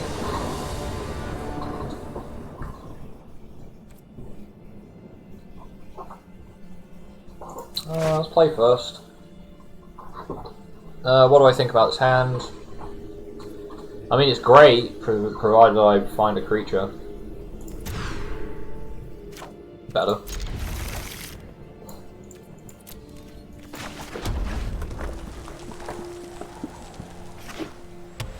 I'm gonna get punished for mulling now. I can tell you. I can tell you right now I'm gonna get punished for mulliganing. I'm gonna find no green, or I'll find my opponent just answers everything that I play. Okay, so they're playing blue-white auras. Fair enough. So, at least they didn't get Staggering Insight on curve, but it does seem like they're probably playing a Staggering Insight deck. So, this might just get bounced. No, not bounced. Okay, so we have a something in our future that's not good. Gonna attack? No, he's not attacking. Cool. So we've got a counterspell probably coming up here. I think I'm probably happier having the Thundering Chariot countered than anything else.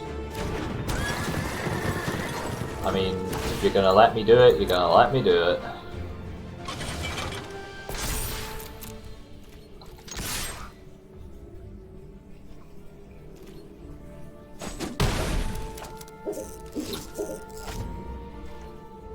So he'll let me attack him, so he's quite happy playing defensively with the Alseid. Okay. Discards land. Discards land?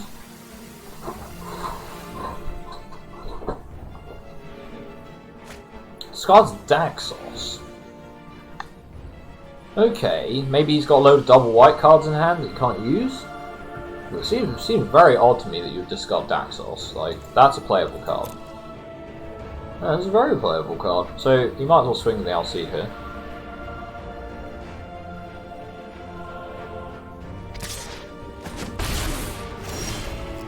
Okay, we've got a Hydra's Growth. Don't want to play that into a Disperse immediately, so I think we're playing the Cyclops, and then we can use that to crew the Chariot if they double attack and think they're being clever. Could have also swung with the Anax there, but we'll see what they do.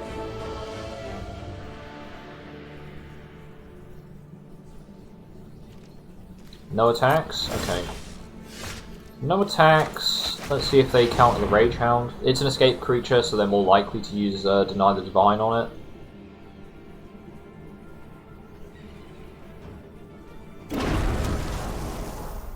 Okay, Horn Beetle. Deny the Divine on the Horn Beetle. Okay.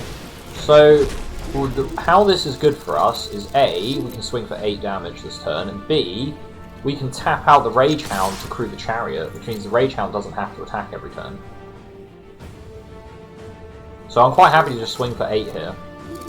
And if they go, the Alseid is a good trade for the Underworld Rage Hound, I just crew the Chariot.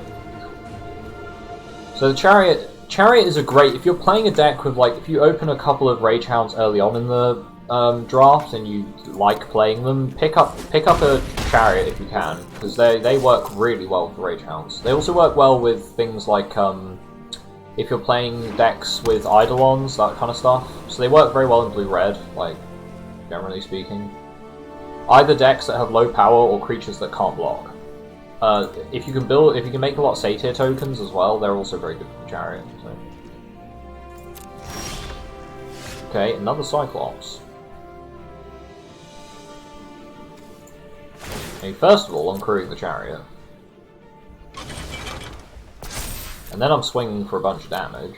And see what they do. Home of the Sun comes in. Cool. 2/1/1 soldiers getting some life. Are they gonna block? They're gonna block anything. They're not quite dead, so I can't just like Gift of Strength and kill them. They're gonna block 3 damage on Anax, so Anax dies, I create 2 satyrs. They're gonna block us, they're gonna chump the Cyclops. Kinda tempted to Gift of Strength the Anax, but I have no follow-up play, so I'm just gonna let Anax die and see if they oh, they got a combat trick.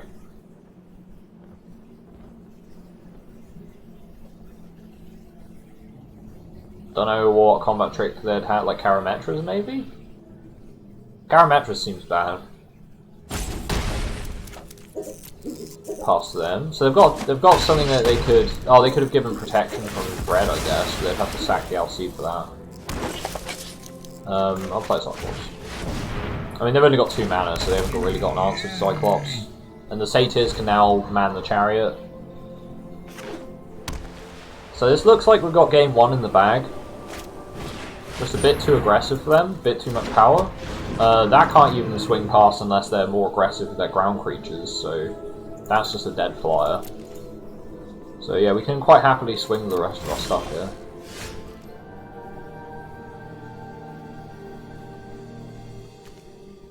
So what we're going to do is we're going to crew the chariot with a 1/1, because we are going to swing with the Rage Hound. We'll swing with everything. This should be lethal. So 2 creatures get through. We'll see how greedy they are with their blocks. If they're very greedy, we're going to get good trades. If they're not, if they're greedy with their life total, which they might be, they might like, you know, trade the Witness. Yeah, so they're trading into 1/1 there. Trading into that there. So we're going through for 11. Witness blocks that. We hit for 8. If I Gift of Strength the Chariot, then we also hit them for trample, so that seems reasonable. They've only got 1 white, so the best they can do is sack the LC to give that protection, but they can't give it protection from colorless. Nah, it doesn't work. That doesn't work. I'm sorry, sir. This is a colorless vehicle. It has no color. So Alcide is, he just wasted his Alcide. Yeah, that's noobs. To be fair to our opponent, there are cards that do say give this protection from colorless or a color of your choice. But the Alcide is not one of them. So, or protection from artifacts or a color of your choice, or something like that. There are cards that do have that kind of protection text, but yeah, just not the Alcide. So, to be fair to opponent, that wasn't like a horrible misplay, it was just a pretty regular misplay. I think the Arachnir and the Grove Dancer are coming in. I think we take out the Impending Doom. That seems like something that will just get bounced off our creatures anyway. And opponent's probably going to bring in a bunch of Removal Frost stuff. We haven't seen the Chrome War in ages, by the way. That's just something that's not shown up in a long time. Do we take the wings out? I think this is probably where we take the wings out. I don't think we need them. We can just go through him, we don't need to go over him. And that's something you have to understand about the Wings of Hubris. Their purpose is to give you evasion when you need it. But if you don't need evasion, you're just using up a card slot in the deck, which could be a creature. Like, that's what you have to think. Like, in mirror matchups, Wings of Hubris can give you a threat that goes over your opponent's board when you sort of pillow fort against each other's stats. Neither can push through the other. This seems better.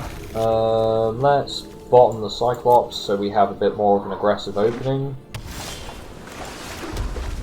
So we're going to open Rage Hound. Chances are they won't have a good block for it. And we also have Warbriar's Blessing now, so that makes for pretty good. So they're going to play a creature here. A Leonin. Leonin's actually a good block of the Rage Hound because it just straight up trades So we're gonna swing first. Let them trade the Leonin. Yep. So that straight up trades to the Rage Hound. We can't bring the Rage Hound back. That exiles it.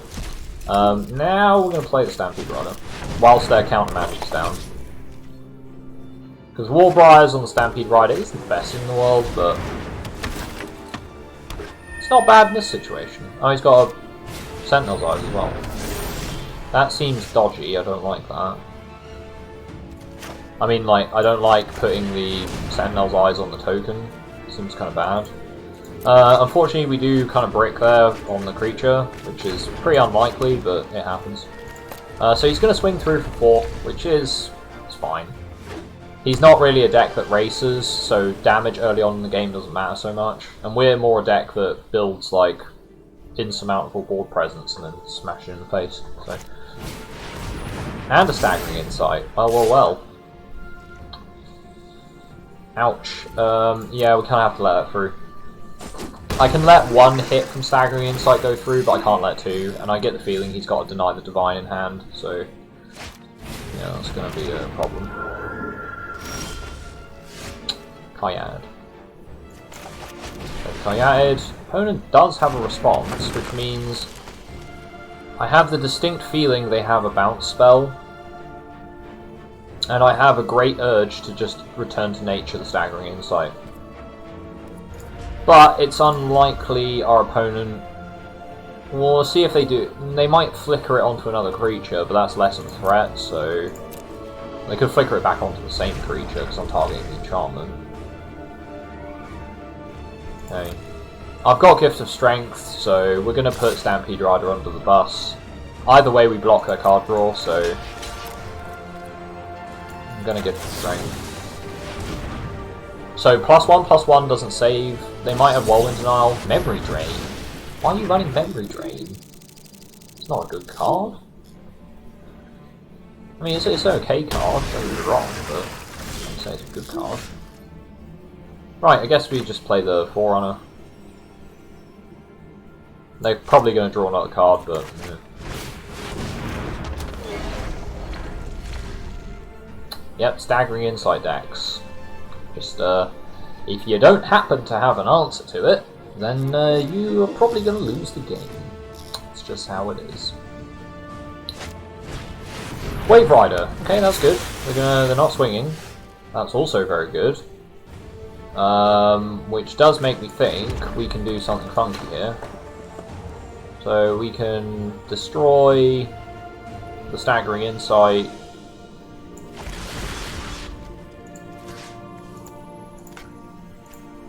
Destroy the Staggering Insight. And we can Warbriars, Forerunner, and eat the Wave Rider. And play the Grove Dancer. I could swing and offer the trade.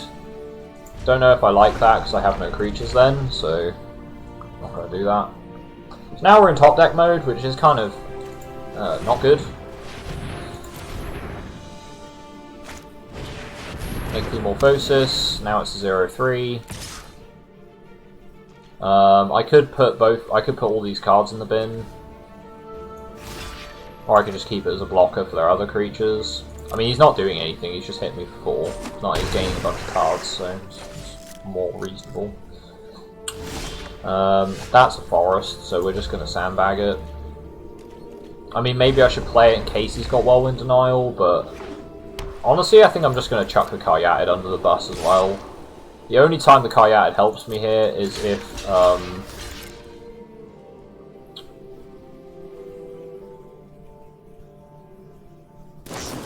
he's got Starlit Mountain as well. Well, at least he's putting all of his cards on one creature.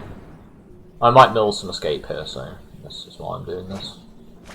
Mill a Cyclops. Gonna mill my Typhon? Mill my Omen. Cyclops would have been useful, but he would have just attacked the Eidolon as well, so probably just move on to the next game. One too many cards for Staggering Insight there, and we got blown out, but hey ho. One too many cards. Let's see.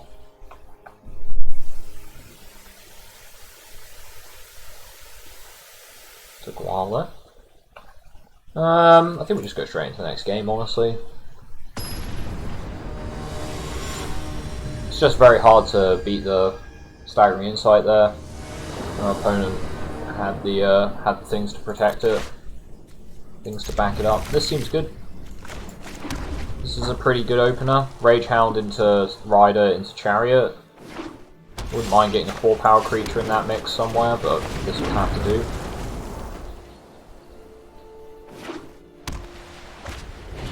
Daxos.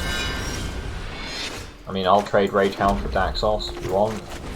I'll show you my other creature just so you know what you're getting into. Just gonna take it. Cool. So obviously he wants to play Higher Devotion White, so like Daybreak Chimera, Leonin. So that's what he wants to trade that for. Okie dokie. Well, he's got 1 blue, so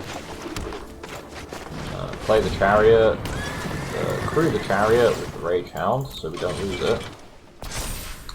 And we're gonna swing with the Chariot. He hasn't got any. Well, he's got life gain on Daxos, but that's it. I don't mind trading the Stampede Rider for the Leonin, though I'd rather not.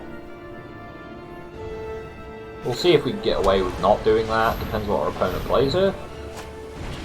Birth Meltus. Okay, that's fine. So he finds the planes, and then he does nothing.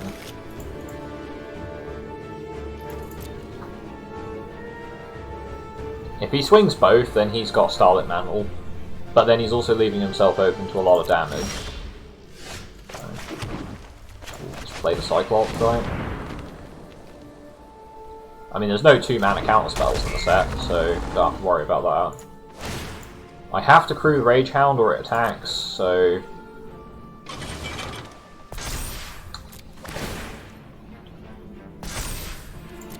but we just don't attack. That way the Chariot doesn't tap, so we can then tap the Cyclops, assuming they swing with both, to then crew the Chariot, if necessary.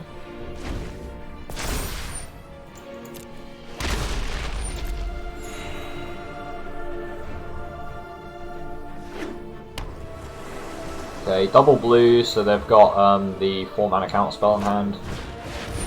Or they're just going to Frogify that. Interesting, why did they keep the blue up? Okay.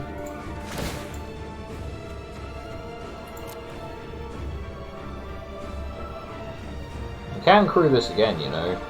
So I hope you have oops. Yeah, I hope you have a pump or something.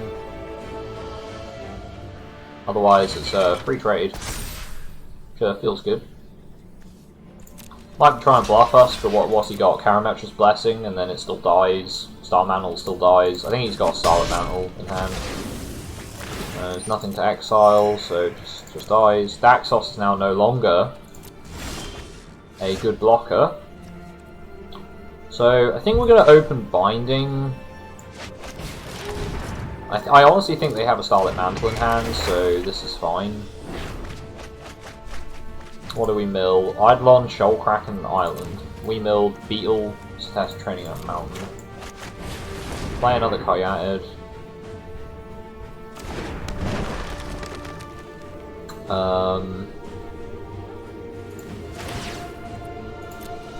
I think we're good swinging with the Rage Hound here, because they'll just block it with the wall anyway. They might block it with the Daxos, but I very much doubt it.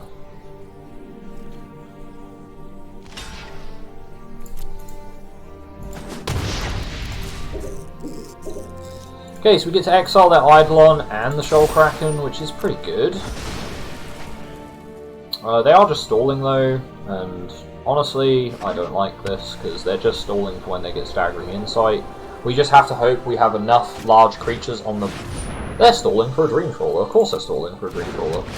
That makes perfect sense. Dream Trawler is a massive bomb. How do we deal with the Dream Trawler? Well, it'd be nice if we had both the Cyclopses still. Unfortunately we don't, and we can't fight it because we don't have enough power on board. I should have eaten the Eidolon. Never mind. I guess we have to swing and hope they don't.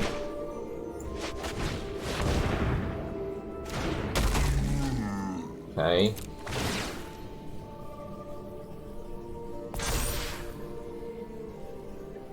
Yeah, I guess we have to swing and hope that they block. And then we Warp Riders.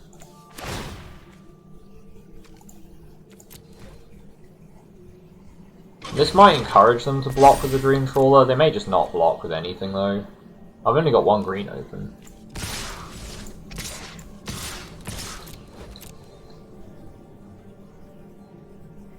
But then even if they block with the Dream Trawler, like, yeah, it's not going to do anything. I can kill Daxos though. That's a plus. I don't think I can beat a Dream Trawler, honestly. Fighting a Dream Trawler seems pretty impossible. What I am going to do though is, so Daxos is going to die.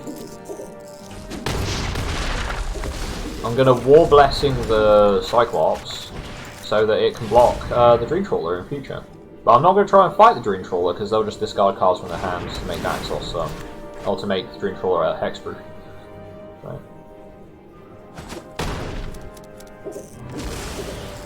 Now we just have to somehow race a Dream Trawler, which is impossible. I can tell you right now, it's actually impossible to race a Dream Trawler. The best thing we can do is just have a beefy enough reach creature that the Dream Trawler can't punch through. And they want a Staggering Insight on it as well. So now the Cyclops can't even block it. Because that's now a 6/6 when it attacks, because it's going to draw a card, so...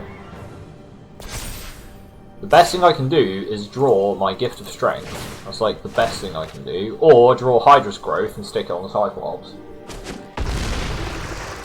But then he just attacks. You have to just make sure he can't attack with two creatures. Otherwise, yeah, problems. So land and a card. Land and a card. Or he's going to hold up Starlit Mantle. Because Starlit Mantle is completely pointless with Dream Trawler in play. Like, he can quite literally throw all his eggs in one basket. And just everything in on, take Hornbeal. Not ideal, but it's a card. It's a card, we can play it. It's worth playing. We're not able to stop the...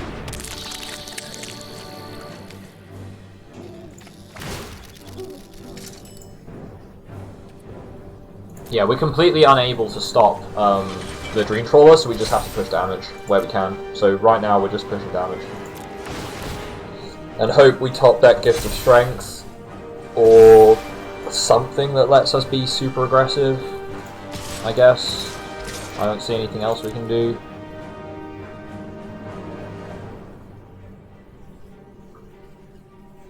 We are pushing quite a lot of damage a turn, it's just we can't. Serenity Singer. So yeah, we lose the Chariot. Ouch. That's a control deck for you. And then he just blocks the Stampede Rider, so goodbye Chariot. I mean, I suppose we still get a 1/1 token, right?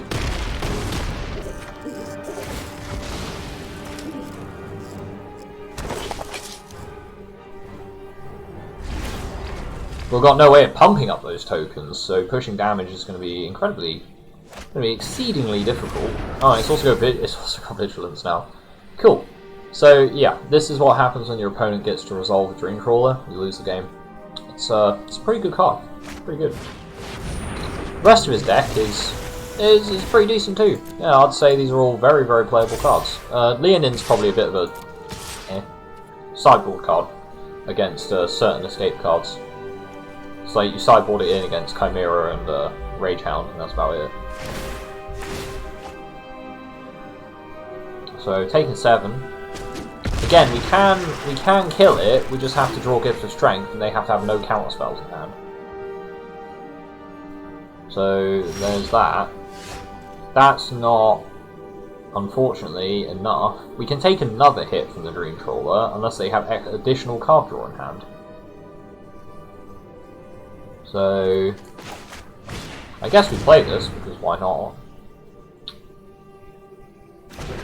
But if they can give the Wave Rider flying, then we're dead. So if they can play an enchantment, we are decidedly dead.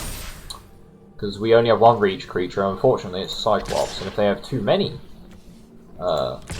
big anti-fly ground creep, 2 big flyers, then yeah, Cyclops doesn't do anything. So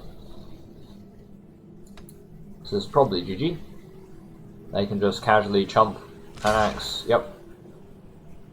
Chump the Beetle. Not even going to bother. Nah, they're going to block up the Dreamcrawler. And, I mean, if I had Gift of Strength, this would be a very silly block by them, but it depends if they've got a Starlight Mantle in hand, which they might also have a Starlight Mantle in hand. But no. Cool.